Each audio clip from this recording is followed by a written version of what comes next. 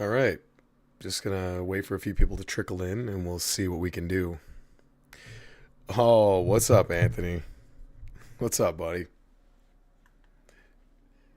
You all right?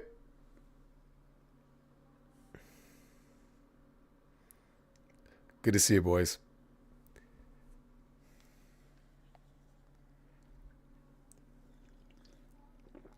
Cheers.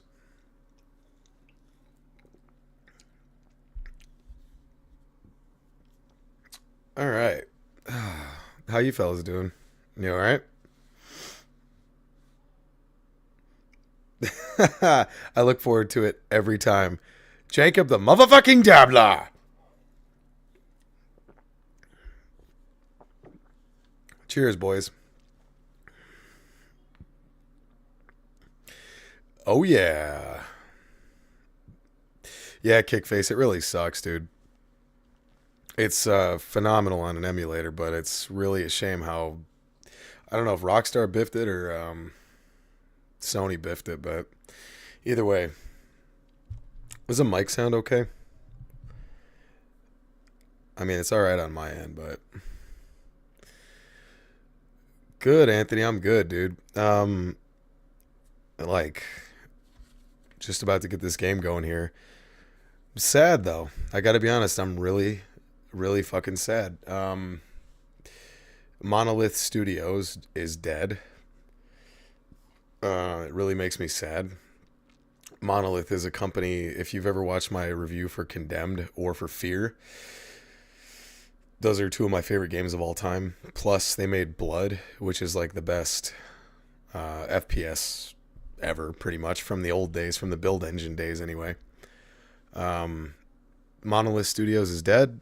Viktor Antonov is dead in his 50s.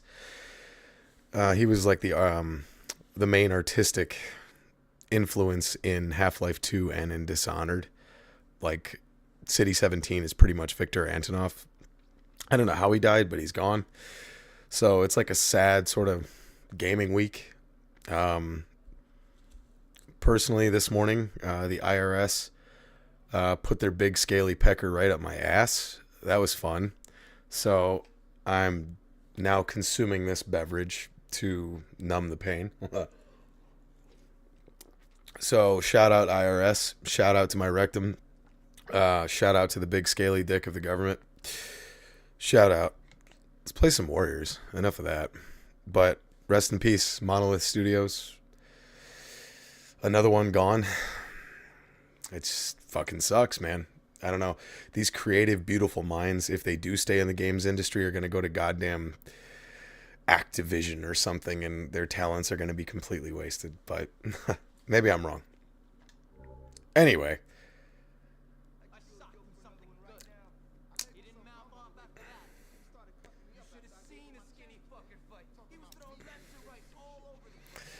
all right. So last time we were playing this, we went out.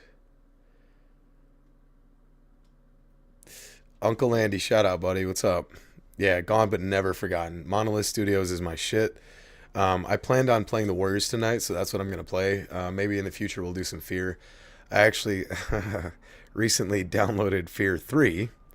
Um, it's not the best game, but I think it'd be fun for a stream. I also not only did I talk to, but I also I played a little game with Mrs. Hypertension earlier. You might have heard of it. Ooh, a little bit of that maybe. We played. I tested a little bit of co-op earlier with the Missus. She's never played a Splinter Cell game ever, so it was really funny. And she's a gamer too, but she was like, "This is too many instructions for me at once." So I was trying to break her in. So perhaps next week, maybe I can convince the Missus to get on some co-op Chaos Theory. Guess we'll see. Either way, we recorded some footage for the upcoming review. Wink, wink. Somebody last week in the stream said, like, or in the Pandora Tomorrow review said, "Oh, I can't wait for the 2 hour Chaos Theory video." And I was like, "Fuck no, man!" Like, there's no way I'm going to be doing a 2-hour Chaos Theory video. I've already talked about Chaos Theory. It's one of my favorite games of all time, but how much more could I possibly say? Well, and then I started writing the script, and I don't know. It's getting a little longer all the time. It's almost done though. I also have to apologize too if for some reason you've been waiting for that review. It's life has happened recently, and it's taking a little bit longer than I would like, but I'm trying to make sure it's money before I put it out there. What's up, Bojack? Yeah, we're just getting started, buddy. I'm just running around the streets of Coney, just talking trash. Matter of fact, I think we did all the bonus objectives out here last time. We helped Rudy get back to his old sergeant, so let's get back to the story.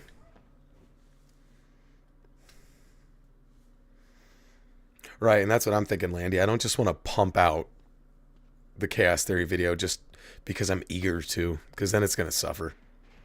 The quality is going to be trash if I do that. All right, let me know how the game volume is. If it sounds good or if I need to turn it up. No, those bitches are gonna be fine. Me and Snow gonna take Ash up to the Black Cat to check out some wool, man. You wanna come, Cleon? Nah. Watch yourself, though. I don't need you getting wrecked up there. You got it, Warlord. Come on, let's go check out some tail, guys. Damn, this is a sweet look for me, man.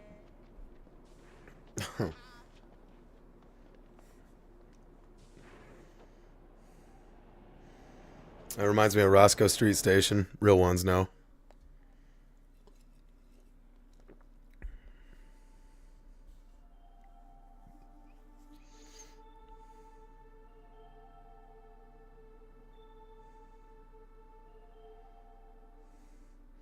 Hollywood Undead. Damn.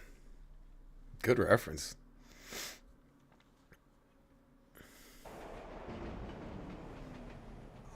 What the shit's going on? Cool out, man. The power's dead or something. So what are we supposed to do? Sit here and wait? Man, we could be stuck here for hours. Why you gotta be a downer, man?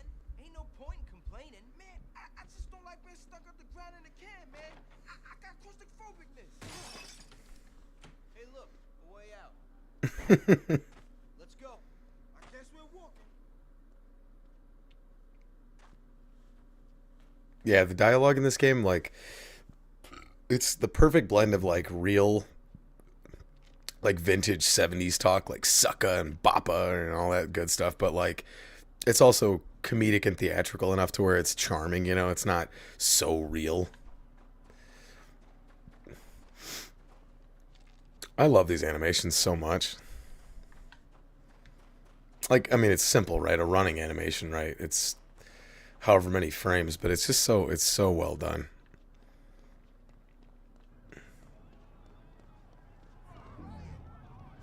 Oh, yeah, here we go. 2020 simulator. Topical. I'm with that guy right there. I want that keyboard. And I want to flip a car. Fuck. I want to do all these things.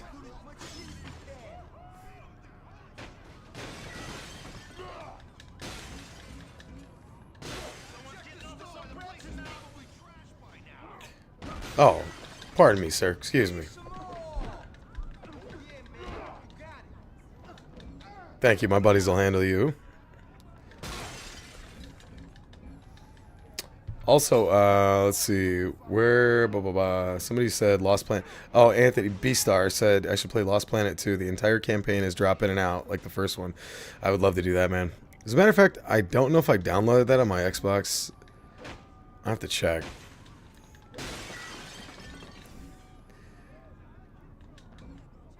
Let's see. Yeah, no, I tell you what, though, the Chaos Theory video was, or the Chaos Theory video, the co-op gameplay with the misses earlier was, it's actually really, I forgot how good that co-op campaign was, like how awesome it is.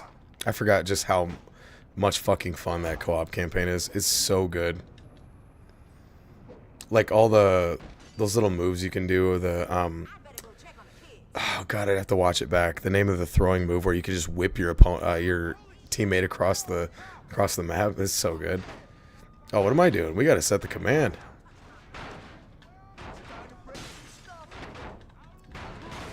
Ooh, and there's a theoretical physicist's favorite weapon, perhaps? Now, you can really destroy these cars, too. I remember, like, you could really, like, Final Fight or Street Fighter, you could really wreck shit.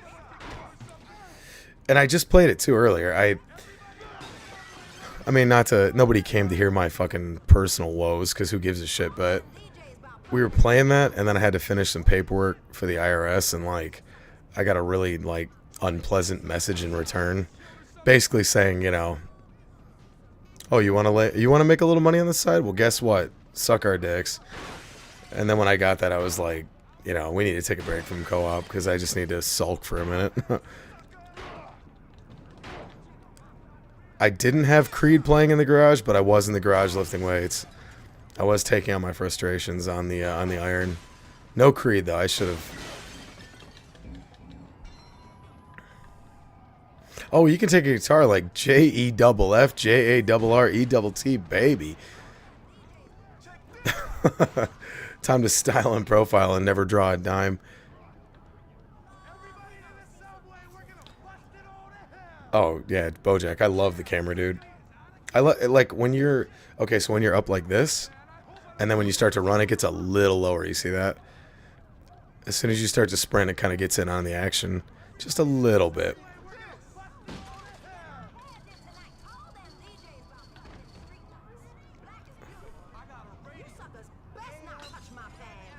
You know what? Let's just see what's up here.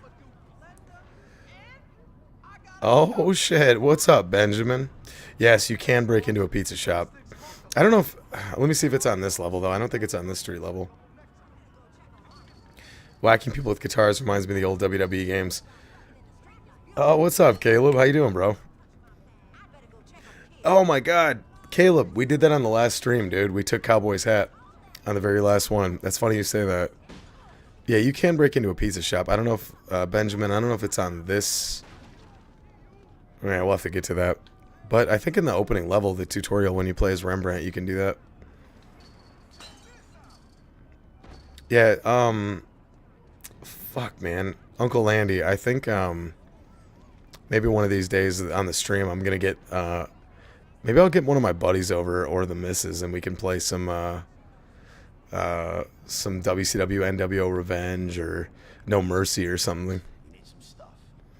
Do I have money for Flash? Yeah, I have money. I don't know if this deducts from my... You're gonna fight like an animal now, brother. Alright, yeah, I need to go loot more, though. No problem.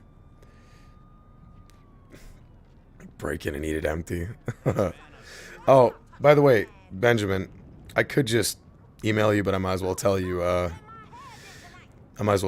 stream. I did talk to... there's a channel called Baby Arms. They he reviews movies and stuff like this. This dude has a whole channel, or a whole series rather, where he plays Kingdom Hearts 3 in tribute to his late brother.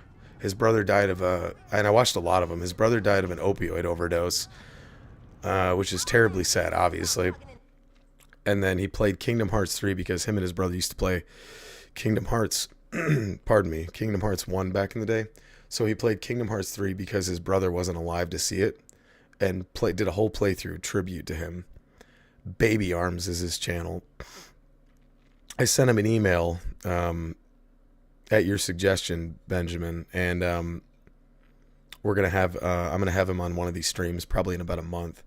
He's in South Korea, so his time difference is like 10 fucking hours, so it's gonna be a while, but I'm gonna have him on though for sure. I told him I kind of wanted to play a game in the background and interview him. We're talking about it. We're sort of hashing it out, but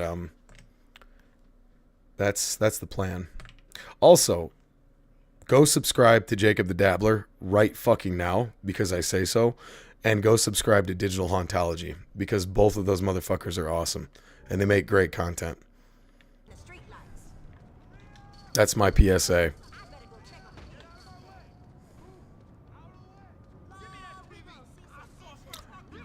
Ah, there we go. I knew you could snuff these tags out. Okay. So we need... Ah, my boy. Just when the world needs you. So there was a Moonrunner's tag up here.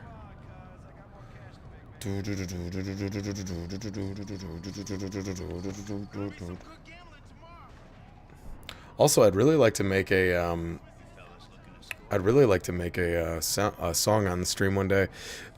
Digital Hauntology recommended that. Make a live song. I definitely want to do that. Maybe later if I get a couple more of these in me.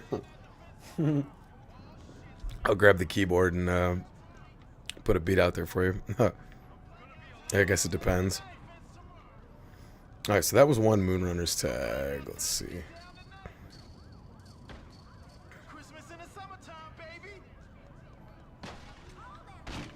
Oh no, my guitar.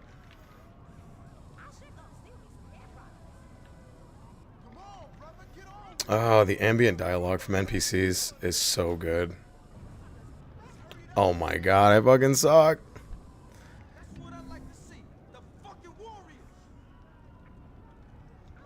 So it hinders it a bit, but I'm slowly gathering foot. Really? Oh my god. Hey, cheers, bro. Thanks for the shout out. Love you. New video uploading right now. Digital Hauntology. Motherfucker. Cheers, buddy. I love you, man. As a matter of fact, Jacob, I am not ignoring you, my friend. Let me...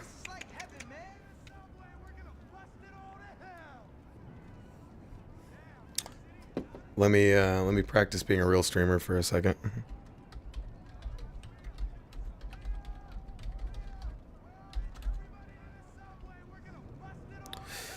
Let me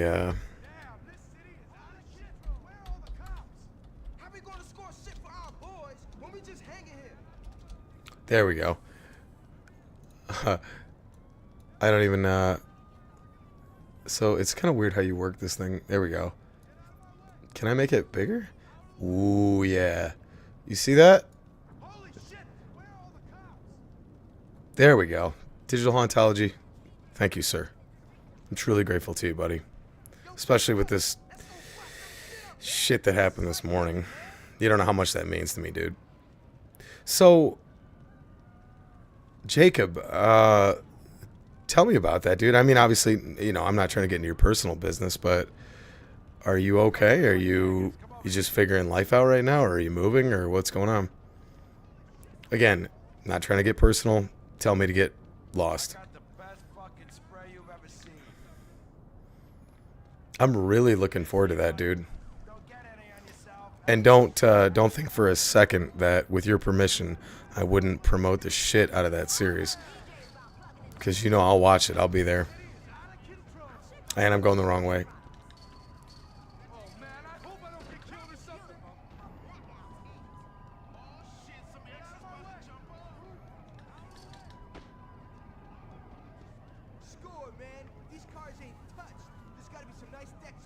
It sucks we don't live in the area where you could rip off car stereos and sell them, huh?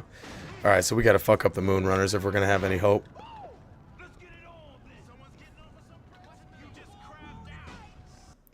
Been on the street, living out of a storage unit for the last few months, adventuring around my state, basically just drinking booze and eating food and being silly. Oh, shit, Jacob. Okay. Yeah. Hey, what DH said, man, is there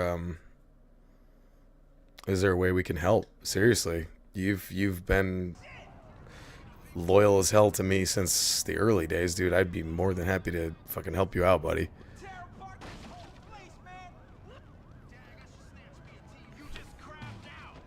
Oh, bitch.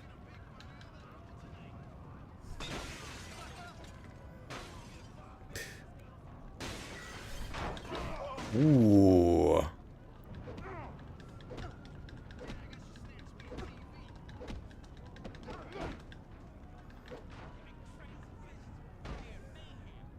Housing crisis in my country is real.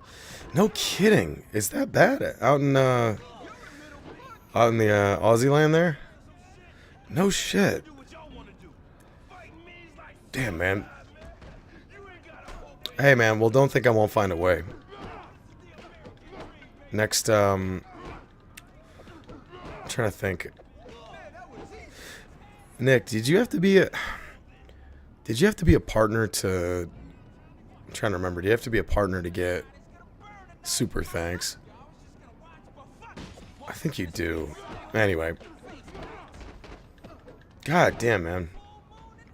2 million more houses that... Really? Whoa, I didn't know that. I didn't know things were so trippy out there. No shit.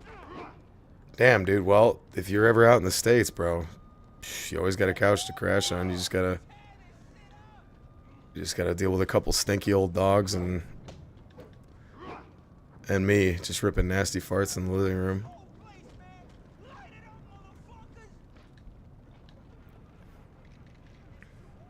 Alright, well, if you're in this stream right now, and this is not a pity shout out, go subscribe to Jacob the Dabbler. Jacob the Dabbler in particular, god damn, I suck.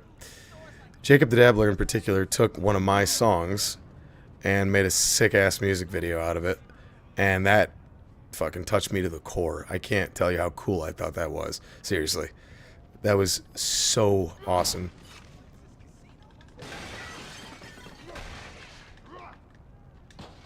Oh, yeah, I forgot you can paint. Well, sort of. Alright. Alright, now we're getting weapons from the crowd like WCW, NWO. Oh no, my store, my life, my dreams all smashed.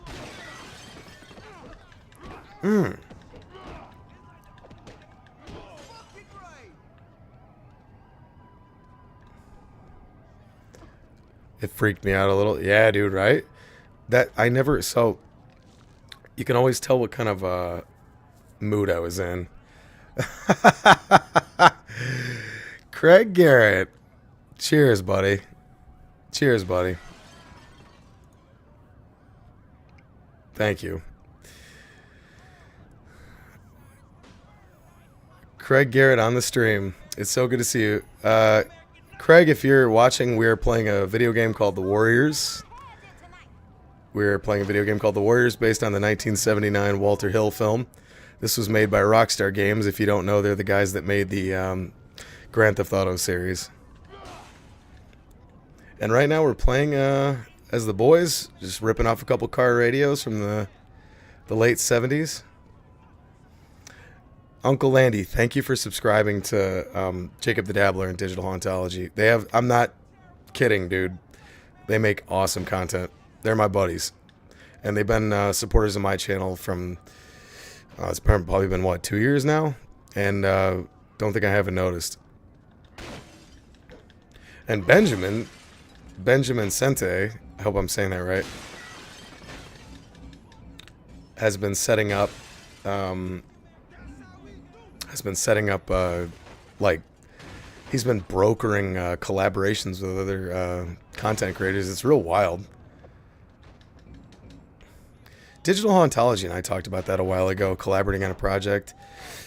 But we're both so freaking busy. He was, it was in the middle of doing his wedding and stuff too, so he was crazy busy. I'm always crazy busy. So we were trying to talk about like getting that going. I would love that. I'd love to work with other people that are smarter and more capable than I am, certainly.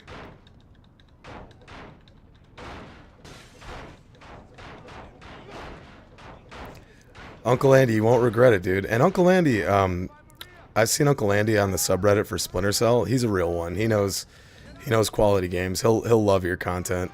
Digital Hauntology.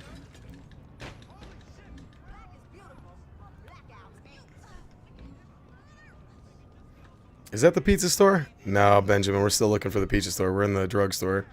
So, with that said, let's get some... Well, I don't know if I can say it on YouTube. They might get upset. We're gonna get some you-know-what. 50-cent blood on the sand?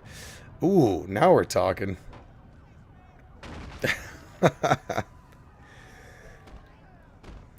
I know, man.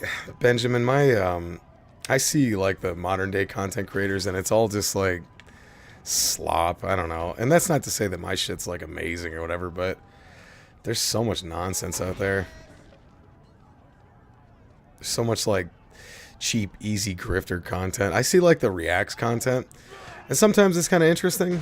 Sometimes it's kind of cool when somebody's listening to music that I'm familiar with and they say, hey, I've never listened to, I don't know, Tool. And then they listen to Tool and you hear the reaction. It's kind of cool. But then there are people that just literally steal other people's content and put their stupid fucking face in front of it and profit. It's so it's frustrating. It's too bad no one can see how fly we dress. Y'all can do what y'all want to do. Oh, the Moonrunners are about to bop. By the way, if anybody wants to use my content and react to it, by all means, go ahead. I guess it doesn't really matter. There are worse things in the world, right? Alright, well, we caused all... Oh, I'm going to definitely get me some spray paint here. No, you know you want the crowbar. Come on. Like our boy, everybody's favorite theoretical physicist. Uncle Andy got it some. I just 10 away from 2K. Digital hauntology. Don't think I haven't noticed that, dude. I'm ready to celebrate. Oh, machete.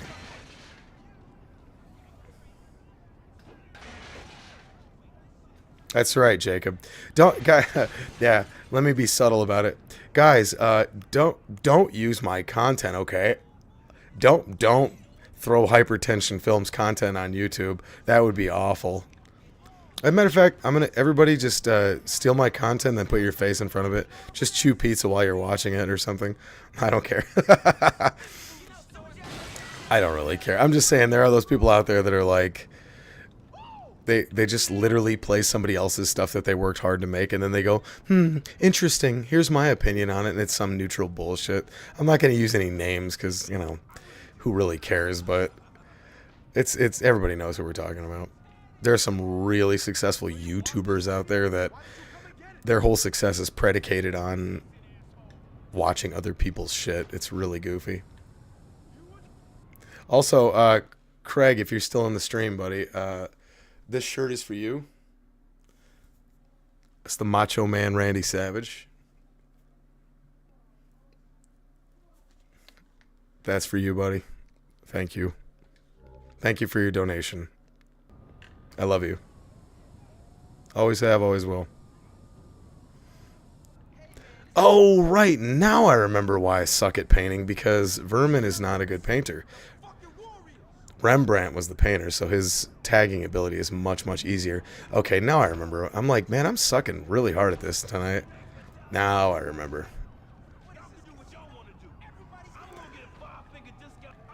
Yeah, Macho Man Randy Savage. That was our boy.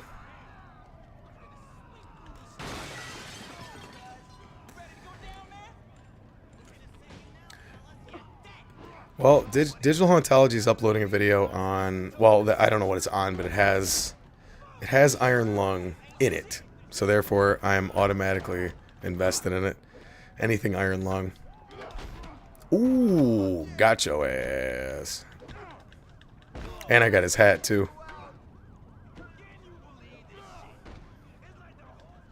Alright, here we go. One more. Ooh. Alright, now what happened to my machete? Did it fall? Did it disappear? Oh no, my machete. Well, I think we already got our destruction goal met. I think we just need to loot some more. And I need to keep your eyes out for those Moonrunners tags. Of course, by the time you send it in the chat, I'll probably already have run by it, but again, I know, you know, this would normally be something I'd reserve for my videos, but just look at the aesthetic of this, how cool this is. It reminds me of that canal in Ghost in the Shell almost. That's just, I love the way these buildings just sandwich everybody together, and then behind it is that sort of I don't know, it's almost like a Van Gogh painting, you know, in motion. That's the beautiful part about video games. I don't know, I have this whole rant about it in my upcoming Chaos Theory video. I was rather enthusiastic on the keyboard earlier. What's up, Jean-Pierre?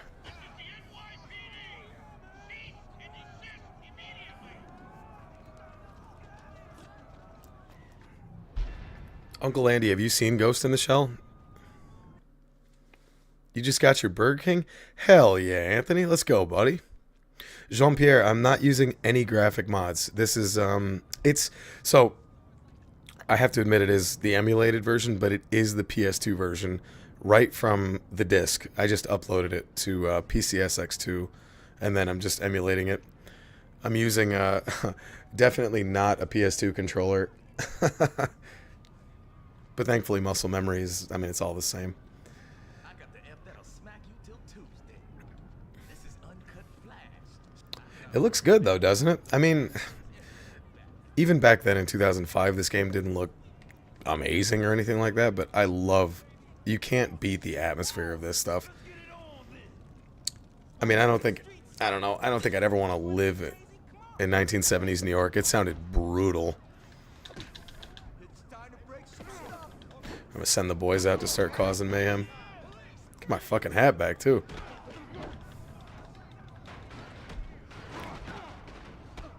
Kickface, I've been a little behind. Did you do a video on Silent Hill 2 Remake? I finally finished it and I'm interested in your take. Yes I did. It's on my channel right now. I played that. Oh yeah. Oh, Jacob, mother effer, dude. Let me see.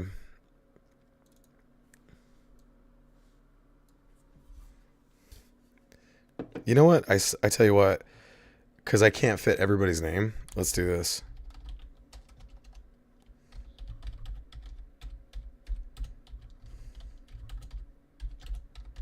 Oop, it's $10.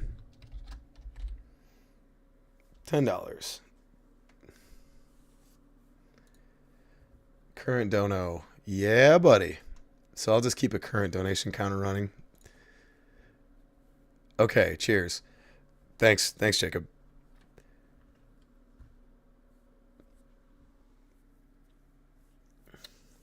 Let's see. I'll just say the new video is specifically about games that speak to depression.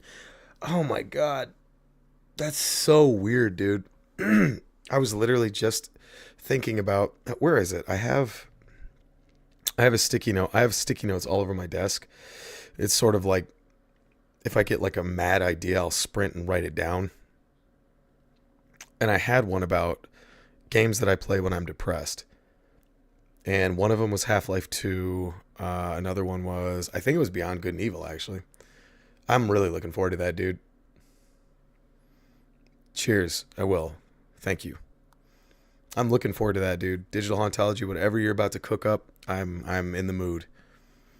And ironically, it might actually help with depression, too. I love watching stuff that people make. It helps take my mind off the bullshit for however long.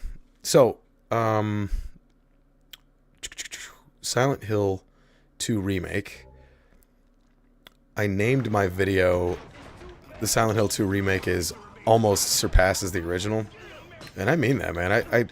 There's, in retrospect, I was kind of caught up in the moment. So if I have like a distant view of it, there are things that I would maybe speak a little differently on. I didn't talk about any of the spoilers. I wish I maybe would have. Maybe I'll make a separate video sometime or an addendum. But either way, I understand why people didn't like it.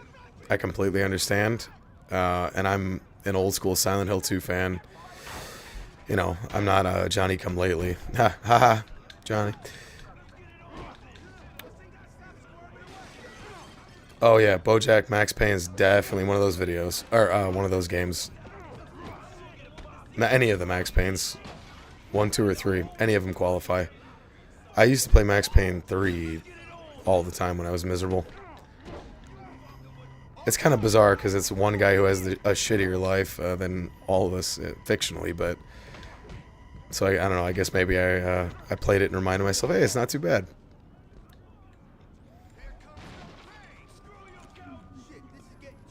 I thought the remake was awesome. There was a moment when I was playing it in the beginning when you can run into the flower shop.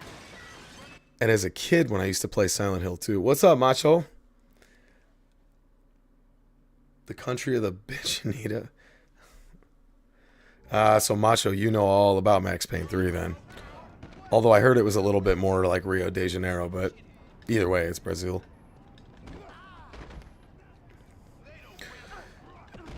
I was listening to a clip with Laszlo, who used to work for Rockstar. He was on the Opie and Anthony show, and he was talking about his time in Brazil when they were doing research for Max Payne 3. And he was talking about the way they fortified their car and how they had like a bulletproof roofing, because he said what'll happen is gangs will jump on the car and shoot down into your head. It's pretty rough. I'm not done talking to you. He ain't slipping away from me. I feel for the people of Brazil that have to deal with that, man, especially the people in the favelas and stuff. I'm sure there are beautiful parts about it, but all in all, it seems like a hard place to live, man. That's why when I see like fat white people be like, they used milk in my coffee instead of, fucking oat milk or something. I'm like, I get it. You don't want to be blasting farts for the next 2 hours, but like, all in all, we're doing okay. Everything's all right. I've seen videos of those motorcycle gangs too, man. Some of that shit is brutal.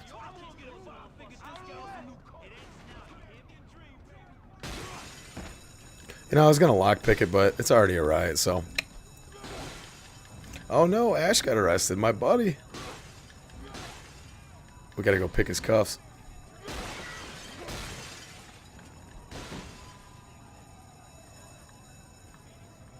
Yeah, first of all, we gotta do some Flash, of course. An ad interrupted before you asked this, so I was going to go back to what I missed. To answer your question, I haven't seen, but I heard bits about this series. Never full gets being Ghost in the Shell. Oh, okay. Well, sorry about the ad. I don't know how exactly they run that. So, Ghost in the Shell is actually funny. I just recommended this to somebody yesterday. It's free on YouTube right now with ads, but it's worth every second of your time. It's maybe the best film ever made, animated wise. I'm not a huge anime guy, and that's not because I'm like too cool for anime. I just haven't put the time into it. But Ghost in the Shell is like, it's a masterpiece from start to finish. You don't have to be into anime. It takes a lot of inspiration from Blade Runner. Leave my fucking dude alone here, Chief. A lot of inspiration from Blade Runner. A lot of themes of transhumanism and what it means to have a soul and all that cool stuff. It's basically where Kojima got all his ideas. Oh, Akira. Yeah, I mean, Akira, that's another one. Akira. What was the other? Oh, god damn it. I just looked it up today. Oh, come on, John. Why don't I remember? Oh, Jinro. Jinro, which is where the developers of Killzone got the idea for the Hellgast from Jinro, which is basically based on the Red Spectacles. I think it's a prequel to the Red Spectacles. Jinro's another one of those anime that's just 10 out of 10. I mean, it's perfect. We got to get out of this place. There's another Moonrunners tag. Oh, Uncle Andy, you'll love it, dude. I didn't understand anything. What did you say? But in the reality, Brazil is good, and no have too much bandits like Max Payne 3. But you looks like the true. Oh, okay, good. Macho, I'm sorry for the language barrier. I wish I spoke Portuguese. But God bless you in Brazil. I hope you're well. All my best to you, my friend. You know what? Damn, dude. I wanted to watch that Spawn animated series. I still haven't. We used to watch the Michael Jai White movie when we were kids. Even though it sucked and we knew it sucked, we still loved it. Woo, that's a tag. I better go get my buddy.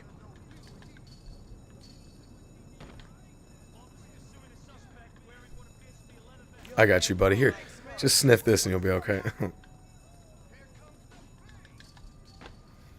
How many tags did we get? 6 out of 7?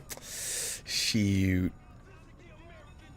Also, Cowboy Bebop's another one that's like amazing. You know what I love about that animation, especially from the 90s, especially is the emphasis on engines and mechanisms and all the individual bolts and rivets and all that stuff.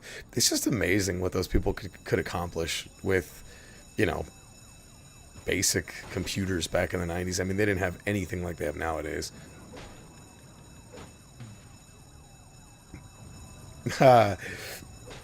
Dude, my brother and I still quote that to this day. John Leguizamo as the Violator. It's so bad, but it's so good. Didn't Jinro basically inspire every Red Eye? Yeah, exactly. Jinro, exactly. Oh, there's the Moonrunners tag. Heyo. Heyo. Yeah, I mean, I think the Kerberos troops are like straight. Killzone Helgast is like straight from, which is fine. I love the Helgast. I have every intention of talking about the Helgast relatively soon. I am a huge mark for the first 3 Killzone games. Yes, even the first one. Even though it's shitty, I still love it.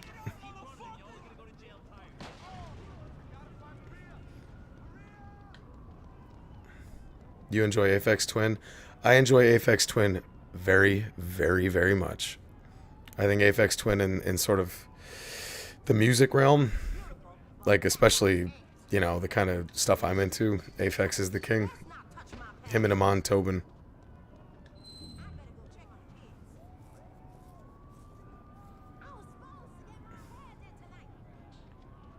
Oh, that's cool, Bojack.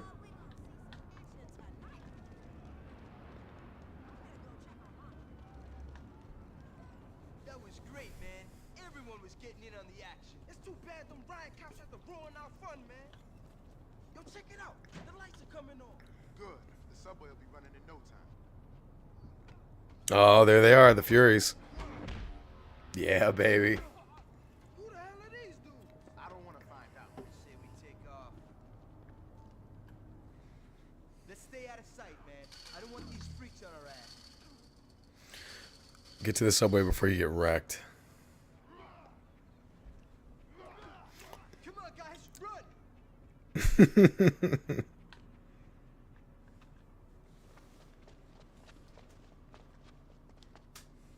Who the hell were those freaks, man?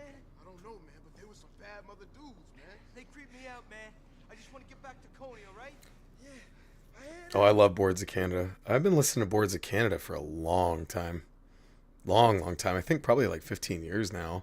My brother got me into them a long time ago. Everything You Do Is a Balloon is like my favorite song ever. It's so good. Lighten up, man. Come here and check out what I got for us. Shit, man. We thought you'd be dead.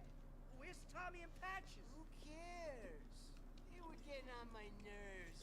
If baseball freaks get him, why ain't they with you? How'd you get away? What's with all the questions? Didn't I tell you them wimps don't matter? Besides, I'm okay. I got some good cash from hawking our loot. Come on, Rogues, let's go! Man, I wish those lights stayed off. Biggest raids I've seen in a while. Total mayhem and destruction. Freedom P. Diddy. Yeah, I don't know about that one, Macho.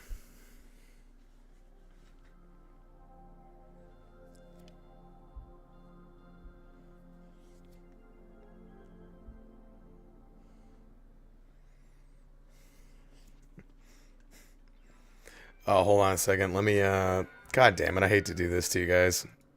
I gotta mute this stupid volume real quick. Hold up. You could recommend some similar artists.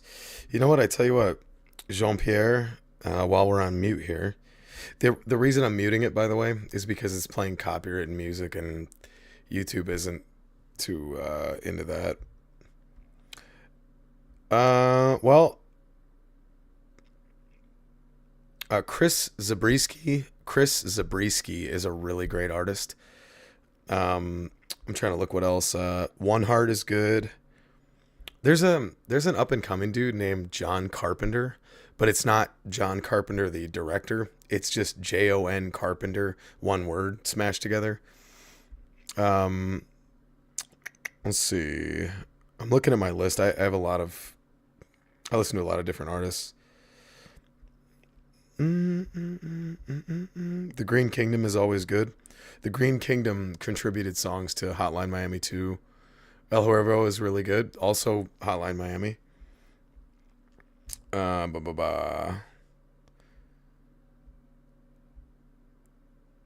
Gibran Alcocer Gibran, Gibran, is another good one. DJ Shadow is a legend. DJ Shadow is like one of the, the all-time greats. Hold up, I'm gonna try to find the I'm gonna try to get the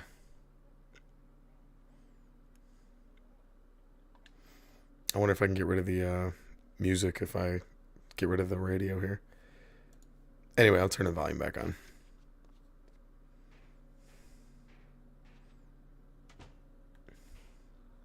You know what? While we're out here, let's do some side quests. Again, we talked about it last time, but just all the little details in these levels, man. I can only imagine what it was like to be on the R&D team or the research team for Rockstar, just looking at old photos from New York in the 70s and 80s, making these little buildings and all this stuff. It's just, the models are so cool, especially because you can see the Coney Island Ferris wheel in the background, the Wonder Wheel, the clouds that move across the skybox like that. These are little things that, like, when I play games for reviews, I take furious fucking notes. Like, my hand cramps immensely when I take notes for games because I write like a madman. You would expect me to have red yarn all across my room, but I tend to keep it somewhat coherent. But all these little details, even these little neon signs, like, it's such a simple trick, but it just looks so cool. It's obviously not neon, but it's got that little vibe to it.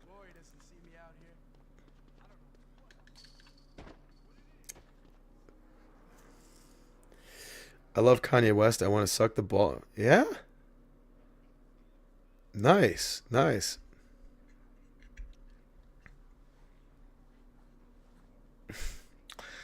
Macho, if I didn't know any better, I think you were being facetious.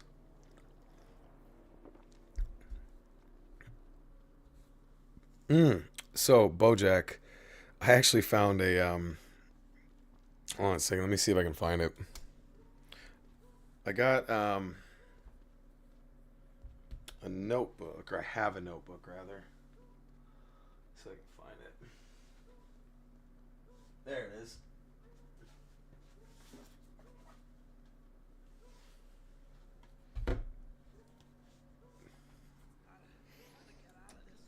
I found my notebook from the early days of the channel. This was a gift to me, and I used the gift. All the handwritten notes, dude. I don't know if you're going to be able to see this, but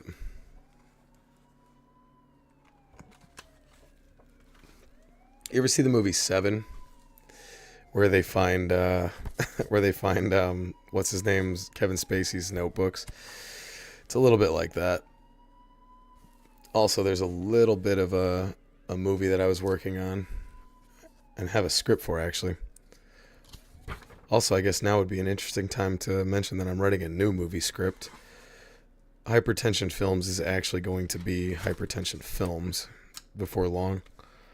Not that I'm going to ditch the gaming stuff, but I have a really, really cool concept that I wrote down in a panic the other day where I was having an episode of extreme depression, and it just came to me. And I went, oh my God, I have to make this. It's not terribly complicated, but it's going to be sick. And this is me talking about Splinter Cell.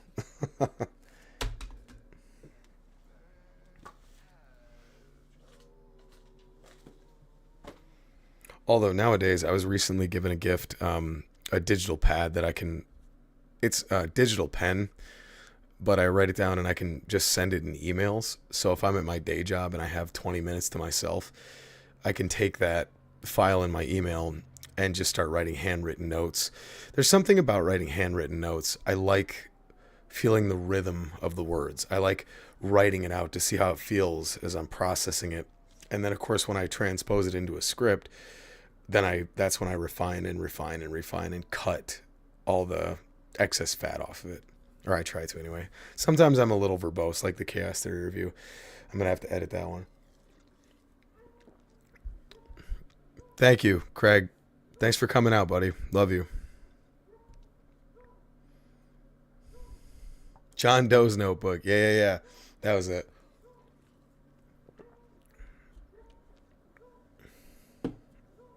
But no, I will I have this really, really cool concept for a film. It's simple. It's definitely indie, but I think I told you guys about this in a Q&A video that I recorded a long time ago, What's going on, man? You got time to do some patrolling or what? where I was talking about a film that I had written, but I was unable to. The script is complete, but I was unable to film it because of some other prohibitive things in the environment. I got what you need. Got some spray here, man. It'll get you up. That's cool, man. If you change your mind. All right, let's do some patrolling. Man? There are panzers on your turf. Hell no.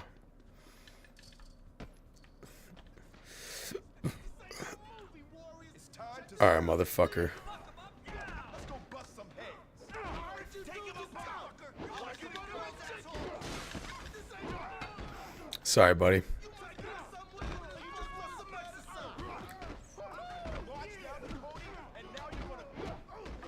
Got your bitch ass. Ha ha.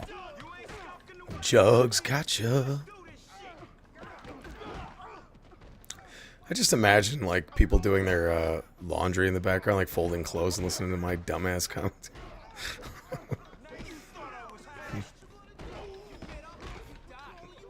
Are you serious? I'm the war chief, dude.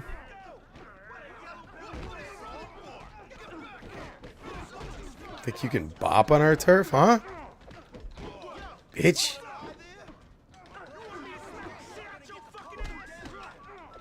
Cleon's got the kicks, baby. Ooh, you love to see it. Here we go. Bitch smack him. I love that he pimp slaps him and just backhands him. That's phenomenal. Here we go. Tag team moves. Oh! Dropping the big elbow like Jimmy the King.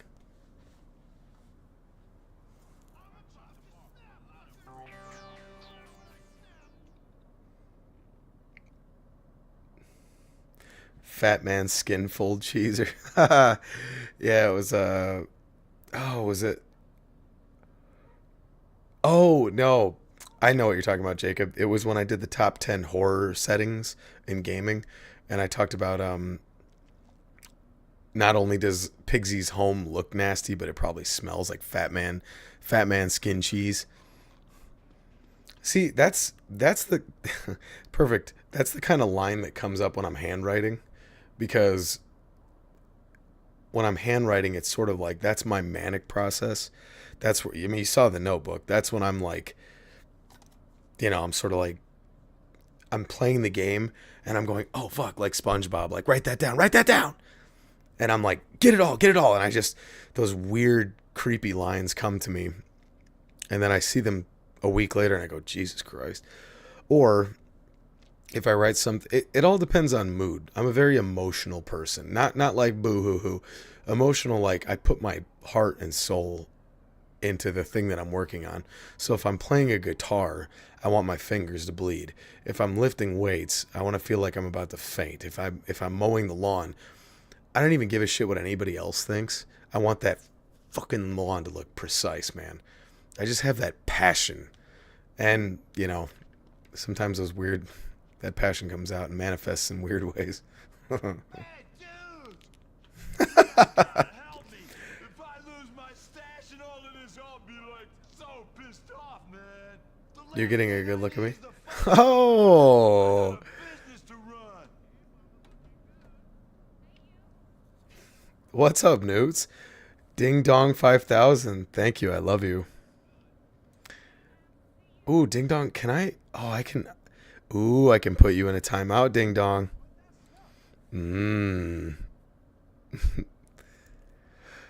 Let me, you know what? And this is at the suggestion of Jacob the Dabbler, current dono. I need to put. I'm going to abbreviate your name, Ding Dong 9K.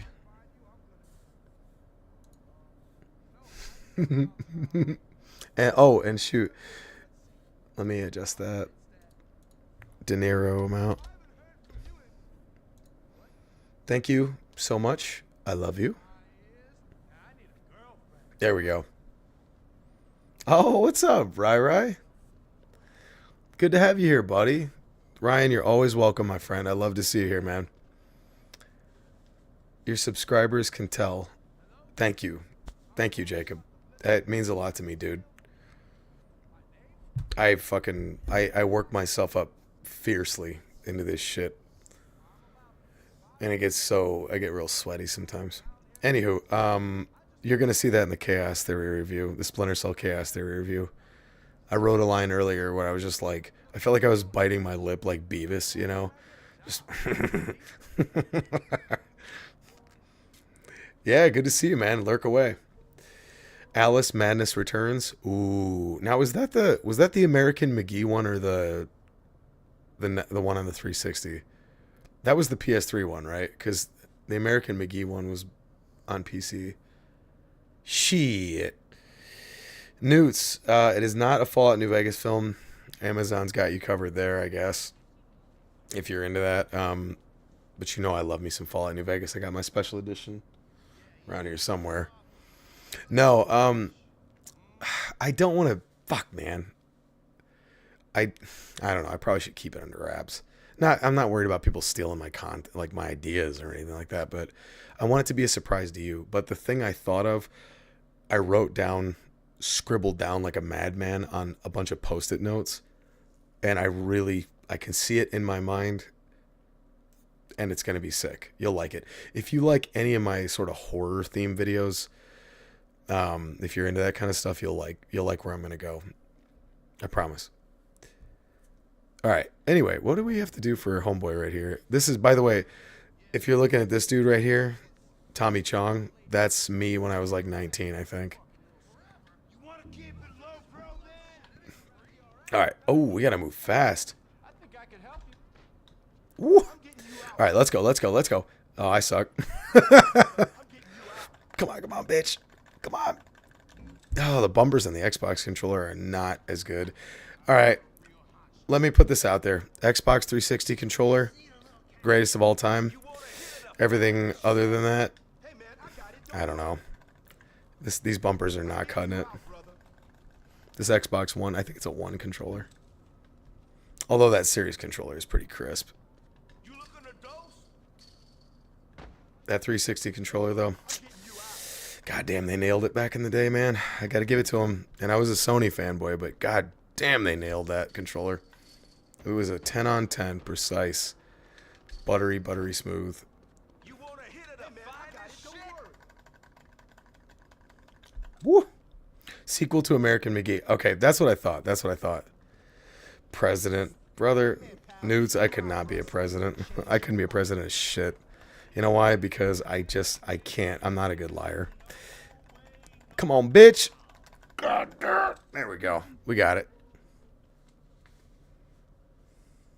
Literally the second I get a PC, I'm telling you, man. And I will say, this Series controller, or this Xbox One controller, smooth as butter. Just the bumpers feel a little flimsy. I don't know what it is. Now this is a third-party controller, granted, so. But that goddamn Series controller is minty. I tried it. I had it hooked up wirelessly, but I don't know. It was all fucked up, so I just ended up getting a wired one. It didn't work right. Although that damn DualSense controller is so good. Yeah, the Switch Pro one, oh, such a good controller. It's so nice.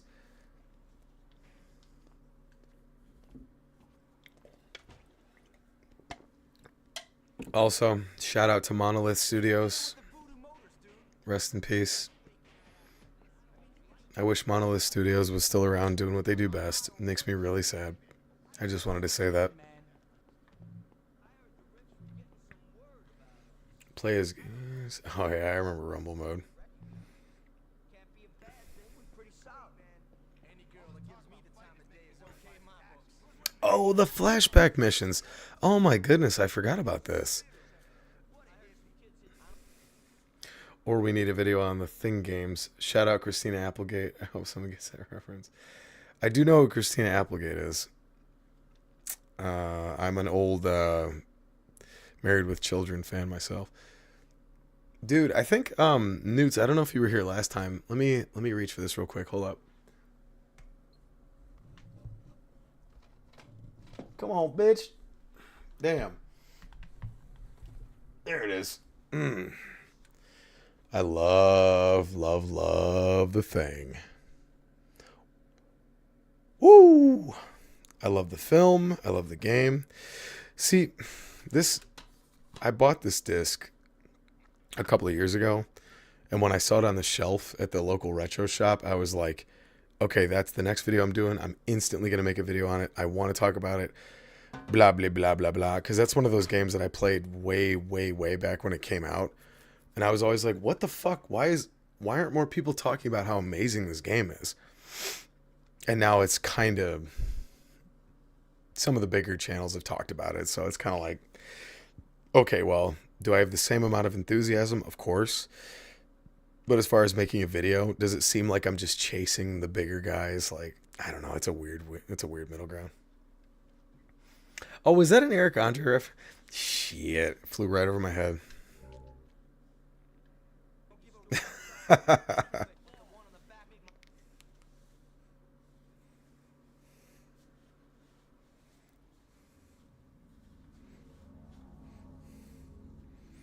I think this is where they were in the destroyers, and they realized that Virgil fucked them over. I remember this. I'm telling you, Newts, Digital Hauntology is the realest of the real ones. Check out his channel, dude.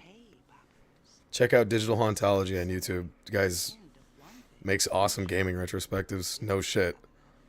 This is how Cleon formed the warrior.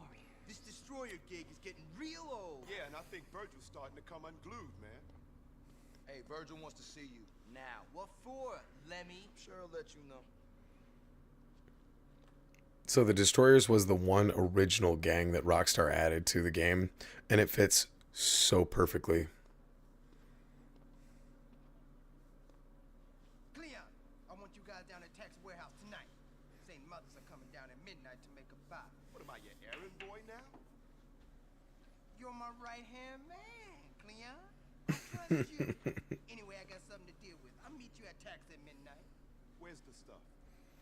Relax, LC's got it. You'll need to grab it on your way. All right,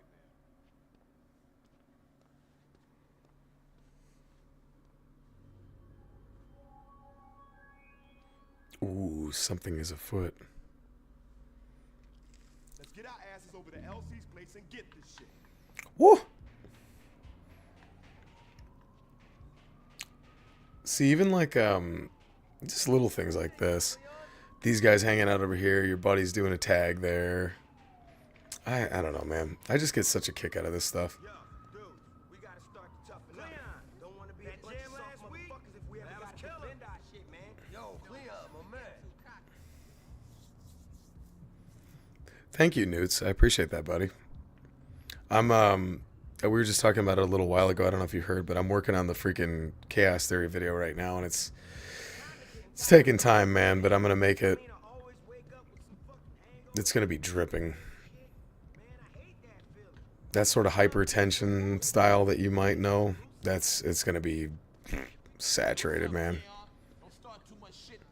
We're talking chicken nuggets straight out of the fryer, boy. Man, Virgil is treating you like a jerk, Cleon. Ain't you guys supposed to be like partners? Let's just hurry up and get this shit over.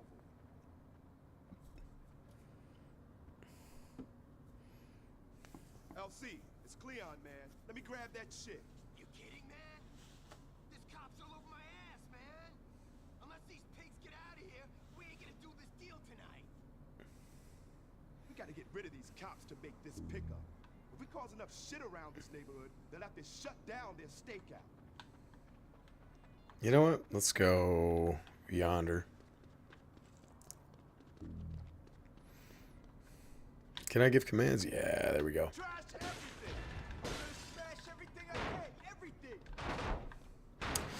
You know what? That's a damn good idea. I need me a weapon.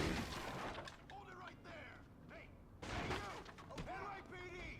You're under arrest! Get the fuck out of here. There we go. Attaboy, good reversal. Trash everything! Stop! Freeze! Take him You apart! can't run forever, punk! Take him apart! I keep hitting that trigger unintentionally. Sorry.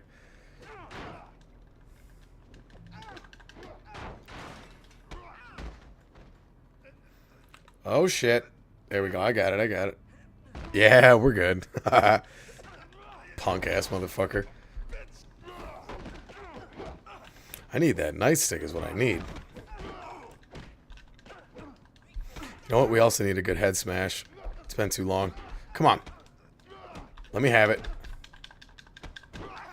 Better hope I don't get that rage up. You're going to be in some serious trouble.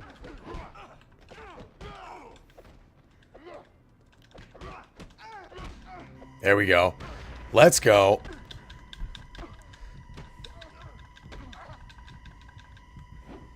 Ooh, I love that kick.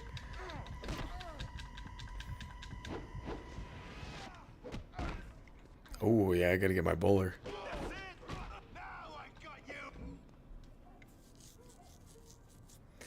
Hypertension film, but like about the Last of Us one. Whew. You know, I don't know.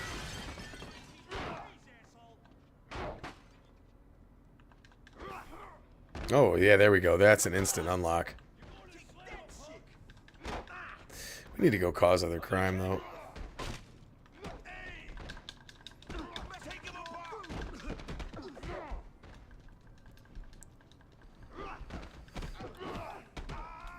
I'm hoping that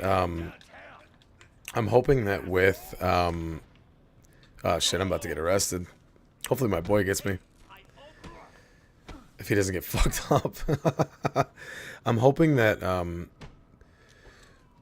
I said this in my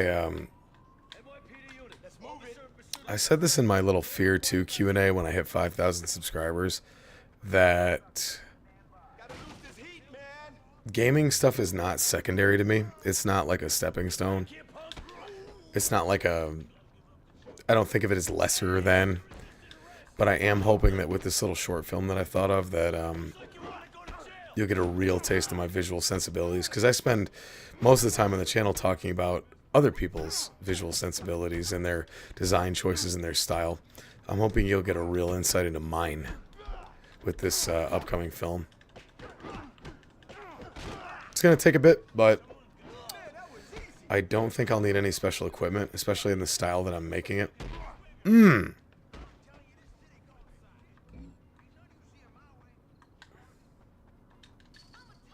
Oh, wait, we can go back here now.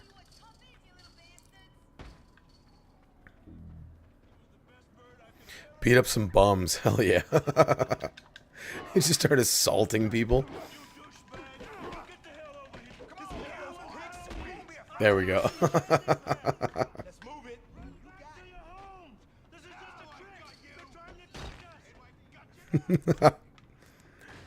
I love that you can sow dissension amongst them. Oh boy, here we go. Ooh, I need to find some more flash. There we go. I got it.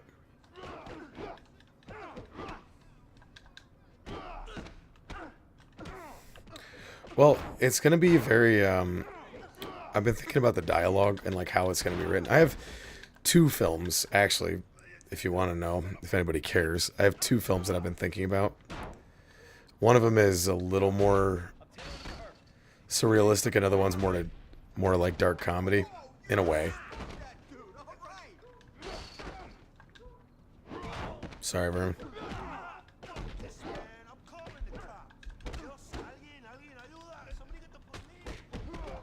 Got your ass. Let's go. Woo, there it is. The big kick.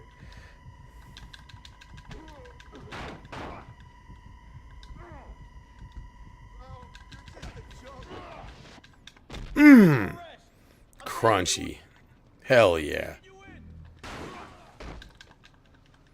I need to just snort some shit real quick. Filming bum fights? No, sadly. Dude, that guy that did bum fights, though, I wish I could remember his name. He was on Dr. Phil, and he shaved his head to look like Dr. Phil and showed up in a Dr. Phil outfit. That's still the funniest thing I've ever seen on television. I think that's so good. Just trolled the shit out of Dr. Phil. Come on, I'll kill you. I know you like this, punk. That dude, all right. You know, I'm going to use him to destroy this car. Excuse me. Alright, if anybody wants to donate for that sneeze, now's the time. Bless me. Bless me with money to cure my physical ailments. I'll fill you in again. As I take responsibility for my personal health. Thanks, guys. Shout out. And whatever streamers say.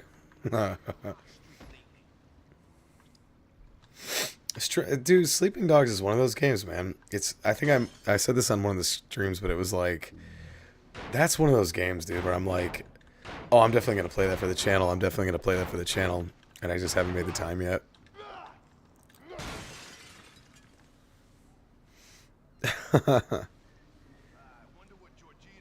You're going to be in Japan? Holy shit, is that a honeymoon thing or just for personal life satisfaction? Oh, Archer's so good. Oh, no, no, no. Reverse, reverse. Come on, Cleon. God damn it, I love how brutal this game is. Are you ratting on me? You little shit. You fucking scumbag rat. There we go. Let's go. That's your boy. Dude, I love how fucking good the friendly AI is in this game. They got your back. Oh, I need flash. Ooh, alright, I need to get my buddy here. Let me take care of this cop real quick, and then we're on. Yeah? Fucking want one, Randy? I definitely will, dude. So, spoilers, but I definitely have a few open world games planned for the channel soon. Maybe a big franchise you might have heard of. Oh, I need money. Alright, I gotta get my buddy. So, you know what? We're gonna send it. Oh, I can't vandalize the donut shop. Shit, shit, shit, shit, shit, shit, shit. Ooh, just by the skin of my teeth. Would you leave me alone? I have to get my friends some flash. Honeymoon thing. That's so dope, dude. If you see a white PS3, don't be afraid to drop $400 US on your friend. I'm kidding. Please don't do that. I'm just teasing you. I've seen a lot of white PS3s lately, and I'm so envious of people that have those. They're so cool. No, buddy, you don't have to give me squat. You know what you can get me? You can have yourself a good time, and that will make me happy. You and the missus out there. Newly minted Mrs. DH. God damn it, where can I buy some flash?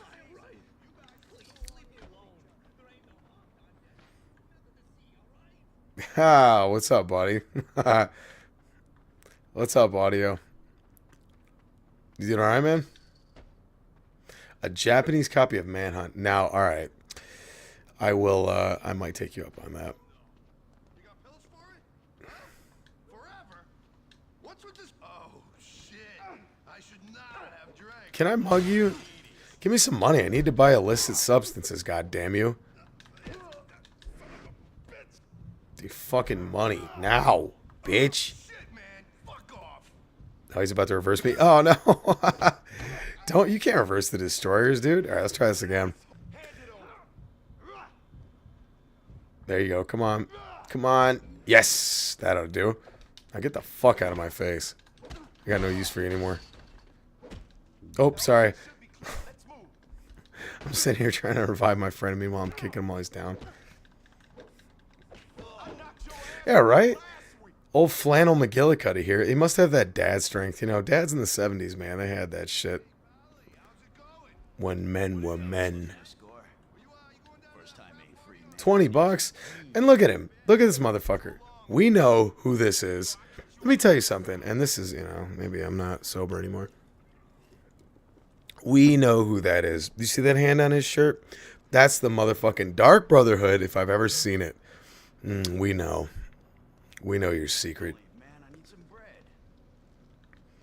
Yeah, well, maybe take a discount, cocksucker. Maybe don't sell me Flash for 20 a fucking pop. I wonder if you know what's so stupid about this. I could probably just run to the fucking objective marker and be done with this, but I gotta revive my boy.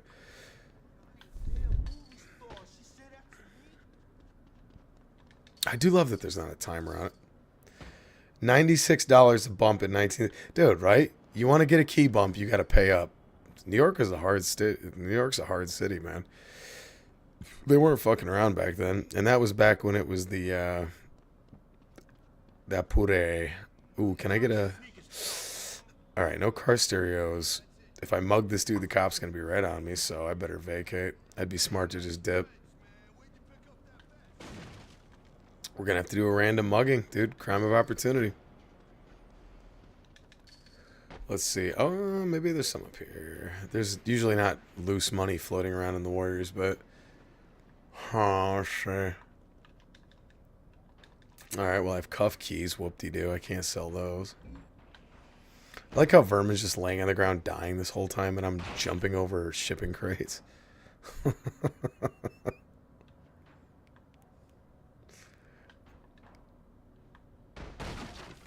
Is that Flash up there? Hold on a tick.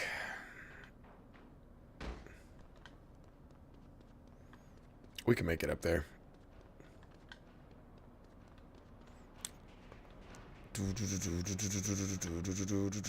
Come on, Cleon. There you go. There you go. Looks like a little halo, like an item halo. I wonder if that's Flash. There's only one way to find out. Dun, dun, dun, dun. Fuck!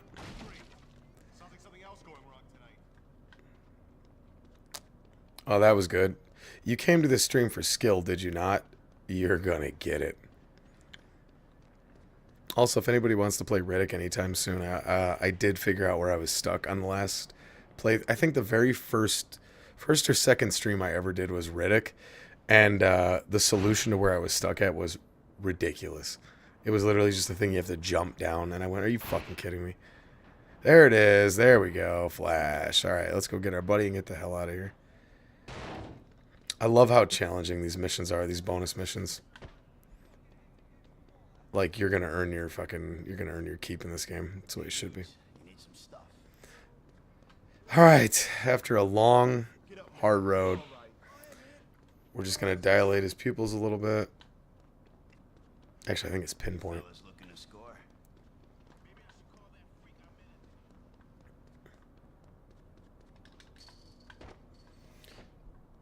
Dude, right? Art imitating life. Sprinting around for a single crack rock.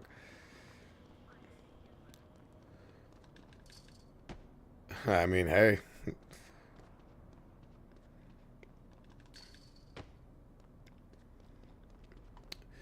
Alright, if you're just joining, or if you're new to Hypertension Films, we're playing The Warriors on PS2.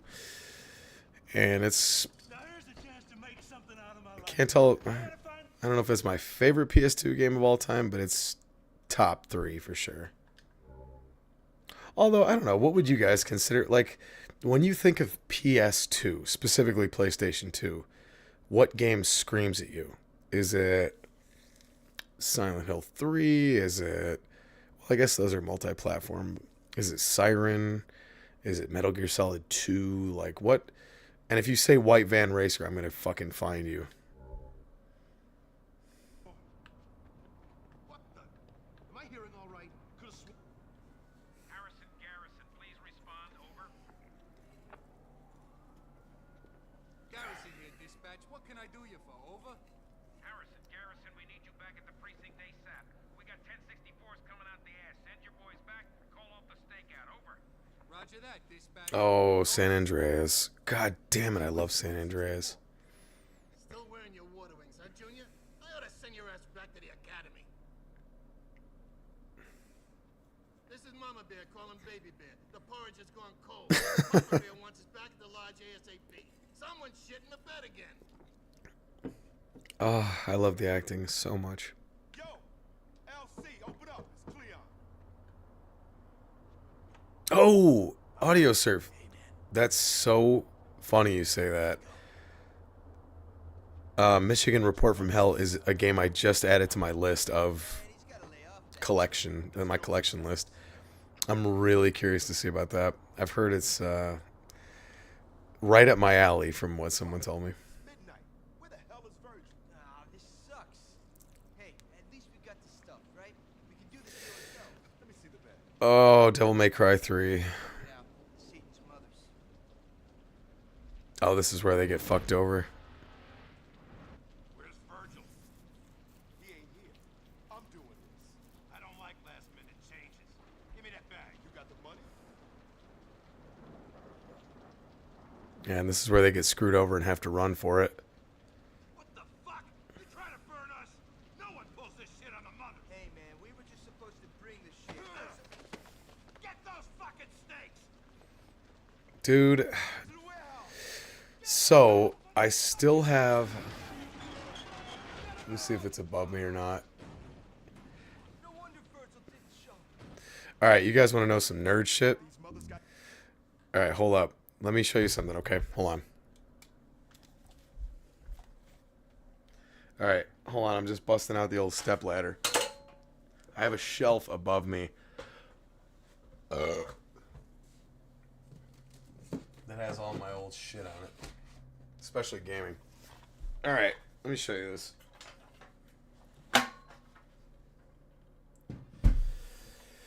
Okay, so this is about to be the nerdiest moment of the stream. By the way, Final Fantasy X. So, real quick, Digital Hauntology.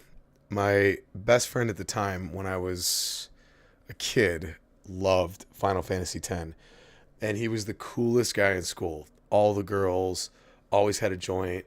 You know, the coolest of cool guys. And he played Final Fantasy X 100 plus hours, like, nonstop.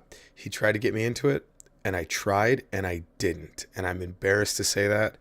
Final Fantasy is one of those series, put me in gamer jail, because it's one of those series that I've tried 100 times and never sank into it, and I feel embarrassed.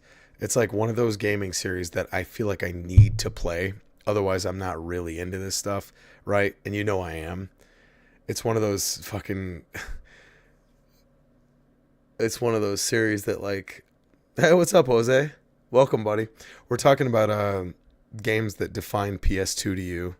We're just taking a short break from the gameplay. We were talking about Final Fantasy X. So, oh, you're here. You said God of War. Oh, shit, Jose. Speaking of which, okay. So Final Fantasy, I put like 40 hours into Final Fantasy X. 40, literally 40. Like a lot of hours, and I just never finished it. It's not that it wasn't good. It's not that I didn't like it. I just never finished it, and I feel embarrassed about it. I tried.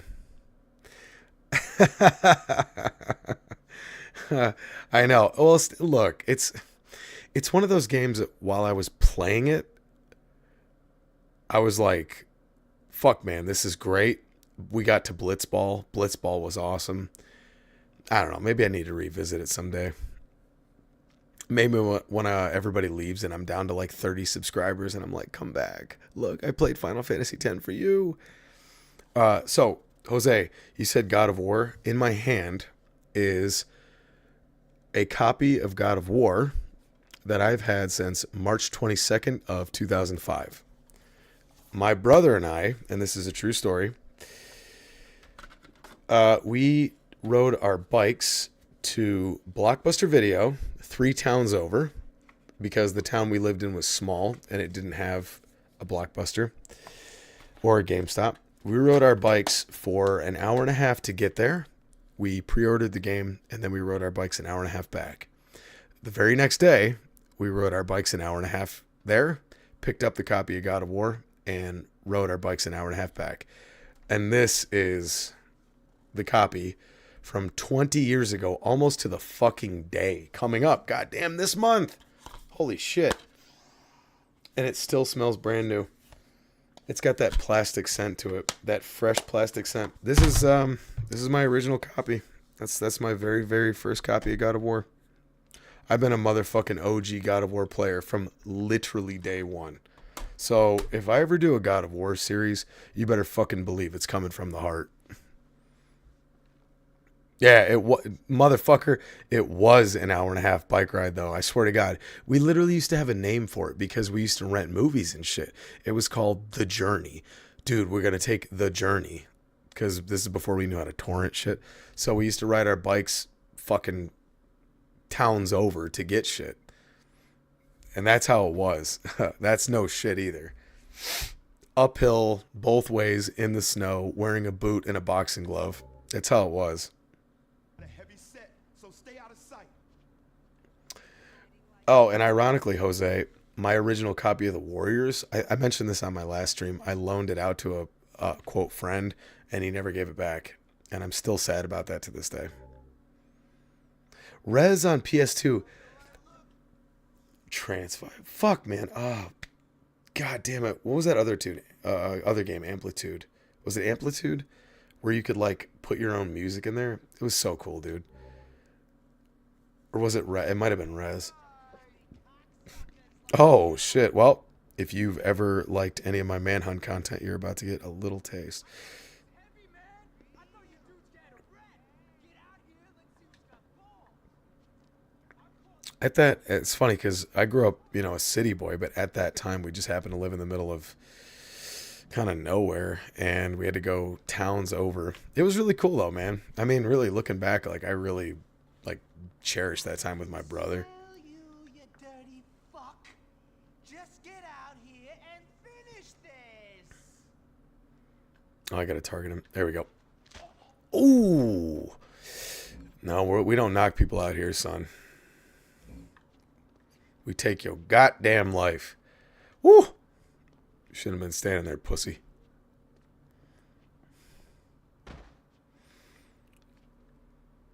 Sound like one of the 4 Yorkshire men off Monty Python. I still, to this day, I quote Monty Python all the time at work, and none of the fucking fuds that I work with get it. It really makes me sad. Monty Python, can we just say the greatest comedy troupe of all time? Of course. You must have a huge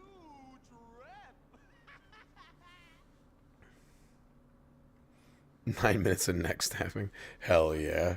Ow, fucker. You think you're tough, so prove it. Oh, shit. Just get out here and finish this. Here comes action. Alright, so I don't know if it because I'm hidden I'm good. Yeah, they don't know where I'm at.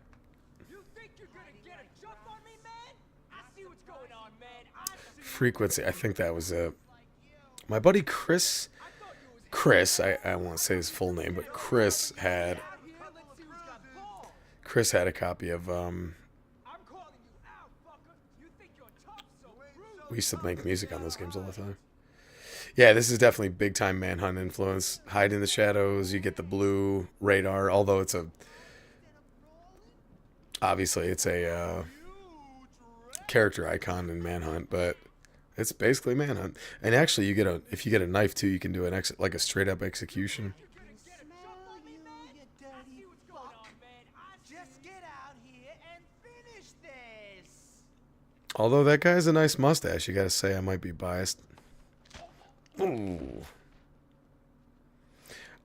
I love that the AI was so good in this game. Your friendly AI.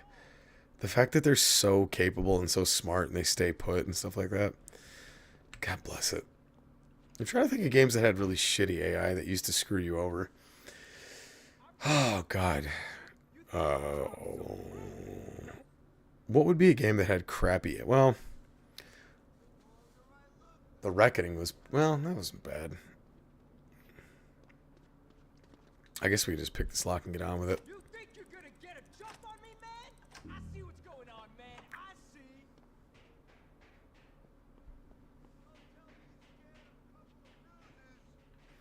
I used to love that line. Don't tell me you're scared of a couple of bruises. I guess I still love it. Why would I say used to love it? What am I fucking stupid? Let's move it.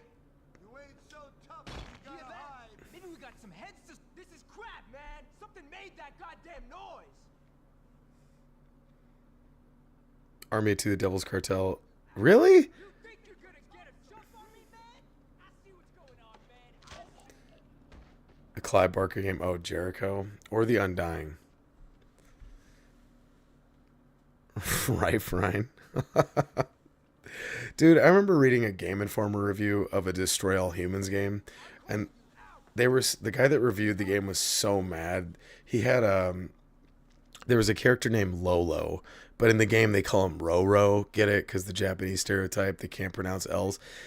I was dating an Asian girl at the time, and I remember talking to her about that, and she was like, "Motherfucker, my mom cannot pronounce L's. Like, that's how it is." Like, so this dude was all mad in his review. He's like, "This game is racist," and blah, blah.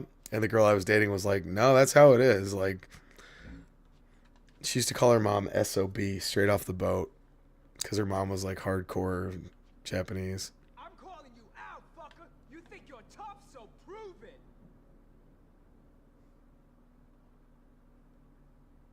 Let's stick to hiding. I got a bad feeling about what'll happen. I have all sorts of weird gaming anecdotes that don't mean anything. Yeah, obviously I won't say my ex's name, but she was a wild card, man. And her mom was fucking nuts, man. I remember one time she was in the dining room area or whatever, and she was like, "Why are you still dating that guy? He a loser." Or no, she literally said "ruza." I'm not kidding either. He a loser. And I was standing there like in the other room, hearing it loud as day, going like, "Thanks." He a loser. And she meant it. She was pissed. She just wanted her daughter to date a nice Japanese boy, and then she realized she was in fucking Michigan. And it's just a bunch of big dick white boys like myself. Notice how I added that asterisk. Come on, let's go, come on. Where to? Down there. Jump. Let's go. Are you Chinese or are you Japanese? That's how it felt too. Motherfucker, shut up. Ain't out of this yet. Whoa! Sorry, I had to talk real loud real quick. I am the future of this city. Oh yeah! God damn, we get a whole boss fight and everything. This is a side mission right here. This is literally how Rockstar used to be. Their side missions were just as good as main missions, and it was no shit. Shit! Reverse, reverse, reverse! There we go. Otherwise I'm about to get stabbed. Oh fuck. Oh god, reverse, reverse! Oh, damn, dude. I just got the big Kevin Nash powerbomb. Shit!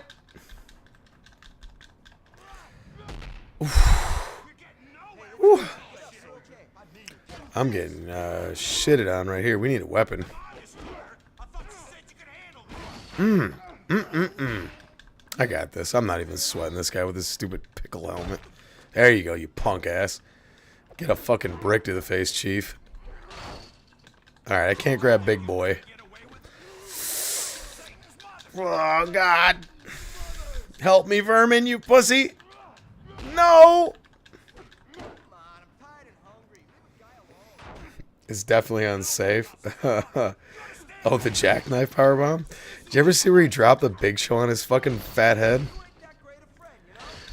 Then again, to be fair, the Big Show, or the Giant at the time, was like 600 pounds because he was fat as fuck. He wanted to eat fucking... He wanted to eat KFC and shit and be like, I'm a giant. Shit! Come on, I gotta get that rage up. Where am I at? This is amateur hour. Back in the day, I'd have never taken a hit on this fight. Okay, maybe one. I'm just goofing around over here talking about Kevin Nash. Here we go. Stop it. Don't fucking do that. I swear I'll kill you. Yeah, well, he was like 600, but he was fat as fuck back in the day. You just gonna lie there? That's why when he got to the Fed, he was like, they told him to go to OVW. They're like, yeah, you're too fat and you suck. Get better, and then you can come back. I had enough of this shit. Let's go talk to Virgil. Holy shit, now we're getting into some old school WWF lore. That was actually Vader. You son of a bitch! Get your ass down here! Hey, Cleon. How'd the deal go? You backstabbing punk! Hey! You guys know better than rip off them Satan mothers. We was brothers, man. We were supposed to make things happen. You don't think I see you, Cleon? You don't think I know you trying to make moves behind my back? Trying to muscle me out of the way? You paranoid fuck! You just started a war, and I'm gonna be the last motherfucker you see before it's over. Yeah, buddy. Crazy, man. You and what fucking army? You gonna see, bro. You gonna see. And that's how the Warriors start. Is that not like the greatest side mission? God damn, dude. What a good video game the Warriors is. Holy shit. That was just a side mission. You could play it or you could not. You can see how the Warriors formed or not.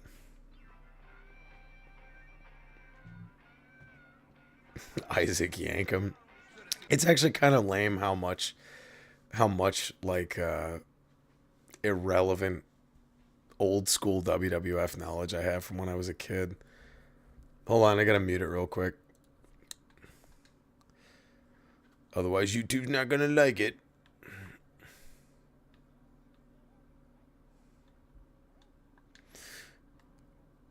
Although, hold on, we gotta hear this lady's sultry tones. Saracens and the Jones Street Boys is attracting a lot of major league attention. It's looking like everybody's turning out a winner with that deal. On the east side of the city, things aren't quite as Come on, steady. come on. Riverside was hit with a blackout last night, and the neighborhood erupted into a real smoker. Easy money. God damn, am I fit. Woo! How about push-ups? Let's go. Or sit-ups. Sit-ups. Come on, Cleon. Get those abs, baby. Let's go. Woo! Some combos. I'm not worried about combos. What is this, amateur hour? God, this is all just too easy, baby.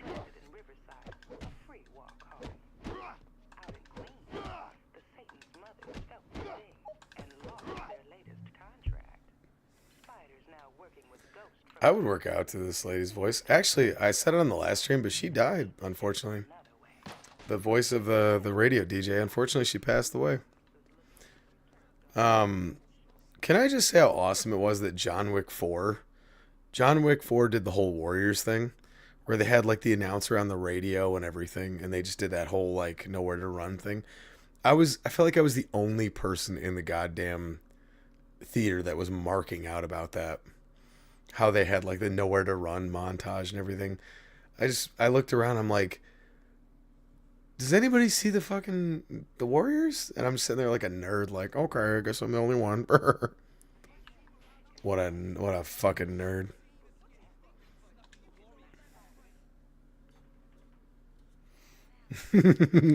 I was a fucking big time mark. Yeah, they did a whole nowhere to run thing in John Wick 4, and it was a direct Warriors reference. The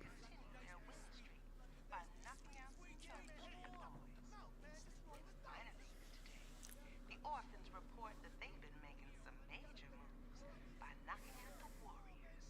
That outfit from Coney that snuck in and This is bullshit, man. We never even met those whips. We ought to kick them in their lying mouth. Yeah. Yeah, you're right. We oughta.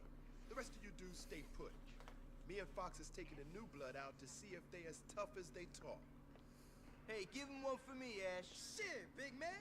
I won't let you down. You guys better be ready for the real thing. Oh, we ready, World Chief. We ready.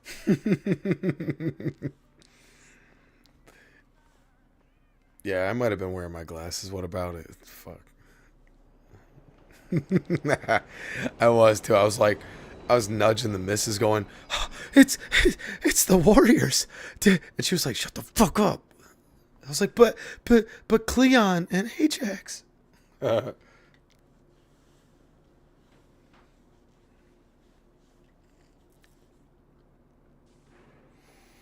Digital Hauntology, if you're still in the chat, what's your video at? What percentage? Dude, look at that aesthetic. Would you just look at it?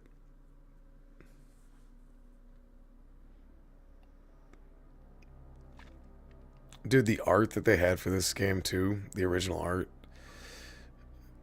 so good, dude. They had a really good artist. I don't know if he's still there, the guy that worked on the loading screens for GTA 4 and stuff. Just Rockstar with the Kings, man.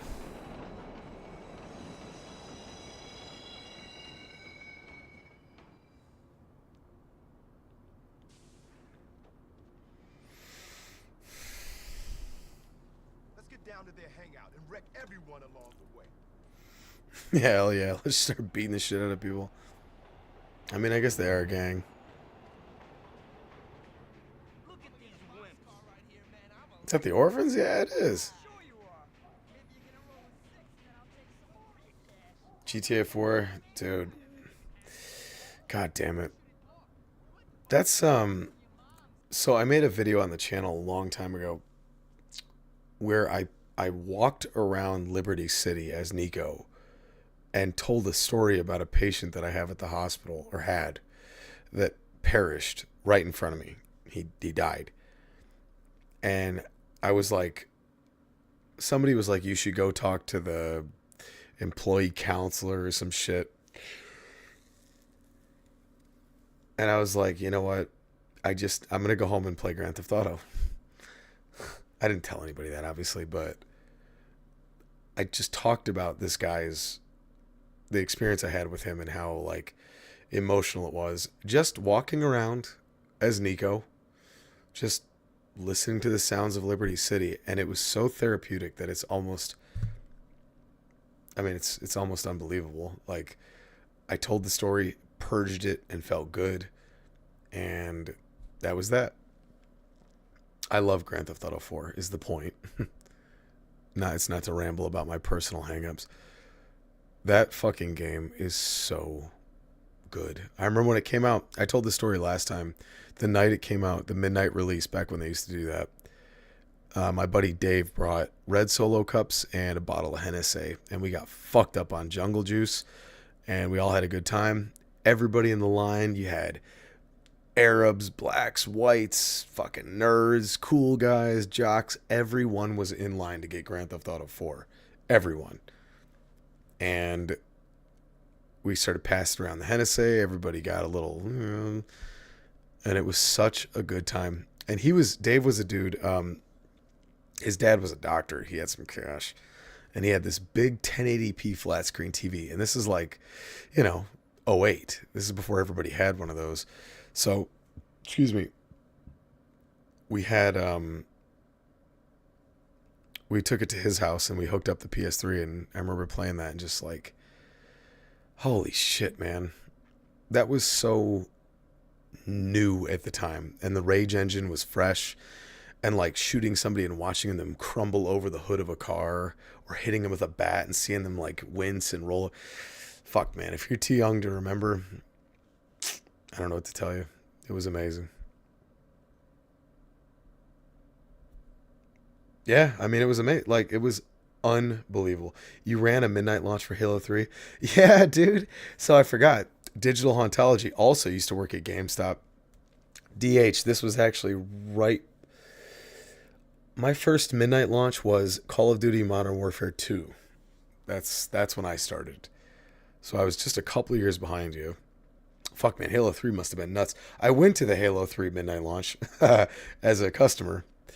But, God, I could tell GameStop stories all day. I'm sure you could, too.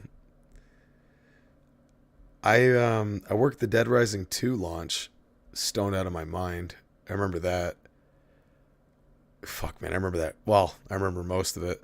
I remember just being out back, just ripping. Because I was a great employee. I sold my ass off. I fucking hate GameStop as a company, but my manager, Dana, she was a great lady, and I worked my ass off for her. And she didn't care. I'd go out and get stoned at lunch all the time, and then I'd come back and sell my ass off. She didn't care. And I remember being at Dead Rising 2 with a guy that It's so weird to tell this story. There was a guy that worked at GameStop who was like in his late 40s, and he was a die-hard Halo fan. He ended up opening his own tuxedo suit company in town. Seriously. But he was hardcore Halo, like fanatical about Halo. Didn't really care about many other games, maybe Age of Empires. But I remember I was high and I was working the register. His name was David, and he was like, "John, I just have an honest question for you. Are you under the influence of marijuana?" And I said, "David, no." And I winked at him, and he laughed, and he goes, "Okay, that's what I thought." He knew. Everybody knew. My eyes were as red as the screen is right now. I was gone, dude. And this is when I was like 19, 20 years old. I was ripped all the time. And it was cool, man. It was a good time. Are you under the influence of marijuana? Oh, dude. Digital ontology. So, actually, my copy of Chaos Theory was lost to the sands of time. I don't know what happened to it. But this copy, and I'm going to try to cover up this right here. You can't really see the name. I'm trying to cover it up. This copy was bought from a customer for $10 in the parking lot, and I still have it. The guy tried to come in and trade a bunch of his son's old shit, that he didn't want, and GameStop wasn't taking Xbox or PS2 anymore. Which, if they need to get back into the retro shit to make their money back. But anyway, the guy was like, "Can I turn this in?" And the guy I was working with was like, "Nope, sorry. No, we don't take any more of that stuff." He was one of those like real tryhards. I'm sure you worked with a couple. And I was like, "Hey bro, like, what do you give me? Like, what can I give you for it?" He was like, $10. And I said, "Fuck yeah, $10. I'll take all 3 of them." He had all 3 Splinter Cells and a couple other games. He didn't know any better. He just wanted to get rid of this shit. Not that it was worth anything back then. But I was like, yeah, $10. Sweet. But, GameStop can suck my dick, quite frankly. All right, let's punk these orphans out real quick.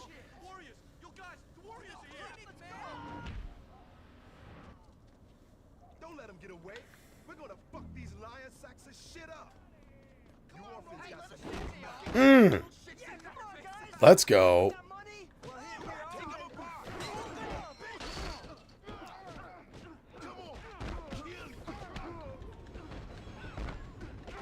Oh, by the way, I'm going to pause real quick. Do you know why I say GameStop can suck my dick?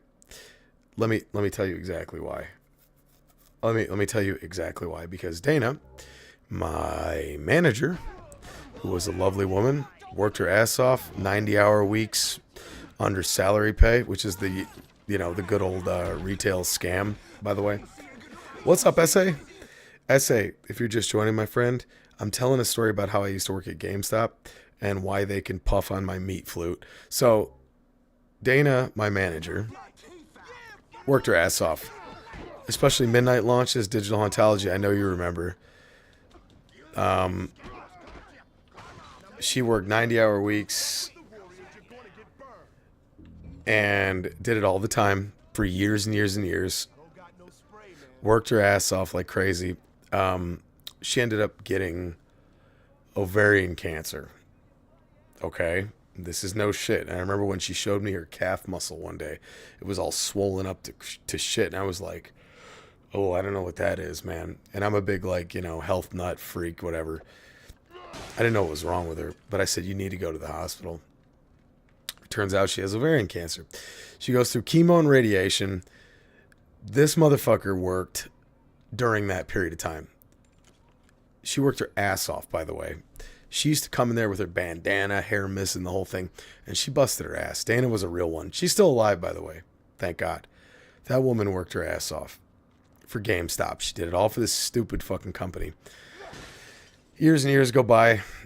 She gets pregnant, and there's some complication with the pregnancy, yada, yada. She needs to go to the hospital, and GameStop basically told her, like, well, if you don't show up, we're basically going to have to let you go.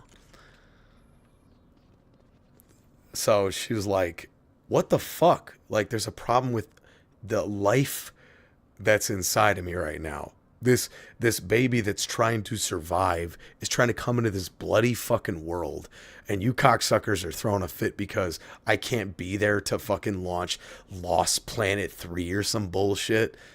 And they had a big fit about it, and they basically ended up firing her. So, good news is, cheers, Audio Surf. Give her one. Hell yeah, hoo yeah. She survived. She's a tough bitch, man. I would love to get Dana on the stream. God, she could tell some crazy GameStop stories. She was there during the boom period of video games down to its death, where we're at now. Or maybe this was about 6 years ago. 6, 7, 8 years ago. Anyway, her kid is fine. Kid was good. She's fine, thank God. She's been working somewhere else for a while now. Her husband's good. He's still with her. Thank God. Not a deadbeat. You need anything? But it worked out for her, man. But that bitch came to work under, and I say bitch with all due respect. I say that as a term of endearment because she's a bad bitch. She kept coming to work, busting her ass this stupid job, and kept selling her ass off, man. Got something? Woo, wait. You made my day, brother. That's some good shit you got there. I got held up at gunpoint. They told me if I wasn't... Oh, Jesus Christ. Oh, classy, classy, classy. My dad just was gone one day. Found out he had pancreatic cancer and he was just dead one day. Oof. God damn. Audio Surf, I'm sorry to hear that, dude. Pancreatic is a... So, I don't know if... I mean, you don't have to tell me anything personally, but there's a procedure called a Whipple procedure that some people get. And when I started at the hospital Still don't get it, man. years ago, Point in line. one of the nurse managers told me, oh, these things never hold. The Whipple procedure. These things never hold. And I remember being like, damn, dude.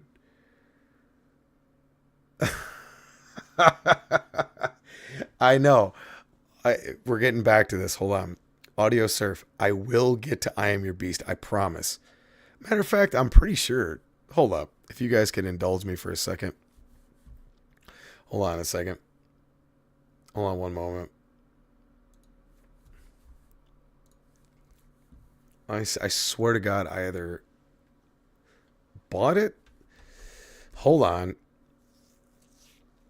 No, it's still a big deal, though. That's your pops, man. I mean, good on you for moving on, but you never really fully move on, do we? I mean, that's your old man, you know. But anyway, so that nurse told me, she's like, oh, these never take it. I remember thinking, like, come on, man. Like, where's your, like, where's your enthusiasm? Where's your optimism? Blah, blah, blah. Years later, Whipples never take, man. Pancreatic cancer is, it's not a death sentence, but it's not, and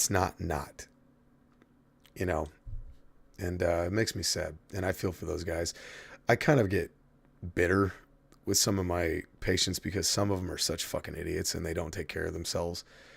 They're losing their fucking leg and they're just like, oh, I'm going to keep eating the Snickers bar and shit. And you're like, God fucking damn it, dude. But some of them, man, those guys that get condemned like that, you're just like, holy shit, dude. I'm so patient with them and I want to be so sweet to them. And I want to make them feel comfortable because it's rough, man. So sorry to hear about your old man. God bless him. And I'm not religious, by the way, in case anybody's curious. Like, I just think it's a good sentiment to have. Audio Surf. God bless you, buddy. Oh, and I got that donation wrong. I just realized that. I am so sorry. Thank you, buddy. Whew. There we go. My man. And I am going to get that Danny Lamb house with generous contributions.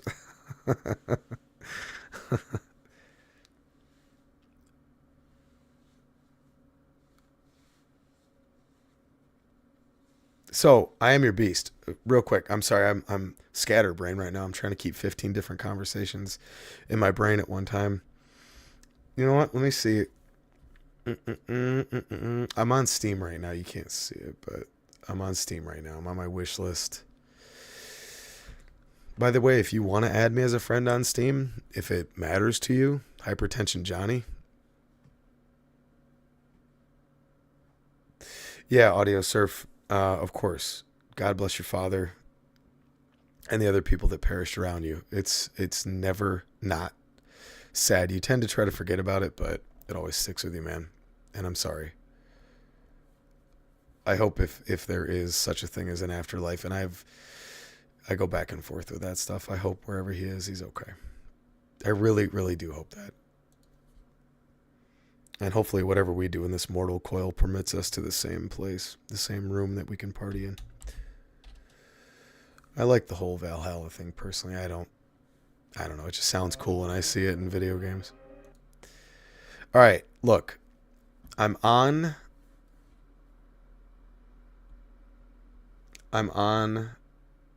Where is it? How do I unlock that? Thank you. Okay. I'm on the I Am Your Beast page right now. Also, there's something I wanted to say about digital hauntology where he got held up at gunpoint. Did those guys ever did you ever go back to GameStop after you got held at gunpoint? Because I used to walk the deposit to the local Bank of America every night, and it was shady as fuck, man. The area I worked in, the Bank of America that I took the deposit to every night, it got knocked over like 3 times. It was shady, dude. Okay, look. I am on Steam right now. I Am Your Beast. I'm going to add that to my wish list. Okay. So now, when it goes on sale, I am going to get that, and I'm going to make a video on it. I swear to God. Because Audio Surf has been like, dude, you have to play this. It's so good, blah, blah, blah. And I'm just going to refer to you as Rick, so I don't have to keep saying Audio Surf. So Rick has been telling me, like, you have to play this. And every time I see this, this looks like my game. It's right up my alley. I adore first-person gaming. I grew up on first-person gaming. And I love that the soundtrack is bitchin'. I've been listening to the soundtrack. I've taken your recommendation very seriously. I really have. I mean, look at that. Look at that movement. That's sweet. And I love the sort of cel-shaded look, too. All right, so now it's on the wish list. I swear to God, I'll play it. Also, Ryan, embrace the grief. And I hope that you recover from it, my friend. I really do. It's a real thing every day. And the backpack that we carry every day, the bricks that we carry, that bag gets heavier and heavier and heavier every year until we're like, fuck. And you ever see those guys in their 90s? I do. I see them every day. And they're like, fuck. Now, granted, that's probably due to spinal stenosis, but the point is that it gets fucking heavier and heavier and heavier every day. And you go, what the fuck? What the fuck? What happened to those sweet nights, dude? What the fuck happened to those beautiful, warm spring nights that were so comforting? What happened to that, man?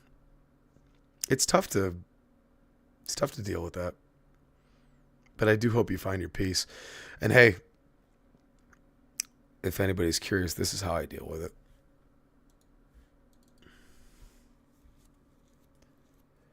Some dude came in late night, super obvious what was going down, stuck a gun in my face, I gave him the money, and then I had to stick around for a long time and file everything. Be here tomorrow. Of course they were. God damn it. Of course they were. See? GameStop. You see? And that's why, although I have nostalgia for GameStop because I grew up going there as a kid and stuff like that, when I see stuff like that, and it seems like everyone that's ever worked for GameStop has that story or a story like that.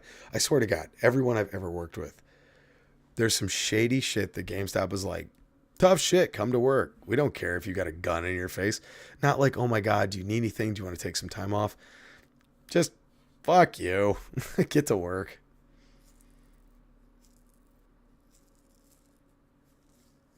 So, and that's why when, I hate to bring this up again, but somebody commented on my state of emergency video and they're like, oh, you made fun of communism. Guess you're a capitalist. It's like, no, you fucking knob end. I'm not a... God damn it. You don't have to like one or the other. They're both kind of, they have their shitty points. Although more people have, you know, starved to death under communism. It's not the cool, like, we're all just going to get along and work at the fucking co-op that everybody thinks it is. Game stonks. Oh, you were a part of that?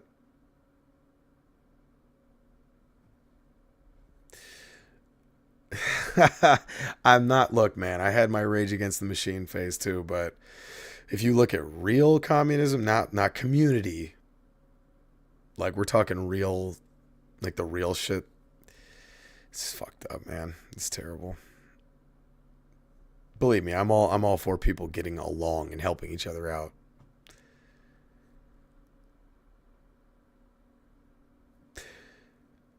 Well, that's just it, right? Like, it's one or the other. If you don't go, hey guys, Jimmy down the road makes vegetables. Hey Jimmy, I can fix cars.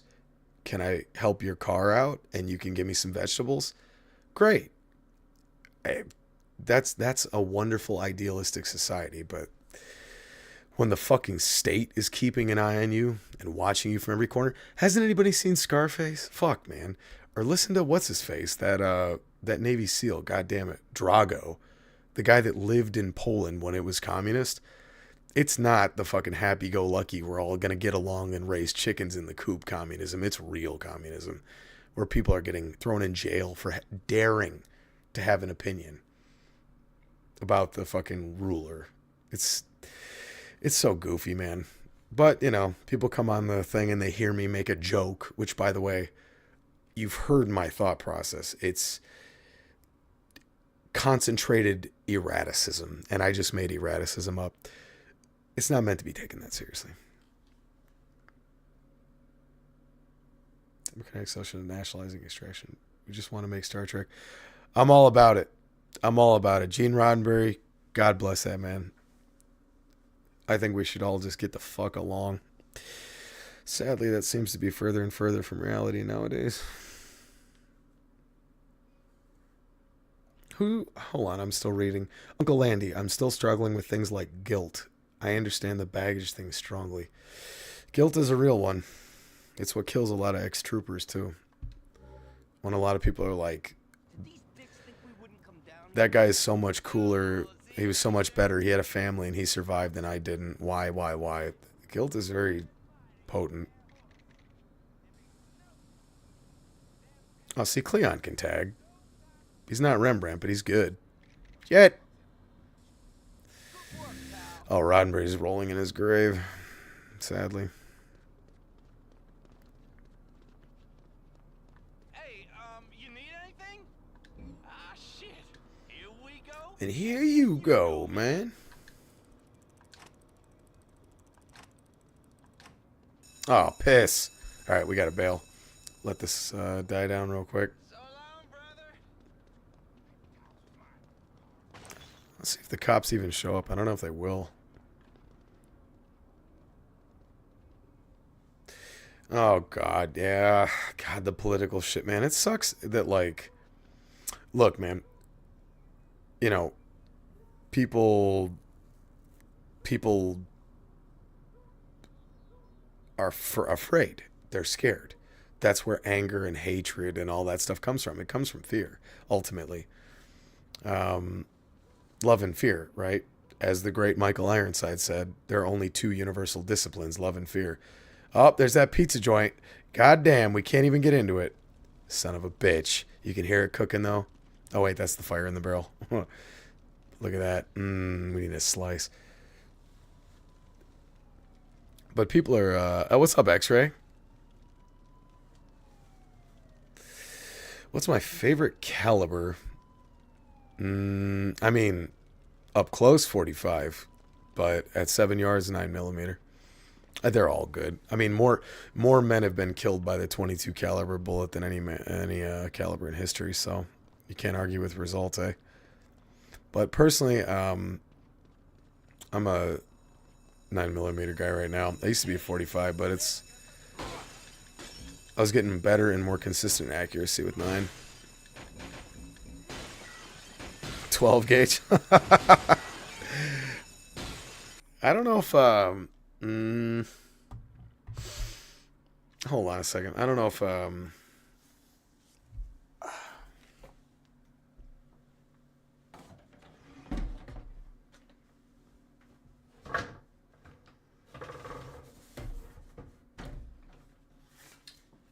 ooh, I don't know how much of this I can show on stream, but Supernova 12 gauge. Ooh, Benelli. The finest Italian shotgun that one can purchase. Love it.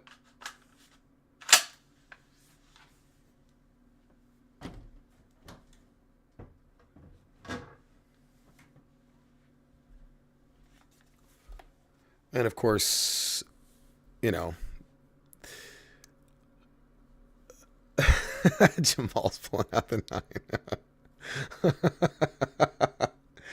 Dude, I went to a range or an outdoor sporting club where some dude had like a $9,000 Beretta shotgun, like with the sideways brake on it and everything. It's just ridiculous. And I ended up like, I didn't outshoot him in trap, but I got pretty close with a fucking pump action. And you know, you're on the timer on trap. And he was all butthurt. He also wore a visor with an open top on it in the year 2025. So, you know, that gives you an idea of the guy. But but I'm not DH Haunt. I'm not. I swear to God, I'm not like, you know, McGuns and all that shit. I'm not a psycho with it. I just, you know.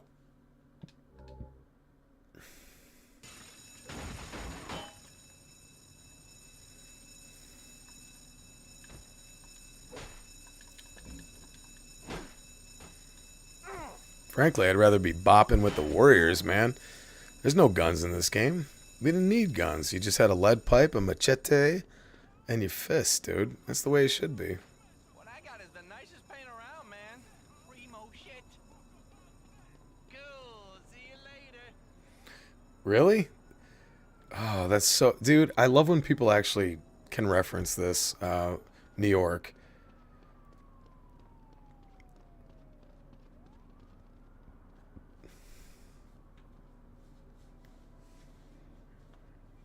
Fucking preach, Rick. Goddamn right.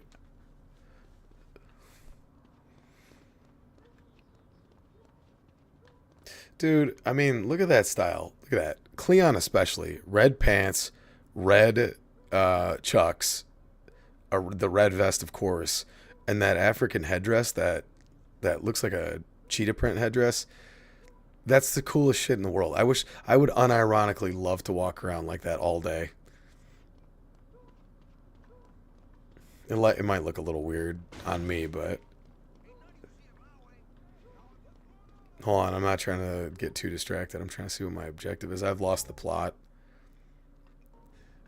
We got talking about all sorts of shit. That's what I love about the stream, though, is the boys can come here and just get on whatever topic, man. All right, let's see. Thanks for busting they chops. Always hassling and hassling. Anyone beats them chumps a friend of mine. There's a bunch more of them at the clinic licking their wounds. Go get him, Tiger. I'm telling you, this city going to shit. Ain't none of you seeing my way. That's a headdress. You know what, Uncle Andy, forgive me. I don't know the technical term. It's in Unshaka. Okay, forgive me. Shit, man. Even though I grew up in the north, but not in New York. But I have fond memories of chilling in coin laundries like this. Some shady ones too, man. Just watching the clothes spin away, trying to like draw pictures and, you know, pass the time.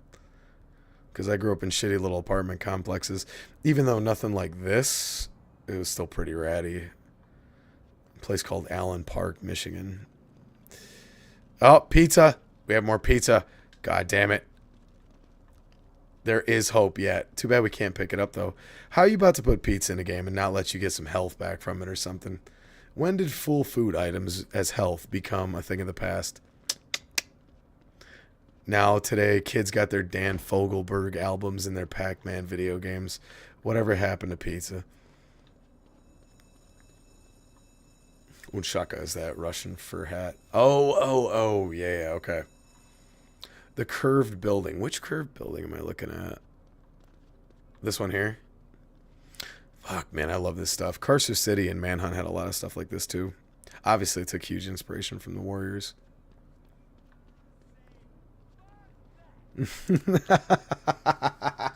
Did you get that one? Dude, nobody ever gets the basketball stuff. Me and my buddy used to, oh my God, my buddy Keith and I used to watch basketball every day after school for like months. I still contend that that's a brilliant comedy film, and I'll die on that fucking hill. Your orphans think you're heavy? You think you can take on the Warriors? Then prove it, motherfuckers. Prove it. Let's go. Listen to that soundtrack. Ah, here we go. All those burnt out areas in the Bronx are suburbs. Isn't that some shit, man? I was just looking at that's so weird, dude. I was just looking at aerial pictures of the apartment complex that I lived in when I was a little kid. And there's like there used to be these woods, and we would go in there and play cops and robbers and cowboys and Indians, whatever. And now it's like these really gentrified, nice, beautiful area, and it's so weird to see that. I was looking at the aerial photos, like I could see the little itty bitty pool that we used to swim in, and then right next to it, it's all nice housing developments. It's so weird.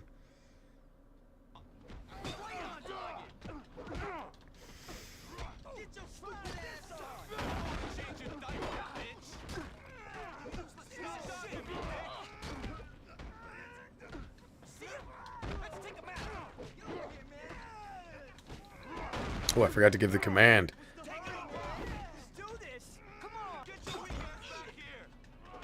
You know what? We need more weapons. This is silly. Here we go. Let's just throw shit.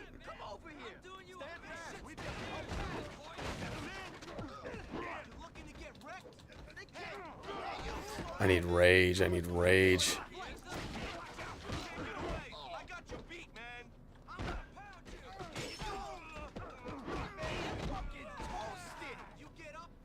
Have one of these. Love it. Oh, now we can shiv them. Woo!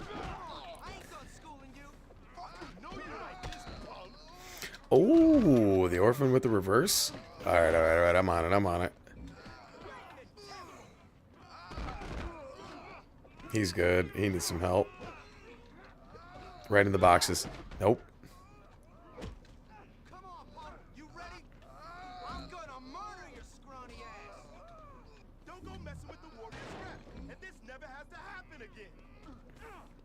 Yeah, you fucking heard him.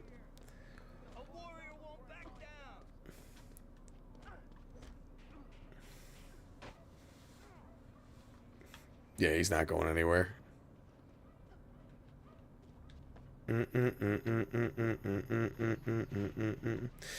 Like, look at little details like that. Like these people in these windows and stuff like that, just watching the action. That shit is so, it's so cool. It's a simple thing.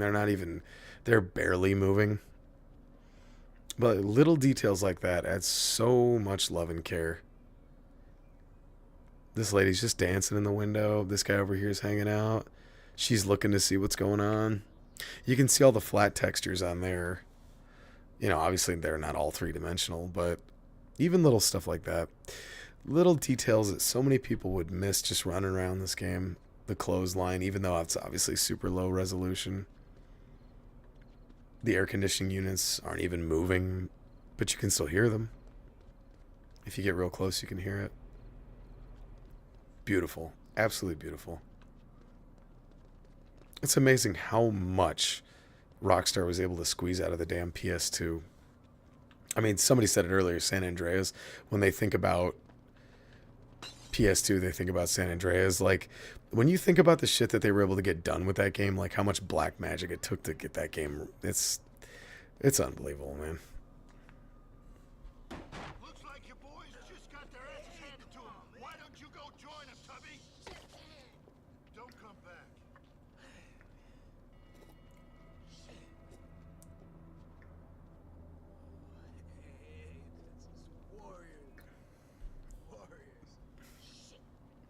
I think that guy was in the movie. Don't let that fucker get away. I'm pretty sure he was in the game. You jerks. Or was he? I know I'm thinking of the tall, skinny guy with the messed up grill. You see what you get, warriors. That's when they meet Mercy, the chick. Take him apart. No, don't take him apart. I keep hitting that on accident. Let's move it. I'm coming, brother. Come on, offense. Oh, there's another tag we gotta make. You bunch of rejects think you're better than Cody? Don't fucking look at me. You play baseball? Tubby. Nobody calls me Tubby. Yeah, let's go. Let's go. The fuck did you just say to me? I do like the De Niro Deer Hunter headband this dude's rocking. Solid. Doesn't do you any good though, did it? Ooh, shanked in the balls. That's brutal. Hey, you better run, Charles. Excuse me, boys. I got art to make. You understand.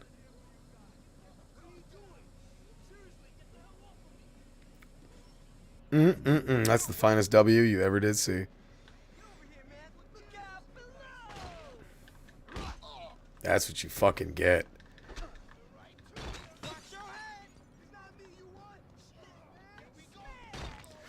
Ooh, where'd you go? Where'd you go?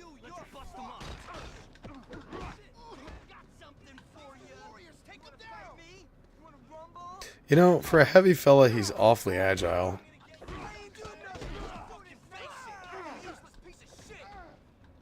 What's your problem? The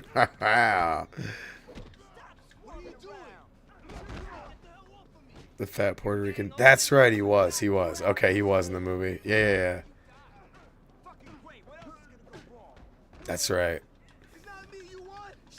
Alright, here we go. Here we go.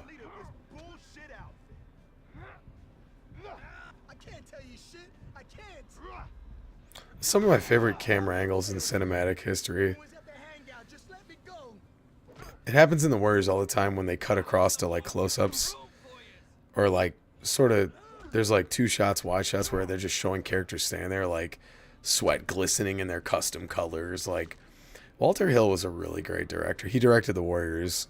It's just, that dude was awesome. Underrated. I think he directed 48 Hours too, which is, that's a comedy all kids of today should see. It shows us we can get along despite our differences. Hey, buddy, come here. I got what you need.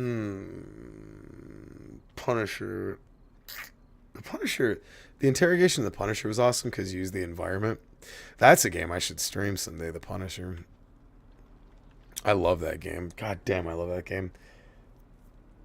That's one of those, like, I talked about it a few streams ago where, like, I want a few of my videos to go viral, not because I'm obsessed with the money or the bullshit, but it's just like, I want people to see, like, look at this. Go play this. Go find this. Like, here, let me convince you with my words and images and music that you need to go play this. I don't give a shit about the attention.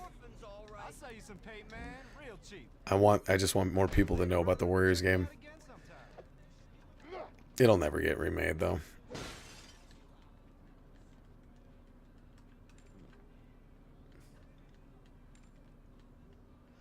"48 Hours" is such a good movie. Fucking Nick Nolte and Eddie Murphy.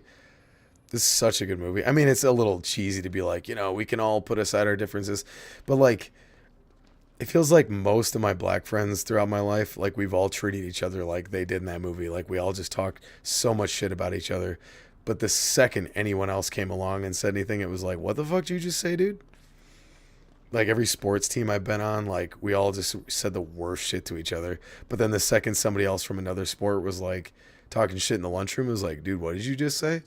This is my friend right here. Why don't you shut the fuck up? Like, that's how boys talk to each other, though, dude. That's how we bond. We talk shit about each other and call each other the worst names. And then another guy comes along and tries to get in on the fun, and we're like, bro, shut the fuck up. You're not part of this.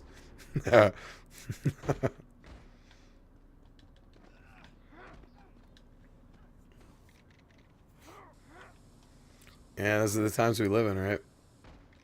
It's all right. Lord Emperor Trump is gonna come fix it all. Him and his boy. They're just gonna come take care of it all. God damn it, I suck. There we go. The fucking Warriors. Yeah, I used to have so actually a buddy of mine that I met at GameStop. I told this story. This is my buddy Darren. We used to play video games together all the time. But he was there with me the night LA Noir came out. We went and hung out at his place and we went to the midnight launch, hung out. He was my black buddy and he used to say that shit all the time. I'd be like, Darren, what are you getting up to today? He'd be like, oh, ignoring my kids, not going to work, shit like that. It's like that, and that was funny as fuck to me. Like, meanwhile, it's not true, but that guy was funny as shit, man. He was aware of the bullshit stereotypes and he leaned into them, and it was funny between us. Meanwhile, we were bros, man. I love that guy. Used to go bar hopping all the time. We were both single. It was a good time. I miss that guy. We used to play Fight Night. Fight Night Round 4. The most epic, and I hate to use that term because it's so overplayed, but it was epic. Fight Night Round 4. It was Tyson versus Ali. I can't remember who was who. I think I was Tyson because that's my dog. But we had the most epic, like, barely getting up before the count of 10 boxing match. It was a blowout. It was amazing. And it went on and on and on. In those days, God damn it, I wish we were streaming. I wish streaming existed back then because it was the most glorious boxing match you've ever seen digitally. He ended up winning, by the way, but I put up a good ass fight though. That was a good time. I miss my buddy Darren. Hope he's okay.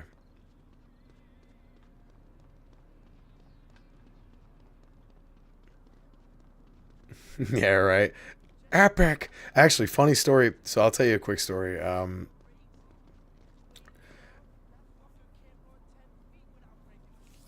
yeah, I mean you got it right. Stereotypes exist for a reason, and we ought to not let them. You know what's funny about stereotypes, especially when it comes to like let's simplify it, okay? Because this seems to be such a hot topic. Like with black folks, right?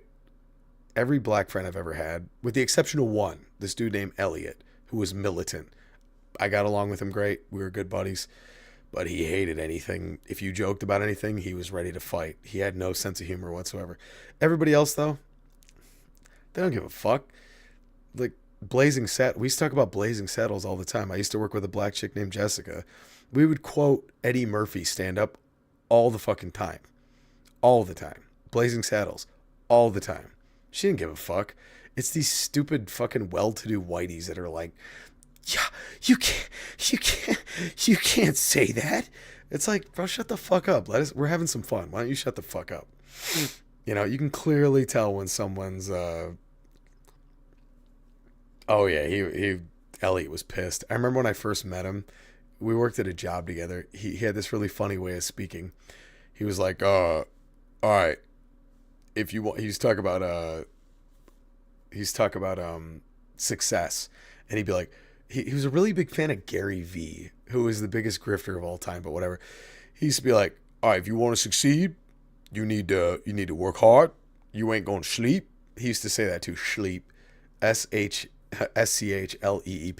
You ain't gonna sleep, and you're gonna have to work your ass off. And he used to tell me about all that. This is when I was going back to college. Elliot was my man, dude. I love that guy.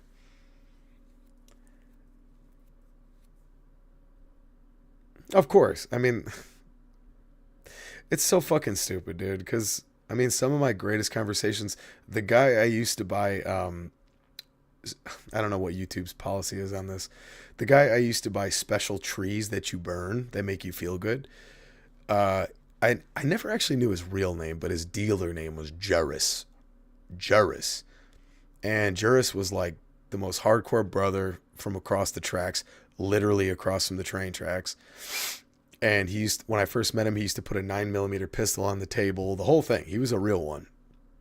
We ended up hanging out a bunch of times, doing a little bit of this together. And I remember him telling me about his mom who was dying of like cancer or something. And we had like this real emotional talk. And then at the end of it, he was like, hey man, you work at GameStop? And I was like, yeah. He's like, yo, man, get me Halo Reach. He was cool as fuck, dude. Juris was my dude, man. He was a good dude. But anyway, so I used to get him discounts at GameStop. He'd give me the money for it, you know, it was all good. But I remember he had a buddy over named Jeffrey with a G, like the skater Jeff. And him and Jeffrey, they were both black dudes, and they started getting into it. And I was sitting there just fucked up. We had this purple dope, and I've never been so ripped in my life. And just sitting there in their room while we were rolling this huge spliff, watching those two argue about Halo Reach versus Call of Duty. And they were yelling about which one was more realistic. Because Jeffrey was like, Halo Reach is like more realistic. And Juris was like, man, you fucking crazy, man. He's like, people be throwing plasma and shit. And I remember sitting there laughing my fucking ass off, being like, oh my God. I'm watching these two guys argue about video games. And here I am, like, you know, 15 years later, playing the Warriors.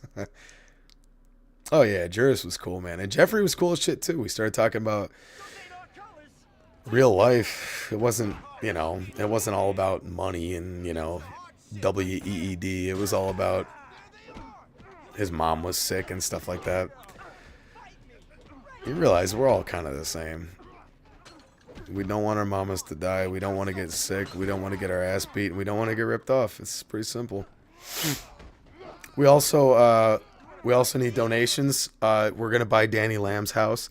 So I can't even keep a straight face. Fuck it. I don't know how people do that for a living. All right, that line right there was for my buddy Juris, wherever you are, buddy.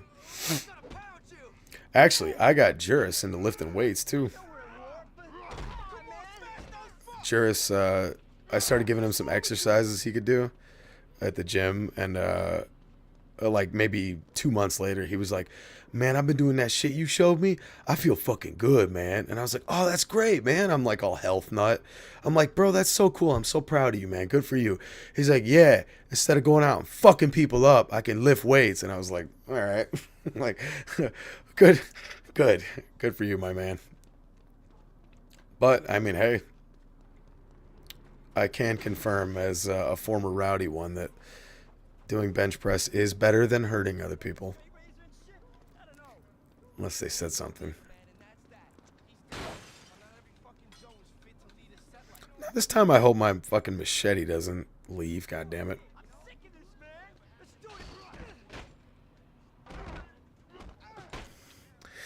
I knew this one chick who I was in AP English with who went to stab one of my plugs and was apparently tricked. Oh, good. Remind me to give my daughter a hug in the morning. Jesus Christ. This is what happens, dude. I realized a long time ago, I used to be that guy that was always trying to save every girl. Like, you don't need to do this, man. And you realize you can't save them all. It's sad, but you can't.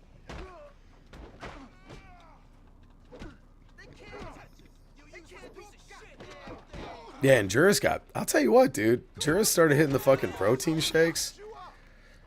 And he just had like that natural propensity to build muscle. He got big as fuck, I remember. After like 6 months, he was getting jacked. Side note. Excuse me, I have art to do while we're in the middle of assaulting people and giving them chronic traumatic encephalopathy. Shit! There we go. How long you been lifting? I mean, on and off. I've been an exercise dude since I was probably 16. I'll never forget. I got an episode, Jesus Christ, a magazine from July of 2005. It was like Muscle and Fitness or something. And it had motherfucking Arnie on the cover when he was filming, when he was done filming Terminator 3, but it was like an article about how he was staying in shape or whatever. And I remember I saw these dudes in that magazine. Obviously, they're on all the steroids, but I remember seeing them. I'll never forget this. It was an advertisement for some red supplement. I don't even remember what the supplement was called, but I remember it was red because these dudes had a red hat, before that was a thing. They had red tank tops, and they were huge. They were, I mean, these guys were probably like 5'6", right? But they were humongous. They start to get tough. And Rage I out. remember they were pointing at the camera like this. They were like, they had the big lat pose, and they were doing this. Like, you gotta want it, you know? And I remember being like, holy shit, dude, I need that. I need that. I need to get big, dude. I'm getting bullied at school. I gotta build muscles. I need that thing that those guys are selling. My mom looked at that and she was like, get the fuck out of here. I'm not spending $50 on whatever the fuck this is. You know, this is some bullshit like, you know, aminos or some bullshit.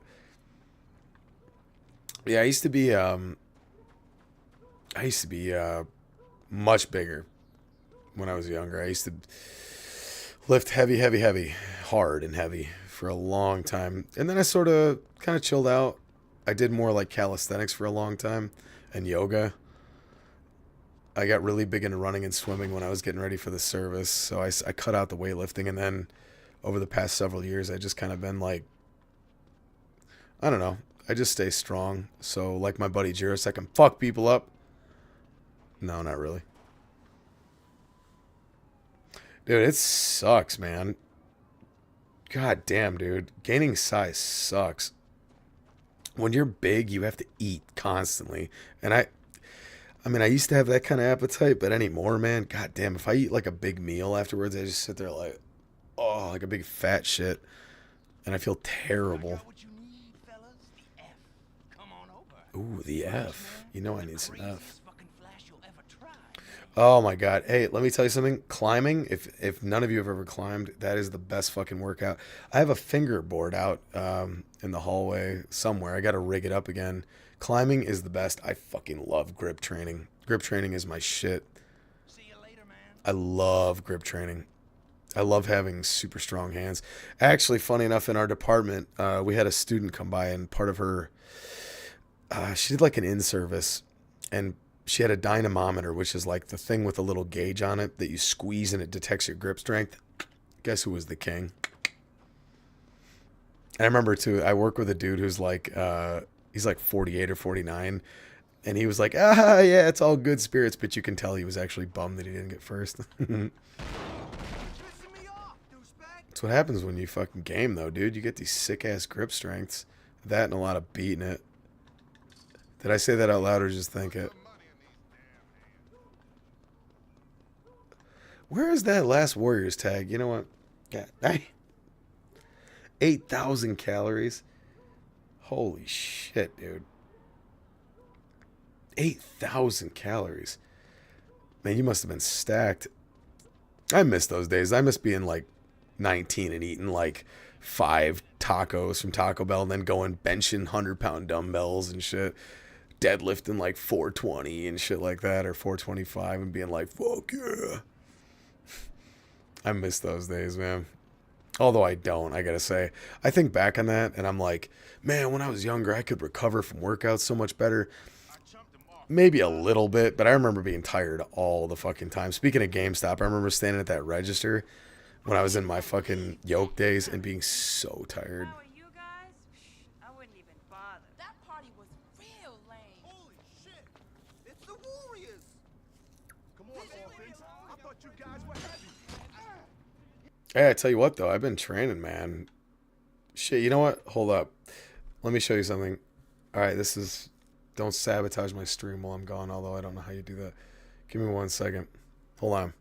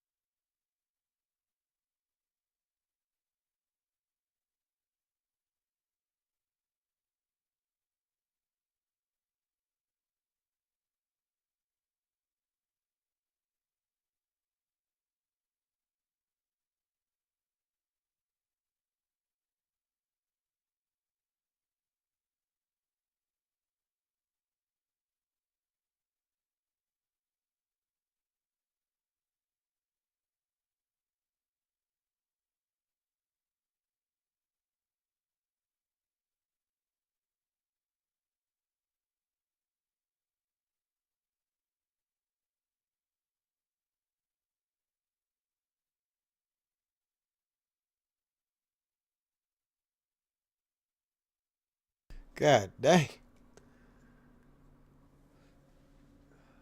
Oof. Yeah, I wasn't fucking around, man. This is the hanging board. I don't know if you can see it.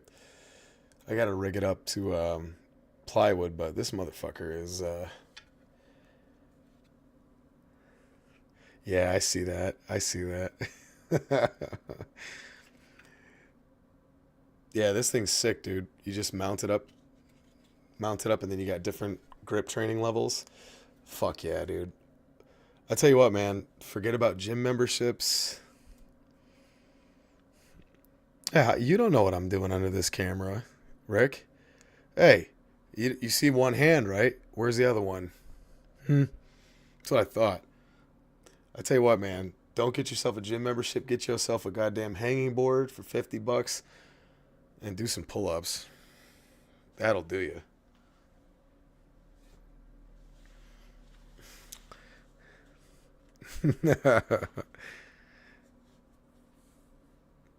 Yeah, shit, man. Back in the day, goddamn, when I'm like 215 right now. When I was about a buck 55, fuck, man, I could do 20 pull-ups like nothing because I was doing them every fucking day. And that's public record somewhere. I don't know where exactly. Maybe not public record, but it's documented somewhere. Somebody wrote it down on a piece of paper. It was actually in a little conjoining iron beam on a pair of uprights for American football. The uprights out on a football field somewhere. True story. Shit, back in those days I was doing 96 push-ups in 2 minutes. Full ones, too. We're not talking those little pussy pumpers. We're talking real push-ups. Nowadays, maybe 30. Oh, shit, hold up. Let me, oh, god damn it. I don't know if this is gonna... Give me 1 second. Let me be a little cautious with this shit. I'm muting the game audio for a second. Hold on. Just want to make sure it's not giving me a fucking...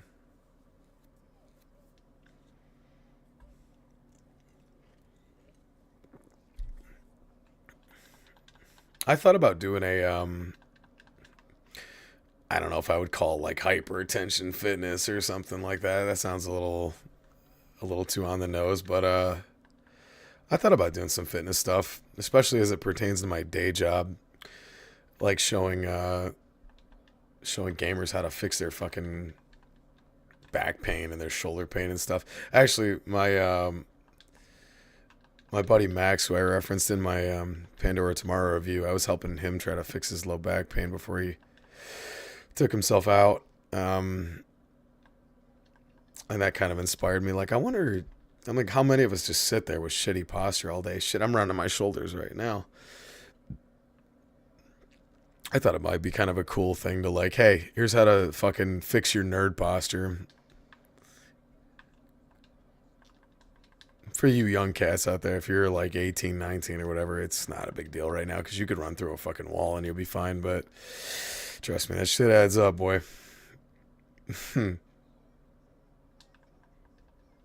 DH uploaded. Oh, shit. All right. Hold tight. Hold tight. Let me show you how we do this. Hold, please. Let's see. I'm going to pull up. Can I get on YouTube separately while I'm streaming? Let's see. I need to search out my boy Digital Hauntology. Also, too, if you're a subscriber of mine or Jacob the Dabblers or Digital Hauntology or whoever, check your subscription feed because the fucking YouTube sometimes buries your stuff. Video games about trauma and depression. Holy shit. There he is.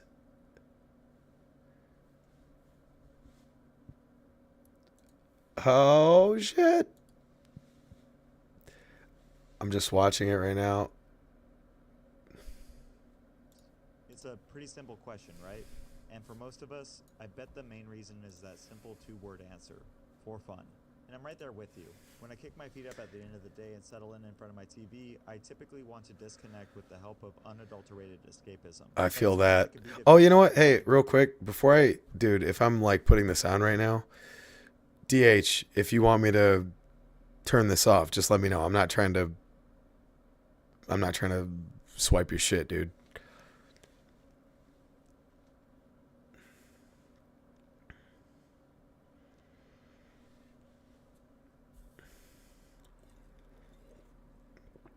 I won't go on if you're not comfortable with it, dude. I don't want to.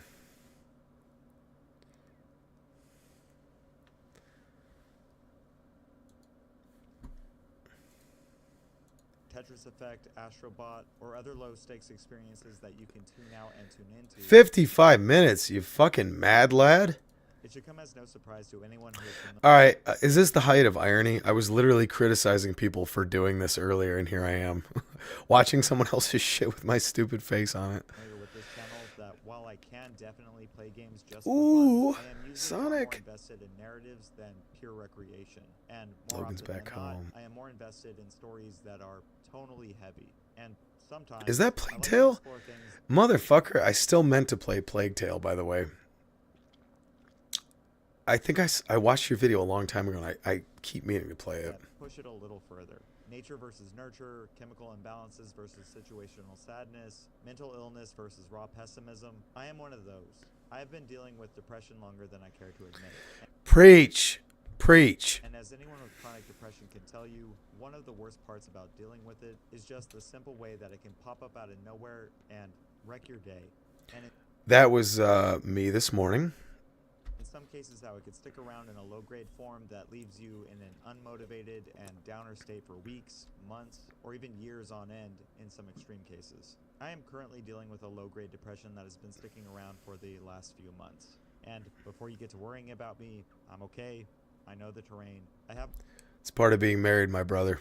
my coping mechanisms, and I know how to navigate it. But I have been procrastinating on things that You start going, oh, fuck. Oh, fuck. I agreed to help this person out. Oh, fuck. Look, man.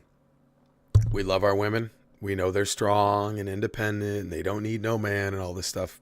I got it. But that sense of protection becomes very real, and it's stressful. I shouldn't.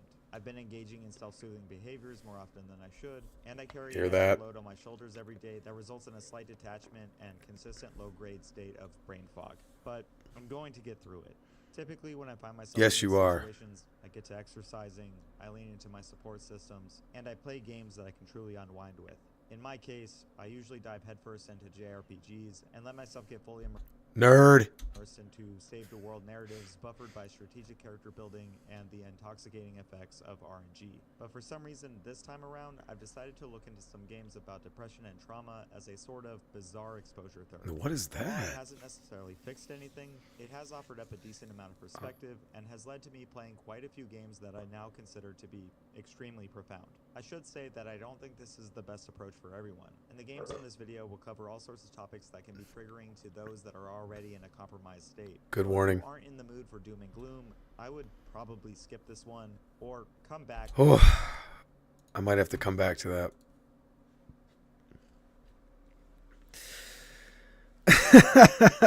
Jacob, I switched back over. Fuck me, man. Yeah. I'm so in on that video. Hold on, I gotta do just one more minute. Back when you're feeling more up to it. But with that being said, We're here to make you think about death and get satisfied. Lovely Scott Pilgrim reference, thank you. Little Misfortune. like most problems, Okay, I'm gonna watch the entire video. I'm just scanning up ahead just a little bit.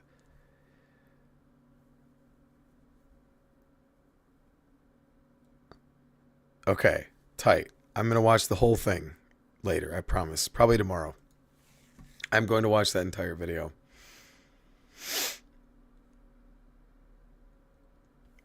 Fantastic. Everybody, go subscribe to Digital Hauntology right now, because that's going to be sick.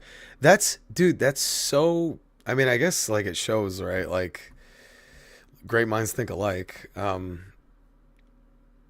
I've been dragging my feet on a games I play when I'm depressed video for a long, long time. And the ones I was thinking of are not, none of them are on that list. So I love that we have that sort of parallel but different. It's beautiful. Beautiful. Well, dude, I am absolutely going to watch that. Thank you for making that. 7 subs to 2K. Hey, ho. Motherfucker, hold on. Let's look at this fucking guy here. Digital Hauntology. Well, I know it takes a minute for YouTube to catch up, but 2,000 subscribers to my motherfucking boy Digital Hauntology. You son of a bitch. I knew you'd get there. You clearly deserve way more than that, but YouTube algorithm is funky, don't I know it? Dude, hell yeah. Way to go, buddy. Way to go. I'm super happy for you, man. You deserve it too. It's clear the amount of work that you put in your videos. It takes one to know one. I watched your Concord video, and I'm like, this motherfucker went all out for this. Even to the point of interviewing a friend that knew about that game. That's brilliant, dude. Congrats, dude. 2,000, just to start. I hope that fuel continues to ignite your fire. Keep it burning. Because getting up out of bed every day is difficult, and it gets harder every year, but it's worth doing.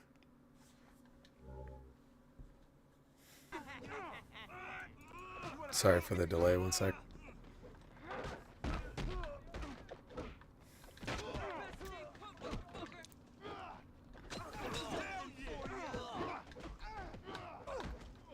Where am I at?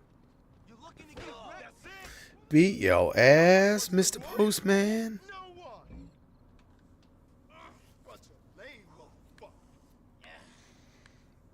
Good job. You guys are real. Oh, and there's Mercy Real big shots. with her nips. Well, so where's their leader? Don't you want to teach him a lesson too? You got something to say, say it. We ain't got time for your fucking games. Preach. Name's Sully, right? He's at Frank's Auto Body working on his car. That dickhead thinks more of that junk heap than he does about me, and I don't like it. Damn. Let's go. Stupid chick just sold out her man. Wreck his ass. Welcome. I said you're welcome, you jerks. Ah, screw you. I also love how they did get the original actress. He can't be fucking with the warrior. The original actress for Mercy in this game. I thought that was cool. She's actually gotten better with age. I always thought she was kind of... Whew. One of your favorite YouTubers. Dude, the fact that you're even referencing me as such is a massive fucking compliment. Thank you, buddy. Hell yeah, dude. I love... Matter of fact, you know what? You know how, what's his face? Darkside Phil punishes people? No, you know what?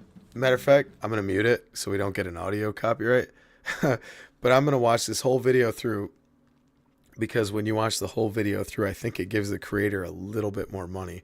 So guess what? We're watching this shit. Matter of fact, I don't know. I don't want to get fucked up with stupid ass YouTube. I'm going to put it on in the background, and I want you to get the money. But creators that I support, I always watch the whole ad.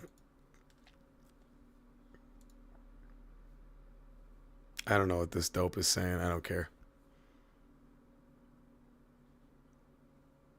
Hey, man, if there's one thing I understand in this world, if there's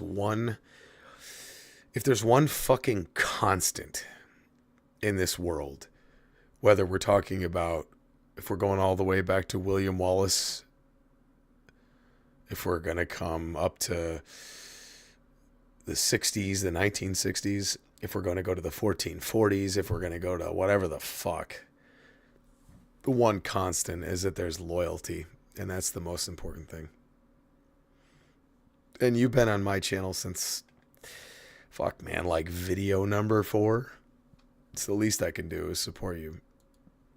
It makes me happy. Let's see. And things like abuse, neglect, and substance abuse can lay the foundation on how we interface with everything going forward. Sadly for our I've never played this game. Ramirez Hernandez, yes, she is our little misfortune. All of these. Can I just say, I scanned ahead a little bit, and I'm sorry if I'm yelling. I'm kind of blasted right now. I'm scanning ahead. These games, I don't know this one. I don't know this one. I don't know that one. I've heard of that one, but I don't know it. I don't know Milk Inside Outside. I don't know Actual Sunlight. I fucking love Iron Lung, you know that. And I don't know Little Red Lie. First of all, where's my manners? Holy moly. I need to like this. And I'm going to say... No, I don't want to say live because I don't want to make it about me. I want to make it about you. You know what? I'm not even going to leave a comment yet because it would be disingenuous. I'm going to wait until I watch the whole thing. You know I'm about to call it a masterpiece, though. But anyway, what I was saying is I can subscribe to your channel and watch these and go, holy shit, I've never heard of any of this except for Iron Lung, which, you know, fucking rules. But I've never heard any of this. But now I want to know what this is. That's the beautiful part of all this video sharing. Normalized. We experience this modern take on the point-and-click adventure from... Also, my next video is about Pepsi Man on PS1. Spoilers. The perspective of a goofy and imaginative 8-year-old girl. But the setup to this game gets even more tragic when it is revealed to us by a narrator that Misfortune refers to as Mr. Voice, that this particular day, the day on which this game takes place, this is the day that little Misfortune will die. This is Misfortune. She's a wonderful child from a not so wonderful family. This visual style is right up my alley. This is literally something I would paint. Speaking of which, I've recently acquired gouache paint and a canvas, and I'm trying to paint my next thumbnail. Anyway, who gives a shit? A little sparkle for you, and a little sparkle for you, and a little bit for me. Oh, the sad. She reminds me of Madeline. Today is the day she will die. But to keep our main character pushing forward towards her end, Mr. Voice promises that Misfortune will be granted eternal happiness if she completes his game, with Miss Hernandez agreeing to play. There's my mom. Eternal happiness to her mother once she is won. If you can reach the end of the game. Okay, I don't want to spoil it. People, go watch this on your own. Go watch this video, please.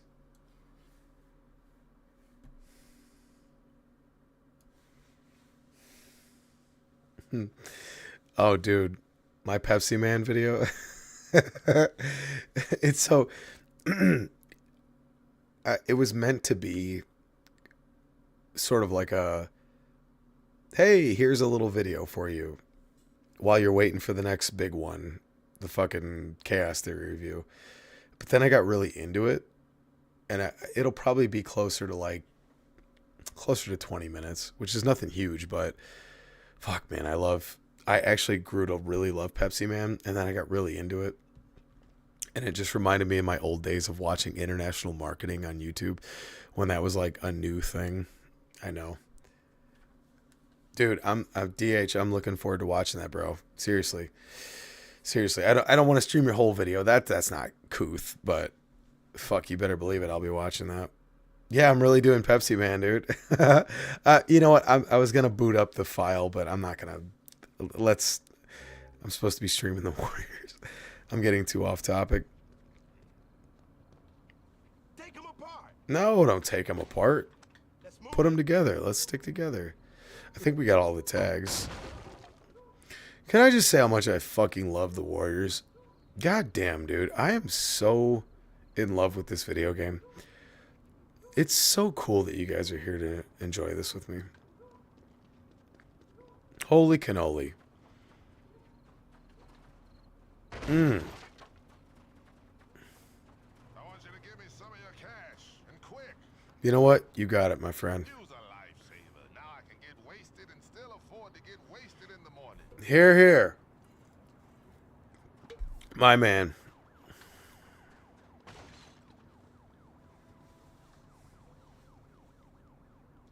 Dude, Pepsi Man on the PS1 is the grandfather of runner games. So if you ever played Temple Run on your phone or your iPad, it's the game that came before that. It's so cool. It's ridiculous, and it's a huge marketing vehicle for Pepsi.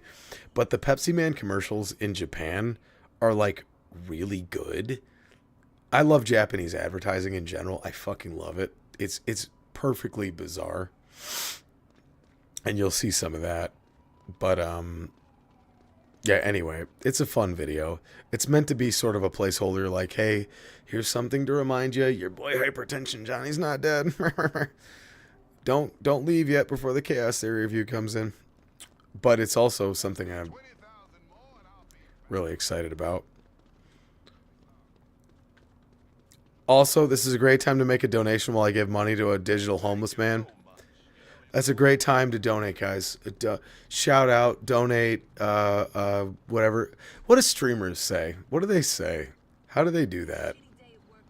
I don't watch many streamers, if any. The only streamers I watch are the lol cows, and they're, well, they're lol cows, so I don't know anything. I do love watching those guys. I love watching Dark Side Phil. I love watching him go like, okay, guys, gotta really pay for my fucking taxes or whatever the fuck. Hint, hint. I'm like, oh, no. You shameless bastard. Hey, Sully. Oh, fuck, they showed. Warriors? I told you not to do it. Run! Run! Go and get him.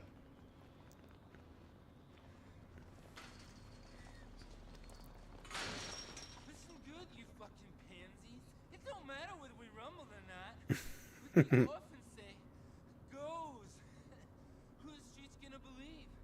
A solid outfit like us? Or some Bush League rejects from the ass end of Brooklyn? Man. Hey, Sully. That's a fine-looking car you got going on.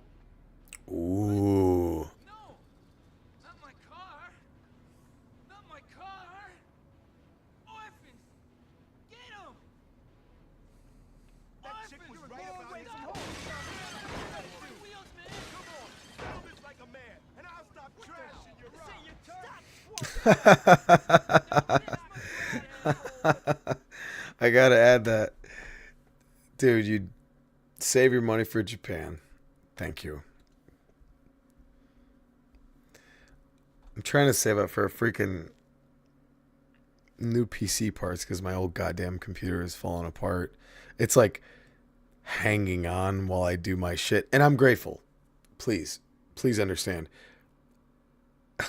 We can get into this another time, but there was a point in my life when I bought a couple of bars of soap. True story. From a super center called Meijer. I don't know how many of you are from the north, but Meijer superstores, supermarkets. I bought Dove soap for $4.99, like a package of 12. And I remember so vividly being so fucking grateful because up to that point I was borrowing one of my housemates' soap. And I remember getting that shit and being so thankful. So trust me, going from a $5 thing of soap to a computer that works, that I can do this shit with, I'm over the moon grateful, but I'm trying to make it a little better. So every little cent is legit going towards that. Oh, dude, Uncle Andy, you never, ever, ever, ever have to... Dude, I'm just teasing. You never, ever, ever, ever have to do anything like that. I never expect anything like that. I'm just talking shit when I say that. You worry about yourself first, my brother. Get yourself a motherfucking source of income. Get yourself that job. Occupy an occupation. And then we can talk turkey. Then we can talk motherfucking turkey. In the meantime, I'm just grateful that you're here, dude. Seriously. You know, it's funny because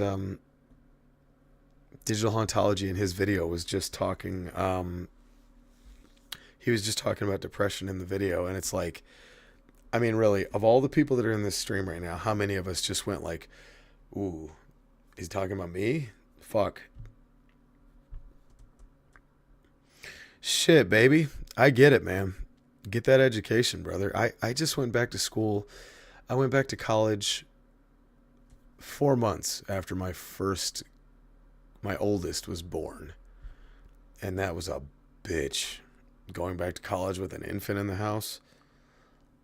Oh my fucking God. I could tell you, maybe someday I'll tell you the story. But suffice to say, Hypertension Johnny was Hypertension Daddy. And all of a sudden I was like, okay, $10 an hour is not cutting it. No health insurance is not cutting it. I need to get back to college. And I fucking did. The day I saw that kid's face. Got on the computer and was like, let's go. 4 months later, I was in college. Yada yada, long story long. I ended up getting my degree. And I never, ever, ever, ever once lost that hunger. Ever. Straight A's the whole way through. And that's no shit. I might play a dummy online, but you know, what is intelligence anyway? The intelligence to know that you're dumb and to do something about it? That's me. But goddamn, I tell you what, not to get all fucking... Uh-oh.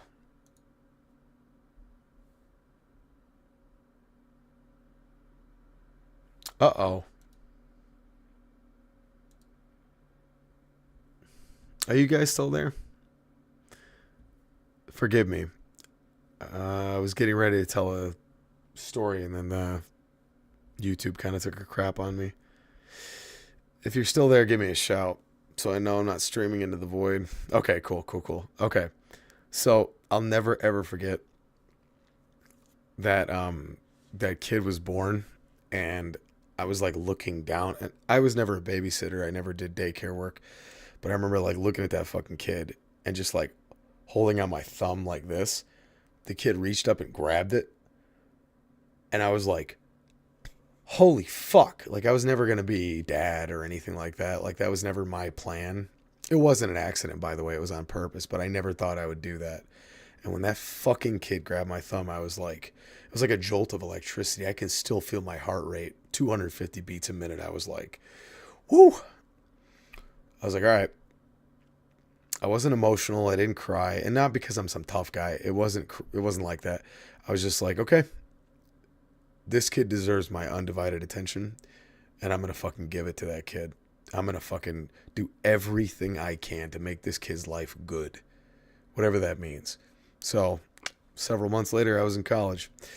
So trust me, I understand. Get that education, bro. I did my time on the fucking books and the flashcards and all that shit. Trust me, I did.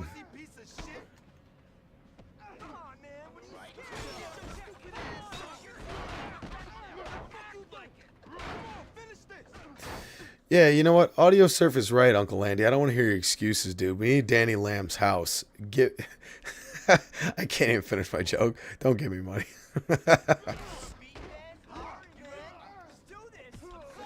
Get the fuck out of here with my boy here.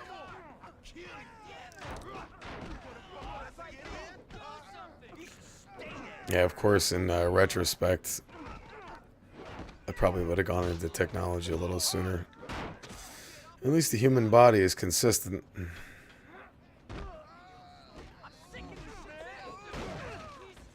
I've been taking classes of my own free will, like my own volition, about tech. Just IT stuff in general, cybersecurity, whatever, just on my own time. Fuck, man. It's like the human body. I mean, you learn the nerves, the arteries, the bony landmarks, the muscles, you learn the whole brain, you learn all that stuff, the lobes, everything. On and on and on. Pathology is a huge subject. Tech is the same thing. Use your problem-solving abilities and then document it. It's all the same shit.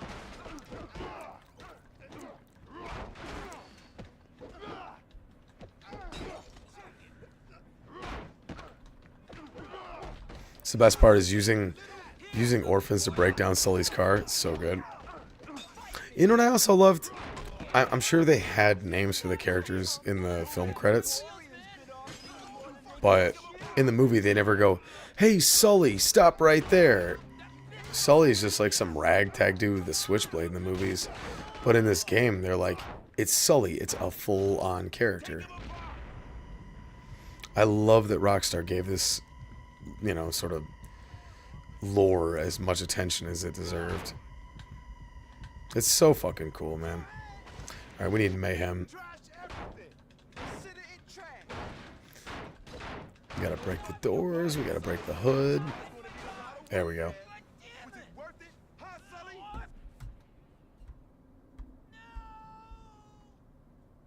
That car was my life. What a chump. Fucking small timers. Check it, young blood. Always remember, the Warriors don't let no one mess with our rep. I don't care if they're orphan or riff. You fuck with us, you get your fucking head split. That's the only way we're gonna come up in this city. Now let's get back to Cole.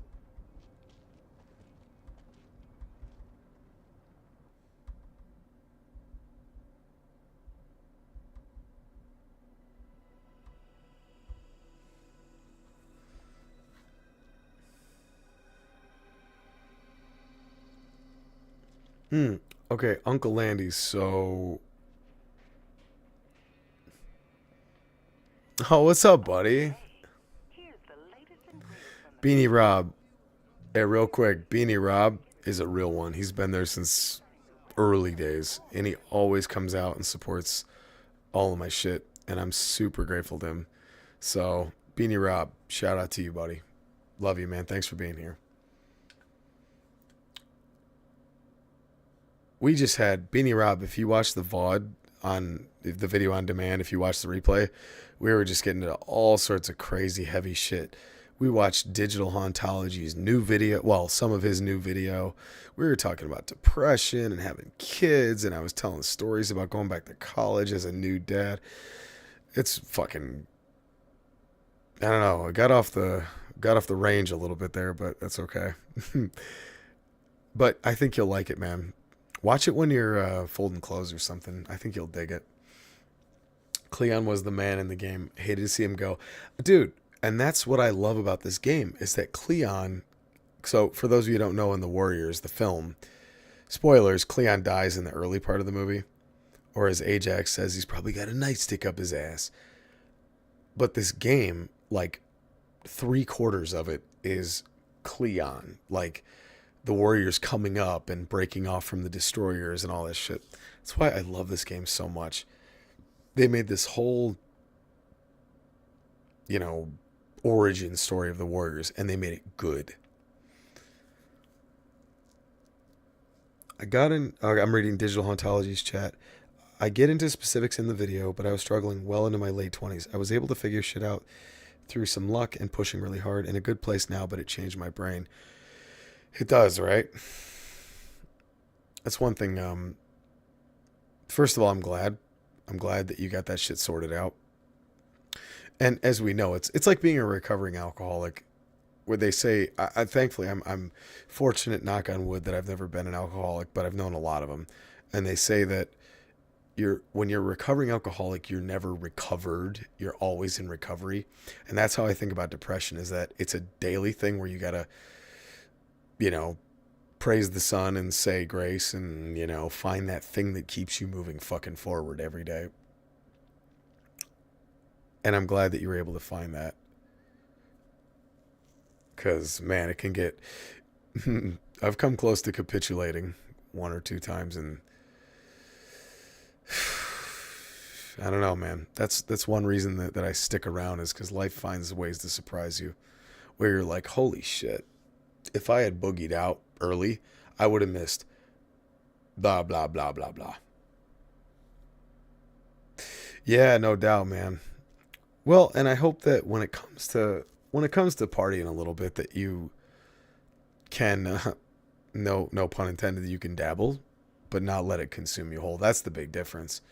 Because we all know those old boys, dude. Those old fellas that they were our age once, and it was cool and fun at our age. And now you see them in their 50s and shit, and they're just... They're always looking for that next high, that next thing. It's like, fuck, man. You don't want to be that guy. But, you know, either way.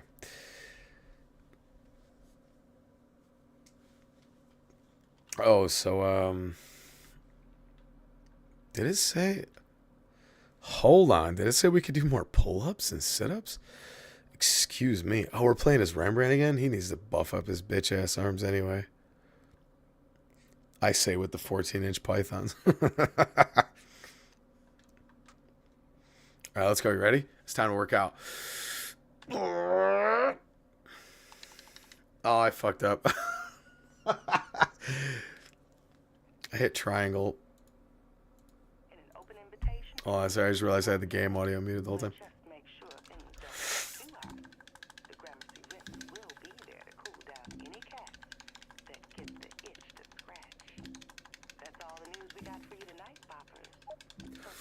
Gabrielle, you're right in the middle of pull-ups, buddy. Woo.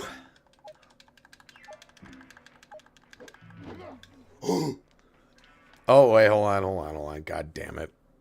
Stupid ass fucking YouTube copyright thing is going to bust me. I got to turn on the game volume for a second. We're getting Love is a Fire, which is one of my favorite songs from the soundtrack. Digital Hauntology, I am so excited that you're here, man. It's worth it. Showing up every day and doing something is fucking worth it, man. Because here's the reality, right?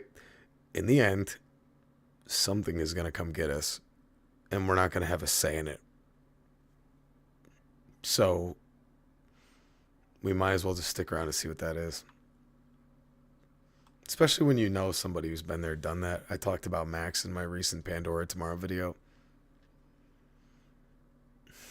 I think back on all the stuff that guy could have been doing. It's been 3 years this summer. 3 years. He would be on stream with me right now. Oh, well. Dude, the Hauntology is so fucking digital. Watch the video on demand, dude, for this stream. We watched a little bit of Digital Hauntology's latest video, which just motherfucking uploaded. And it is, whoo, the little taste that I got. Whew, I need more.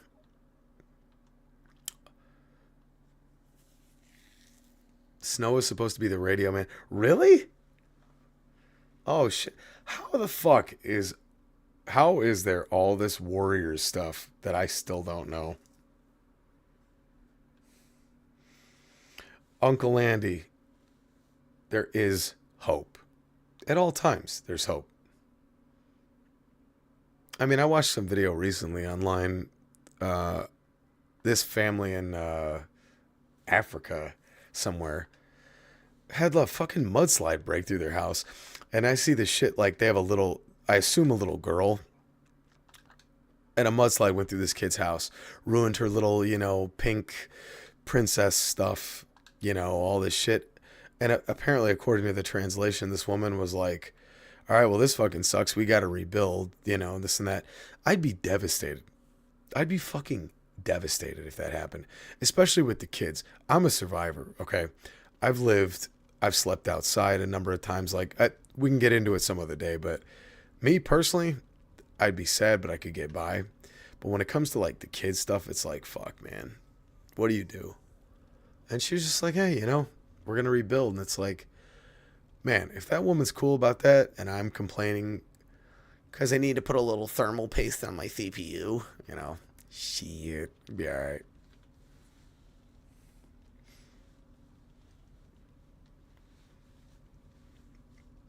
Yeah, man. Uncle Landy, what Digital Hauntology said, dude. You're always welcome here. I hope this 3, 4, 5 hours a week can offer you a place to just relax and vent yourself, man. What's going on, man? You got time to do some... You look like you're itching.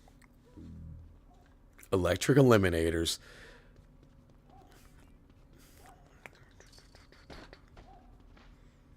Look at him, shit. No, you're gonna be so The dingoes? All right. Jacob the Dabbler. Dingoes. Is that a real gay gang from Australia? What am I thinking of?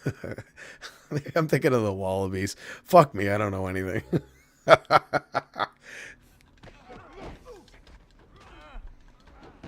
just sounds like an Australian thing. Dingo sounds like an Australian gay thing where you're like, "Oh, you fucking dingo!" Like if a fella tries to grab your package at a party, that's what I would say. Come on, you yellow fuck! Get over here and fight! I hope you like game. Hell yeah, dude. Oh, you fucking dingo! Quit grabbing my doink. That's not a cock. This is a cock. Actually, I remember reading about the gay gang. I do remember about that. I didn't know that about Snow, though. Man, I wish there was a director's cut of the Warriors. I know they had the whole comic book bullshit and whatever, but... Ooh, look at that spot. This is where Rembrandt calls everyone toys. I'm gonna lose it. There you go. There's the big sweep. Let's go. Come on, Rembrandt. You half a fruit. Wait, I can mug this guy in the middle of battle? Oh, I know my problem. We haven't wrecked them all.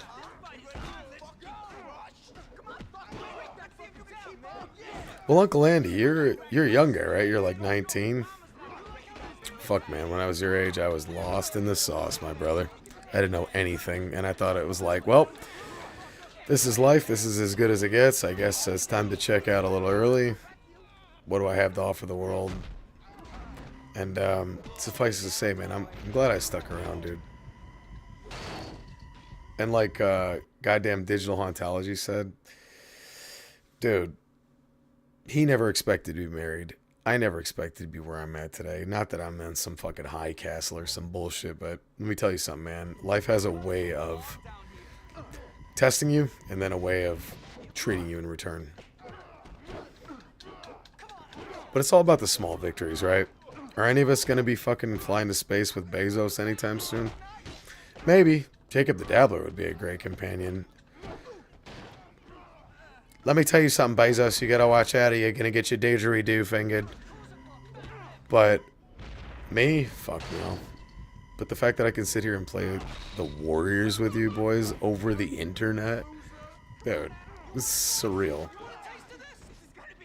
As somebody who came up with a PS1, being able to fucking get online real quick is... This shit's wild to me.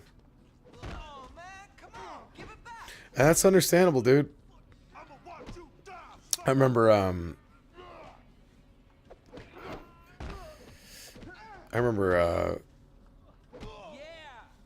laying in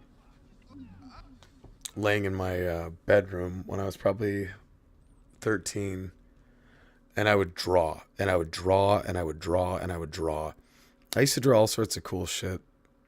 That's actually why I bought gouache paint recently, because I wanted to get back into making, art.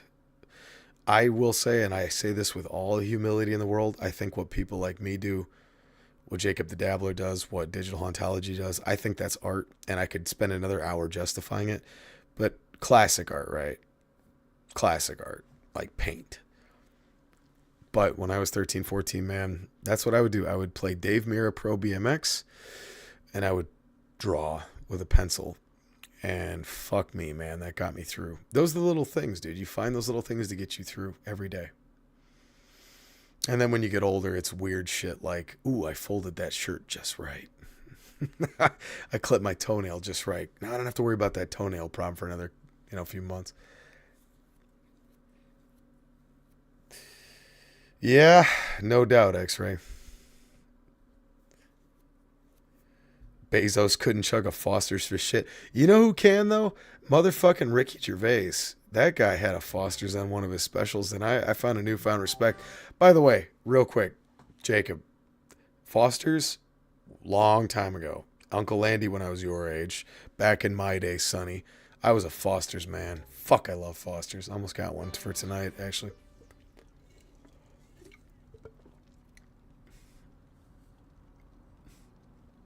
Hey, man, let me tell you something.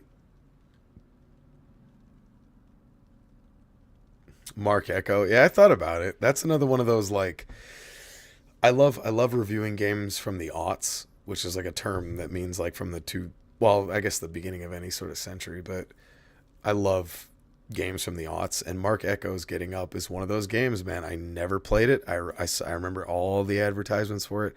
I remember the reviews. I've seen videos on it since. It's one of those ones that I'm getting to someday. Dude, I have fucking... Dude, I mean, the amount of digital games I have is ridiculous. And I consider myself so fucking lucky, but... Dude, I have all sorts of... Let me see. You know what? Let's get the flashlight going. See, if you come to this stream, you're going to see all sorts of goofy shit. Hold up. All sorts of shit. Let me try to get the light better. There you go. I got my Metal Gear Solid 4 Collector's Edition from the night it came out. Dave Mirra 2, Dark Watch on the Xbox. There's my Punisher copy, Blade 2, which I plan on doing for October, a whole Blade thing. There's my Splinter Cells. There's my original copy of Metal Gear Subsistence. I got Half-Life on the PS2, Quake 2 on the PS1. I got all sorts of shit, man. And that's just a teeny tiny sampling. Oh, fucked up my camera.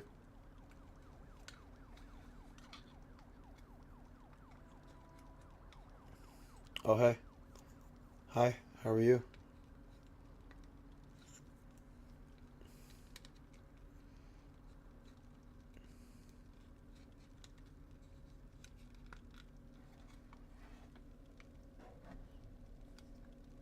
Hey, there we go. Oi.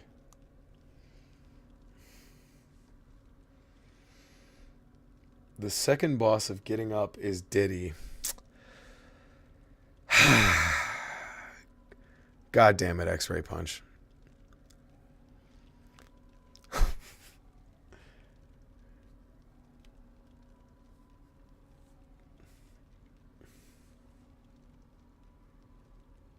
Yeah, no doubt. It would have... How... Dude, what a fucking perspective you have. That actually is true. The 7th generation of consoles, Mark Echo would have been perfect, man. A protagonist with a shaved head. Well, he didn't have a shaved head. A clippered head and all that. He would have been perfect for that era. With Star Killer and all them. Cole from Infamous. Can we just take a minute to say how fucking awesome Infamous was? Anyway.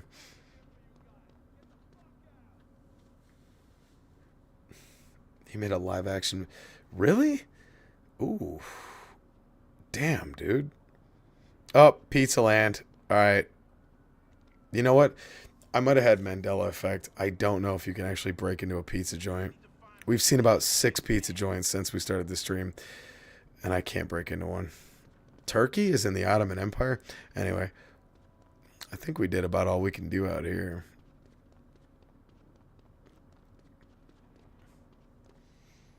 You bought the games recently?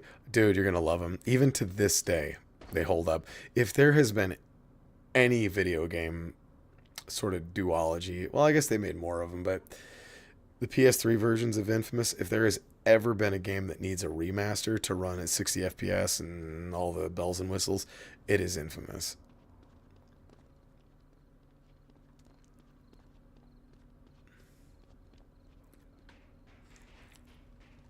Oh.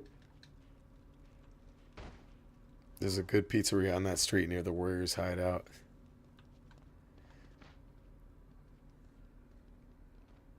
Is he really? Amon Tobin didn't... really? Like as an actor or as a composer? Holy shit, man. I didn't know that. And I played those games. Where's this pizza joint? We just saw one. There's the deli. Pizza. There we go. I wonder what it's called. Is it really by the Coney Island amusement park?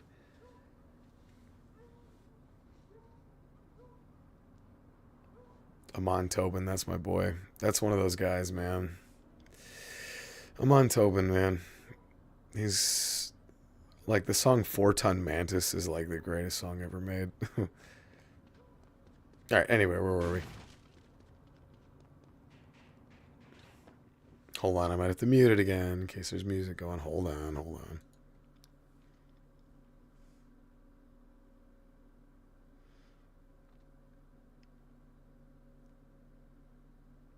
All right, I don't hear anything.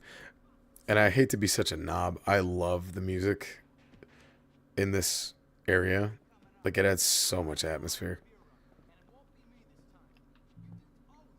Oh, is this where we do King of the Hill? Learn how Swan and Cowboy join the Warriors. Hell yeah. Oh, really? That's what introduced you to Infamous. No kidding. The hurricane destroyed. Oh, was that in 2012? Late 2012? Fuck, what was the name of that one?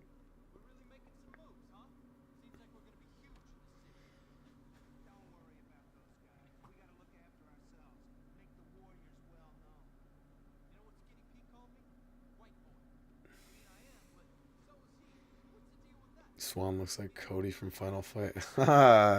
Yeah, with the denim jacket, right? I vaguely remember. Let me see if I'm right. And if I'm wrong,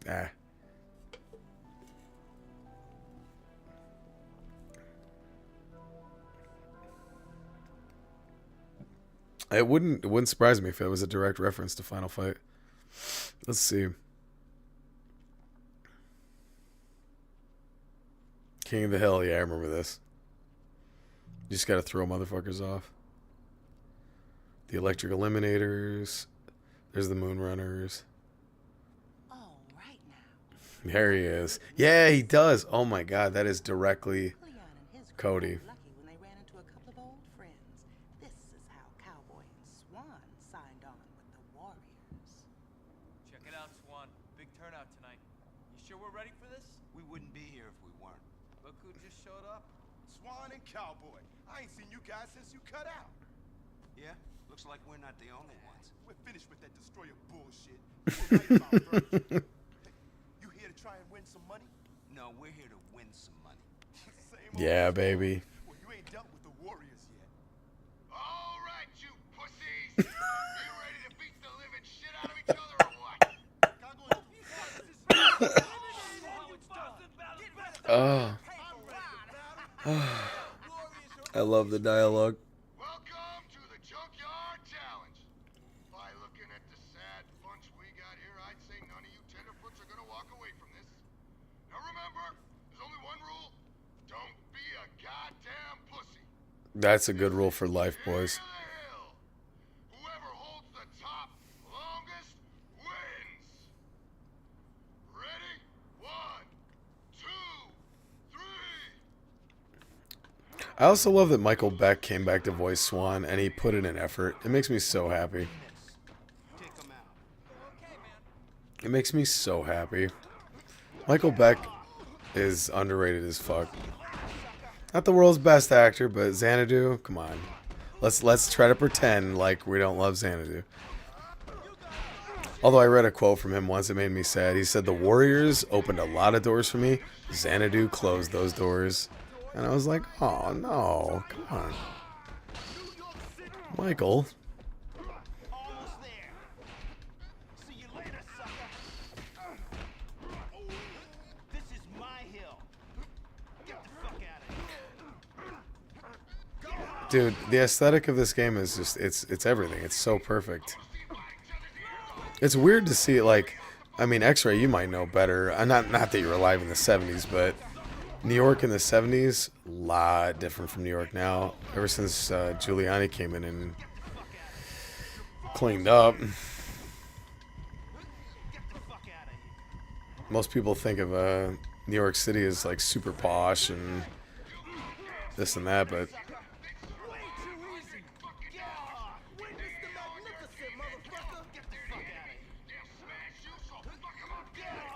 ooh. Night of the Juggler. Hold on. Off topic. You should check out a movie called Night of the Juggler. It's one of the best NYC thriller. You know what? I keep a handy dandy Bing notebook on hand for this. Night of the Juggler.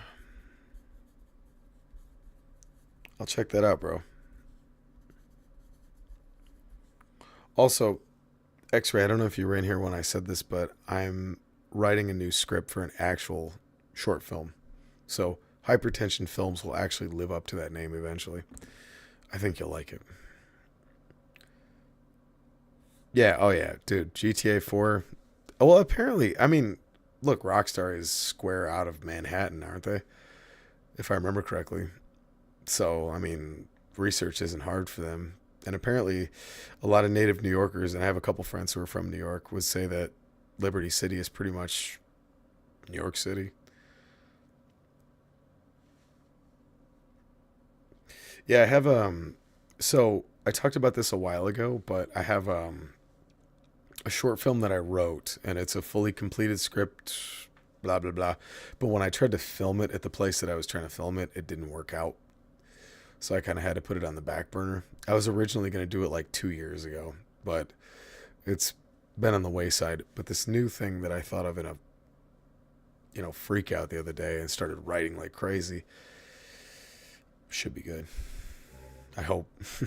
Maybe it'll suck. But you know what doesn't suck? Is my King of the Hill ability. God damn. I am the king of this hill. Oh, piss. Well, that's a good omen for the future. Can I just say how much I used to love Hardpoint in Call of Duty? I used to be obsessed with getting the seconds in Hardpoint. It's too bad Call of Duty sucks balls nowadays. It's a damn shame.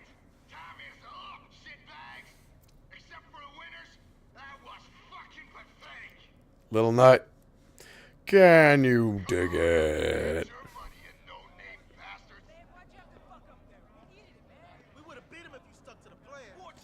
We're watching how Swan and Cowboy join the Warriors.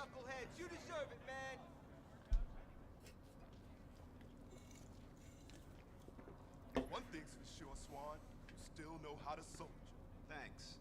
Like I said, we call ourselves the Warriors. We're new, but we're gonna last. And we could use soldiers like you. I don't know. Come on, man. Virgil's been running Coney way too long. Think of it as your initiation.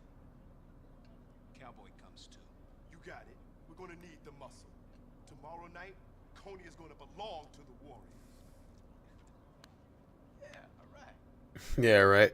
I was happy that Vice City was coming back because Vice City is like the greatest game ever, but It's 9 o'clock, so the strip should be shutting down. You gotta take all the stores tonight. Make them understand there's a new crew they gotta answer to. We'll check you later. I think the next flashback mission actually is how Ajax joined the Warriors, if I remember Let's get to the correctly. stores and show him who's taking over Coney. Hell yeah, Swan. I love that he has knuckle dusters on too. So, X-Ray, what was I gonna say? He said, X-Ray Punch says, yeah, dude, you got a certain grimy aesthetic. So we talked about this earlier, but Hypertension Films is usually me commenting on other people's aesthetic choices with regards to the gaming reviews and stuff like that.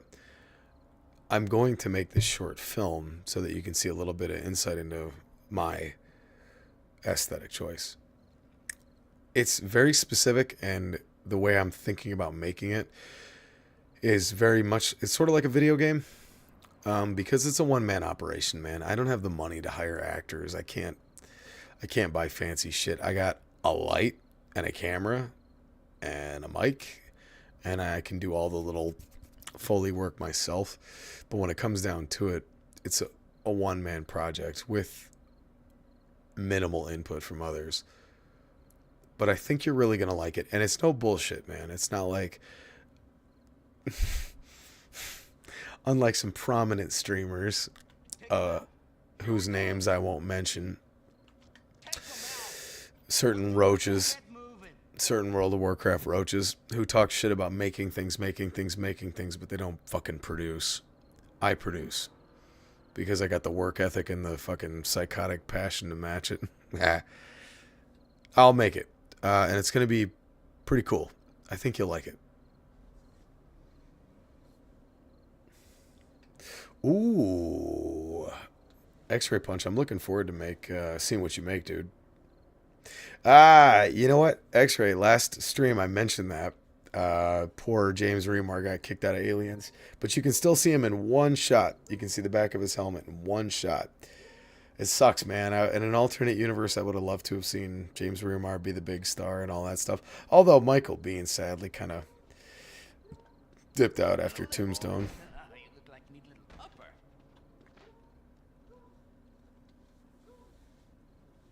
Yeah, Michael Biehn, Lil Nut, ended up playing Hicks. And Michael Biehn, motherfucking Kyle Reese. I mean, Michael Biehn was the fucking man, dude. Johnny Ringo. The plumbing store's right over there. And that's, so, digital hauntology, what you just said, is absolutely what I'm going to do. I'm not going to try to make it super detailed and fancy and Hollywood or whatever the fuck. I have the idea in my head. I know exactly how I want it to look. And how it, more importantly, you'll see what I mean. Sorry, I hit the mic. More importantly, you'll see what I mean is the sound. Sound is going to be a big, big part of this short film. I don't even have a name for it yet. I'm caught between artsy-fartsy names that nobody will click on or simple names that people might go, oh, I wonder what that is. You know, we'll see. Are we finally going to get into some pizza? There's Pizza Land. Still can't break in, though. Is this the... No, plumbing store. But I do remember you could throw toilets at people in this game. Looks like no one's home. Let's trash the place. Can I pick up this sink? Hell no. Hell no. But I can destroy it. Let me pick up this toilet. I swear to God, I remember you could throw toilets at people. Dude, the Mandela effect is crazy. All right, here comes the destroyers. You fucking want one? Come in here and get it, cocksucker. Hell yeah, let's have it. Let's have it out.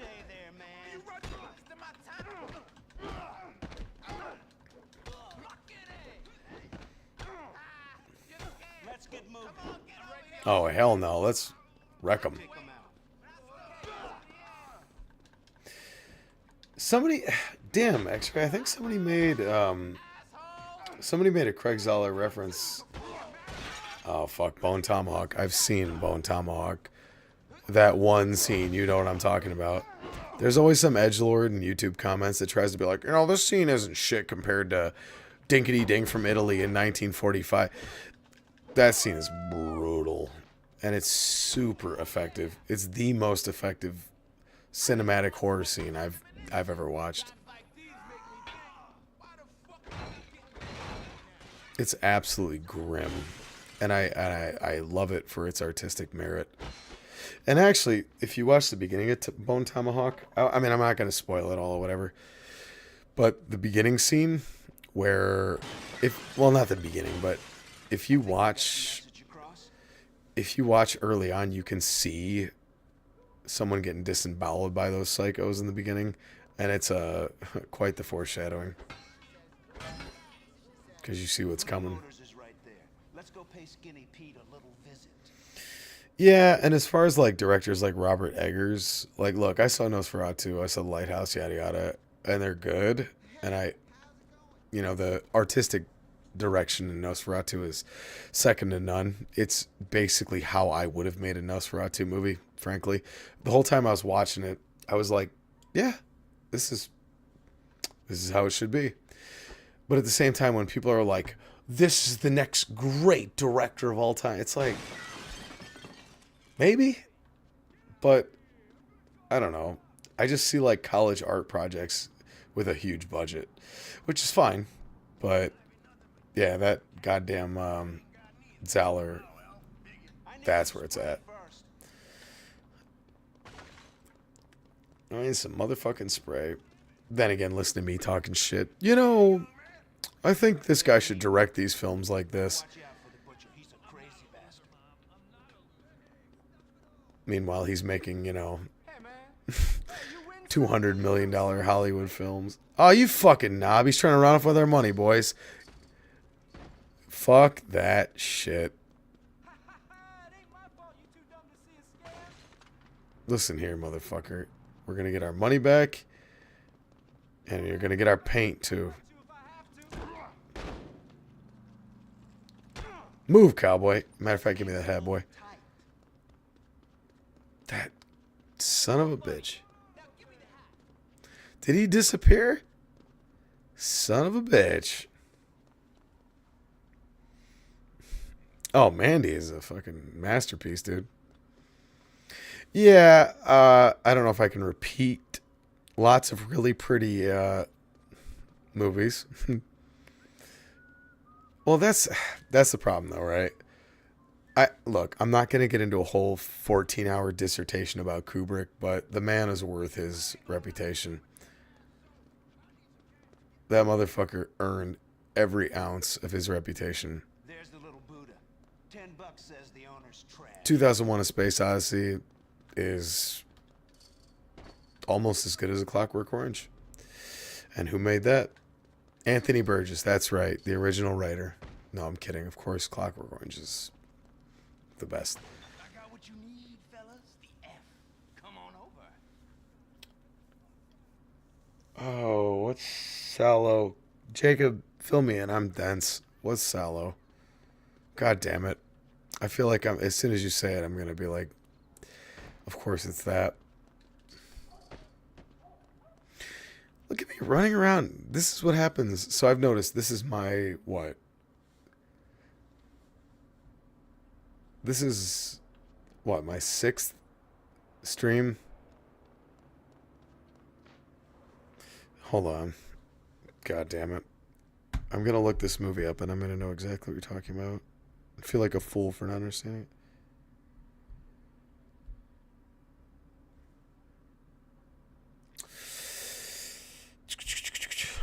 Hold, please.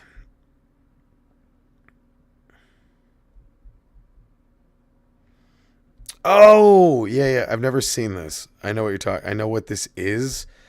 I've heard this referenced. I've never seen this. A group of fascists round up 9 adolescent boys and girls and subject them to 120 days. Yeah. I have heard of this. I've never actually seen it, though. I know this was like the ultimate like it made The Exorcist look like a joke. I remember. I think it was the same year, 275. Yeah, I do know that. I've never watched it, though. Isn't it like a super bitter ending too? Like it's not happy ending. Like, Hey, buddy. Thanks, man. Come back anytime. oop. All right, Swan. Let's see your tagging skills. Come on, boy. Fuck. We're gonna get made here. Nope. Come on, Swanee. There it is. Got it. See you later, guy. Keep on writing. Siege? No, I've never seen it.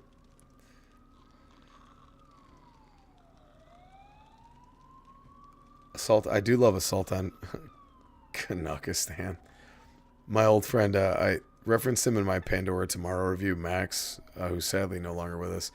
He was from Victoria, BC, and he told me all about Canada. Needless to say, it's just like anywhere else in the world. It's not this, picturesque fantasy land like they try to make it out to be. It's just as stupid as everywhere else in the world.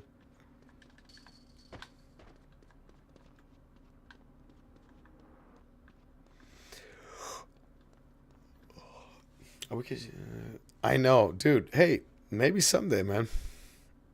Maybe someday. Look, Gabrielle, maybe I was expecting a happy ending, all right? Why do you got to rain on my parade? God damn it. I'm going to add you as a moderator if you don't stop that sass right this second. Yeah, I know, right? Here I am being a fucking dummy. Was there a positive ending to the film about a bunch of adolescents being tortured? Was there a lesson to be learned at the end of it? What a fucking geek. I will say the short film that I'm working on will not have a happy ending. I can tell you that. I shouldn't spoil it, and I won't spoil it, but it's not necessarily a bad ending. It's just not a happy ending. I can say that much. I haven't thought of a name though. Maybe it'll be Cello 2, Electric Turtaloo, Electric Boogaloo. Fuck, man, that booze is kicking hard right now. Woo. Ooh, I almost had a perfect W. Yeah, it will. That's the ending, actually. All right, you ruined it. That's the ending. Cowboy and Swan from the Warriors eat turds on plates. Happy ending.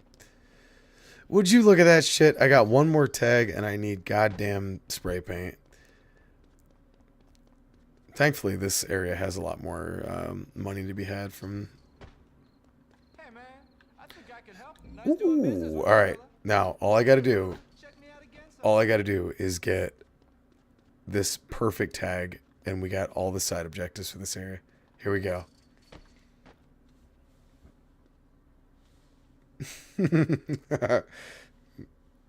What do you think tension refers to, dude? Do you know how much force it takes for a turd to cut out of a beehole? Now you've discovered my dirty secret of this channel. All right, here we go. I know, right? The hardware store owner, motherfucker's just trying to put food on his table. And you got dickheads like this. Look at him. Look at him. You got dickheads like this guy coming around and busting up his turd catchers. What an asshole. All right, here we go. Oh, fuck. All right, one mistake is okay. We can deal with one mistake. Oh, look at you. Look at you. How about you? Hey, baby.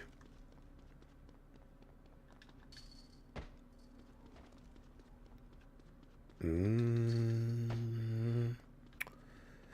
little Buddha. Oh, dude, you know what?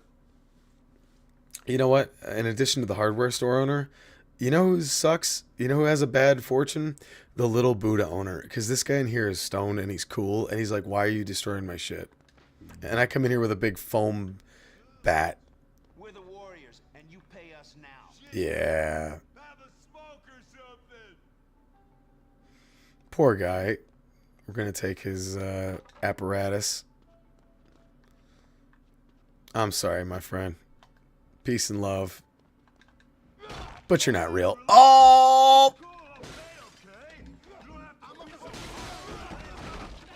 Fuck out of here, nerds.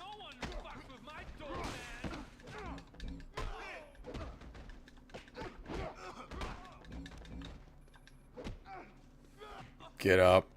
You know what? No, goddammit. Hypertension number 1.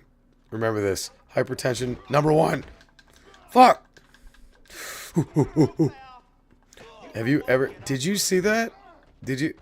If anybody wants to make a clip of that, that is 3 hours, 49 minutes, and about 12 seconds in. 3:49:12. You saw it, right? Blood came out of that man's face from using the number 1 foam finger. Da-da-da-da-da. Hey! Let's see if Cowboy actually... Oh my god! Cowboy picks up his hat and said he's glad to have you back, buddy. That's the sweetest thing. Hypertension in the bathroom would be hypertension number 2. Indeed. Except, I stay regular. I go for my walks after I eat. I got the smoothest poos you ever did see.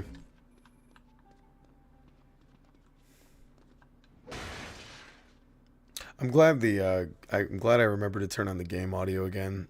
I'm sort of hoping this destruction covers up some of the dumb shit I'm saying. Fuck you. That's what I'm saying. Well put, Swan.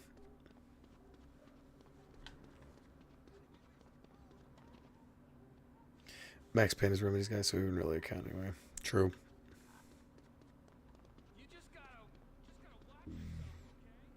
Alright, so this is not quite pizza, but we're on to meat. That's something. It's food. Here we go. Take them out.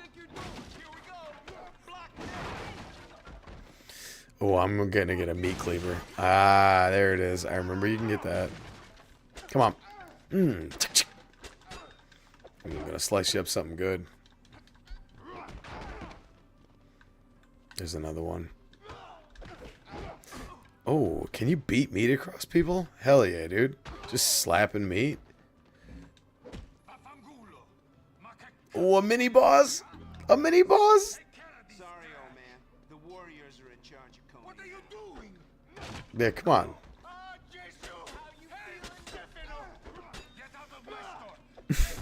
You gotta love the gang mentality. We're gonna come into your business and hit you with a cleaver across the face until you give us money. A bunch of degenerates.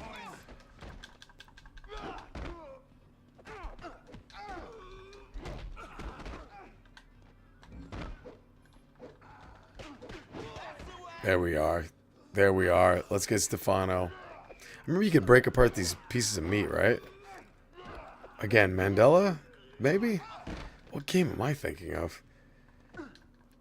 Damn, Stefano's a tough old bastard, ain't he?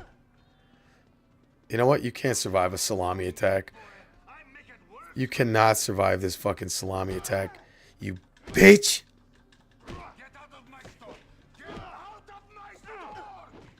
Goddamn, Stefano. Take your meat beating like a champ. How many times do we have to teach you this lesson, old man? You got balls, old man. I respect that. Remember to pay up, and this never happens again. Didn't Rockstar alums work on Sleeping Dogs? I wouldn't be surprised. Again, I feel so behind on that. That's a game I have to play. You got some extra flash? Before I forget.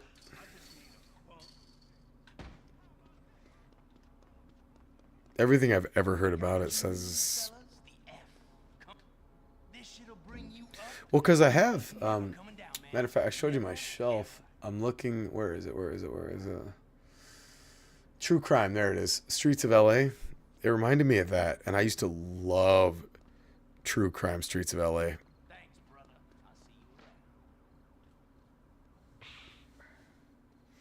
Local ambiguously homosexual gang beats up and robs an Italian immigrant butcher in his store. Now look. You're telling me that sleeveless leather jackets is gay? I don't believe you. Just a couple of homies going in there, grabbing meat, slapping it across men's faces. All right, you want to take an angle with that? That's your business, but I don't see it.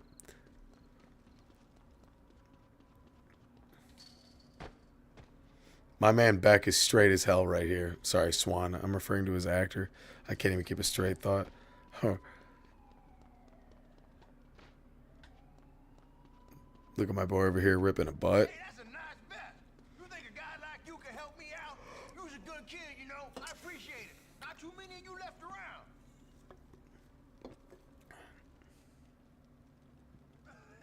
Oh, is that right? Oh, no kidding. Okay. All right. Hey there, young man. Can you spare a little change for a meal? Damn, do I have Sleeping Dog?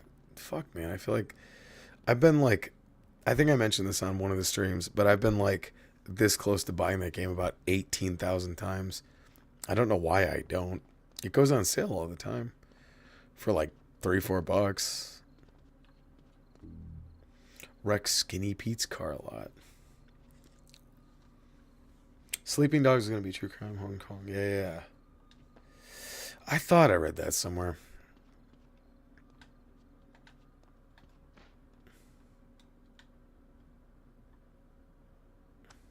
Trash this crap. What the fuck? Let's slam this place. I need something heavier. Virgil, you answer to the warriors. Give me Virgil. What? s-scide. Good ass destruction.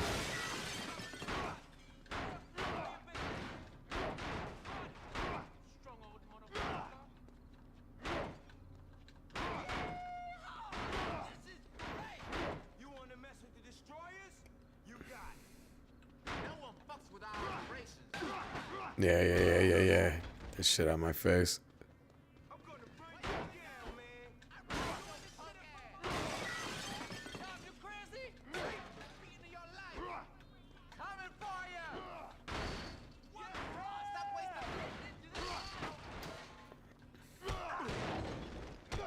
wasting. Look at that thud. Remember that, white boy. I love how he says, remember that white boy. Michael Beck is the whitest man ever. Look up Michael Beck now. He's all white. His face, his skin, everything. Then again, I know white boy doesn't always just mean melanin. He was also on an episode of Walker, Texas Ranger. I remember seeing that in a doctor's office and being like, is that fucking Michael Beck from the Warriors? He was doing a really bad Irish accent. You lose. Perfect. Dun, dun, dun, dun, dun, dun, dun, dun, dun.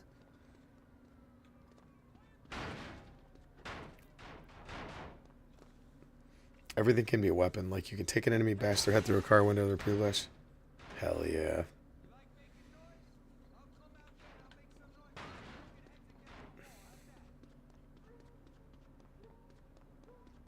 There we go.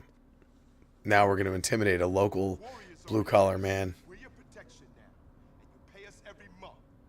You dig, man? Yeah, I dig. Aw, poor guy. Get your store cleaned up. It's a fucking mess. All we gotta do now is find ourselves a hangout, somewhere to stretch our legs. LC and his junkie friends use that old building over there as a flop house. Not anymore, they don't. Uncle Andy, you know me, dude. You never, ever have to apologize for being enthusiastic about anything on this channel.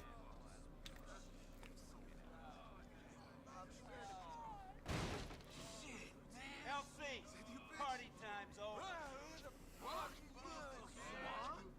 Cleon? Come on, destroyers! Get these guys! I'm gonna go check out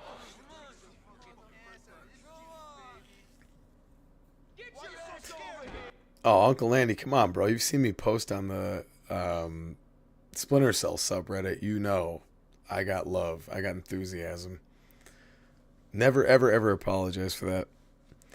This is where LC, I remember he like takes a, he's like really stoned and he takes a flight off the roof. I remember this oddly specific memory of this.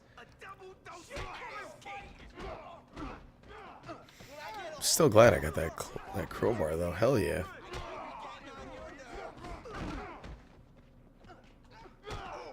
Listen to that thud. That is such a perfect effect. Because video games are obviously all an illusion, right? It's obviously none of it's real, but it's all about how you sell the illusion. It's like a magic trick. If I can see the ace up your sleeve, it's not that special, is it? Like that. The crunch of the bones, the camera angle, the blood splatter. You know these graphics are outdated as shit and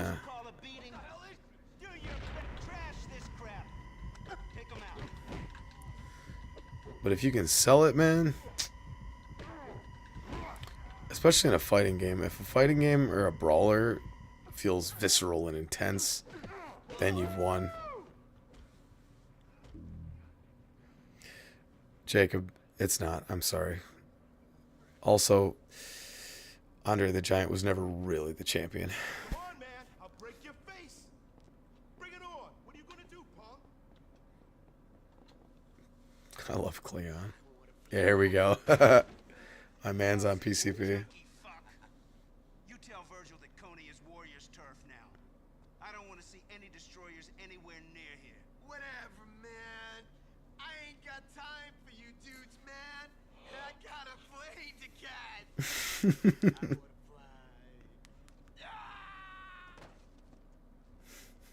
Oh, shit, my leg. Looks like we won't have to worry about them for a while. Oh, they'll be coming, cowboy. Virgil don't ever quit. But we'll be ready. We need to start recruiting and building our army, getting our funds, and getting a rep. But tonight we celebrate. So wake up, Coney, because the Warriors are here to stay. Yeah, hopefully nobody gets shot at a big meeting and we have to run across the city. Anyway.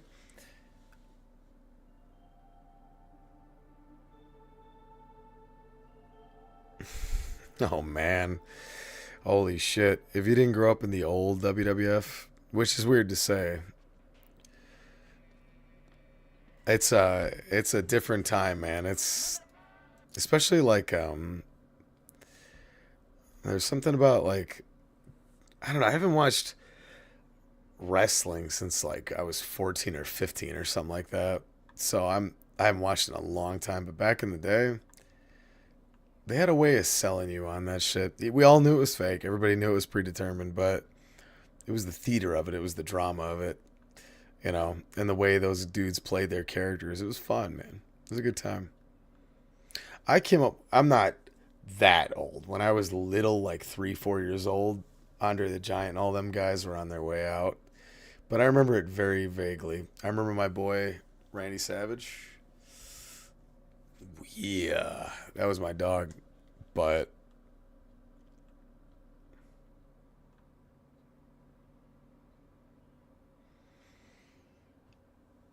yeah, I know. Like, I keep up with it, like, peripherally.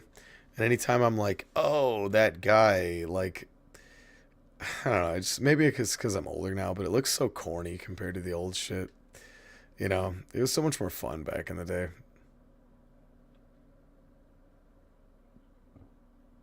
But again, I mean, everything looks more magical in your childhood, right?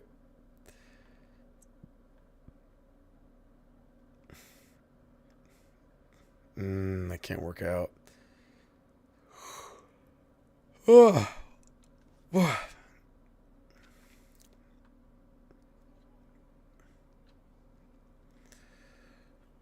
oh my god. I might have to get off in a few minutes. Yeah, right. The move to HD where you could see, you know, everybody's ball bag in 1080p. Hell yeah. I don't know, it's just something magical. Even the shitty old days. Like, I remember watching, like, Bret Hart in the 90s and Shawn Michaels and all them guys. Like, it's... We all knew it was a show. We all knew it was fake. When people would be like, you know that stuff's fake, right? It's like, yeah, we know it's fake.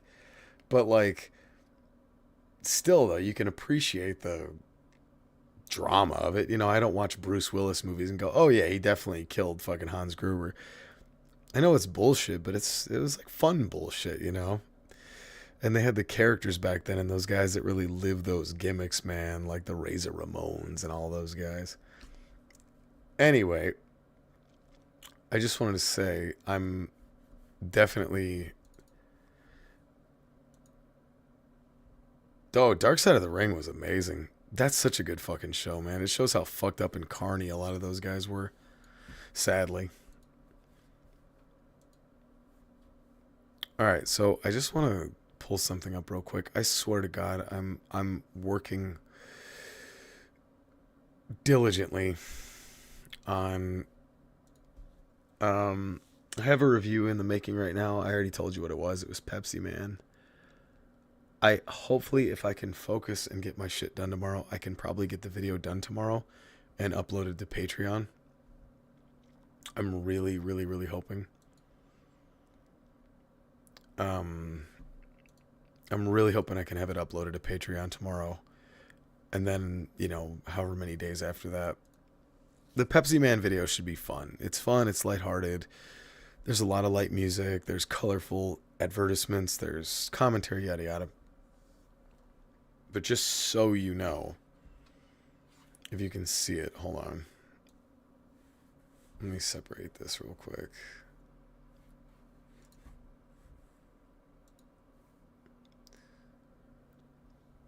Joe Rogan being fake to The Undertaker.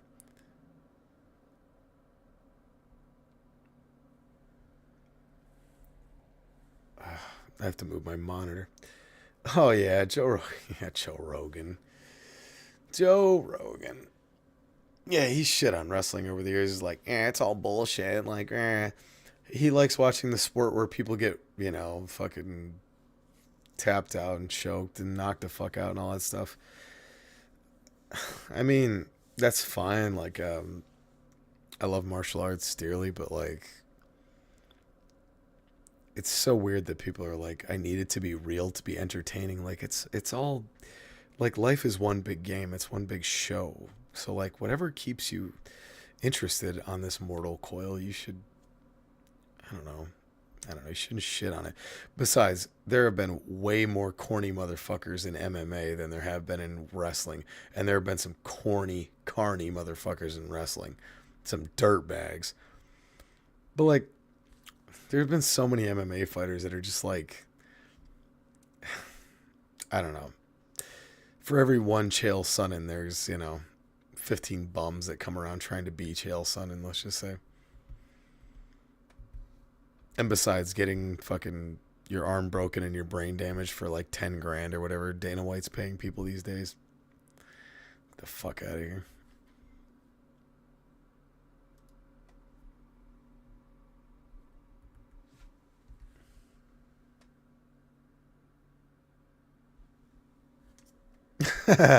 now which YouTuber would you be referring to?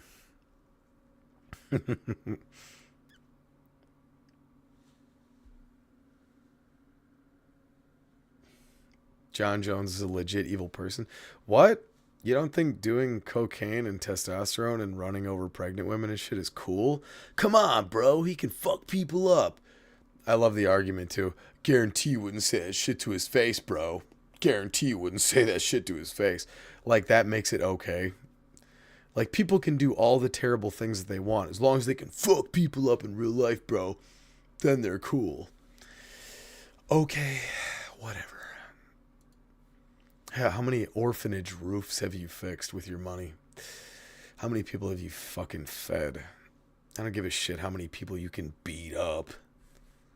Fucking what? Anywho. What was I doing? Damn. Yeah. Jacob and Digital Hauntology are referring to some deep cut hypertension film stuff. I might have been really, really angry at the world when I wrote that script, boys. So, just so you know, Splinter Cell Chaos Theory is a real script, I swear to God. And it's... how many? Oh, I'm not on the right page. How many words is this? So right now it's at 8,101 words. It's going to be many more before it's done. I'm on the very last segment, although, like I said, Mrs. Hypertension Films was helping me out, getting some co-op footage.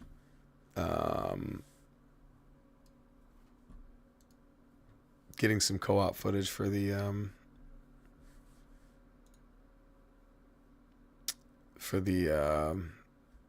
Chaos Theory review. She's helped me out with that. So,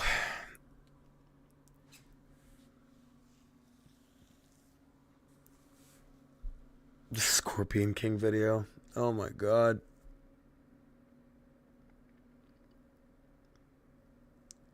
Fuck, man, I barely remember.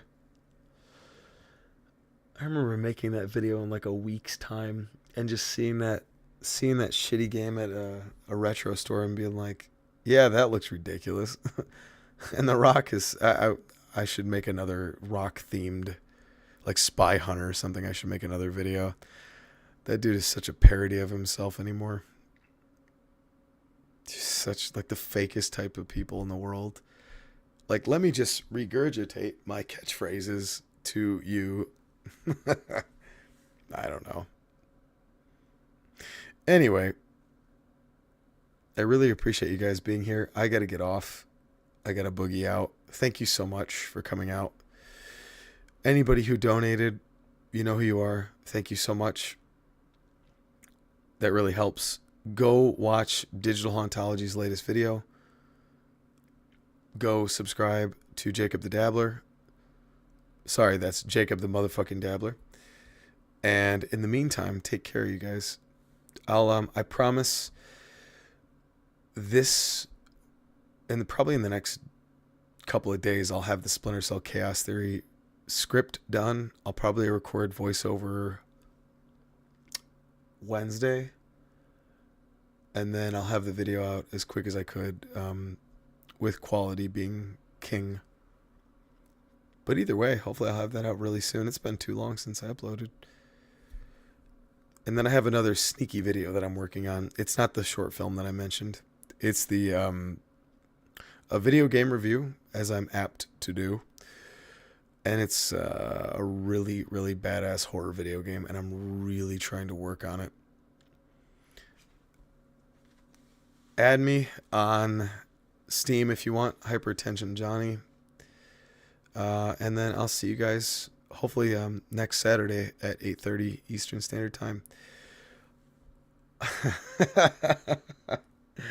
I won't spoil it. You already know the Pepsi Man video is coming. You know the Chaos Theory video is coming. It's not either of those two. It's another one that's really, the subject matter is far from fun, but it's a fucking great game, and I'm really trying to work out that script and make it shine. So hopefully you're there to enjoy it when the time comes. Wait, what's the guess? Uncle Andy, I'm going to have a totally neutral response, okay? Whatever you guess, I'm going to say no comment to whatever your guess is. It's not The Suffering. Okay, I will say that. Okay, never mind. Fuck having a neutral guess. It's not The Suffering. I wish it were. The Suffering is going to be more fun. I am going to do The Suffering. I do own both Suffering games. It's one of those games I really want to talk about. Actually, one of those series I want to talk about. I actually think I thought of the title earlier this year, like a couple weeks ago. Anyway, it's not that, but it is a horror game. It's a more recent horror game, though. It's going to be sick. I have a lot to say about it. Oh, perfect. Yeah, dude. Oh, baby. I love The Suffering. That's my shit. All right, fellas. Well, I guess it's sort of the thing. Hasta lasagna. Don't get any on ya. Take care. Thanks for coming out again. I'll see you next Saturday.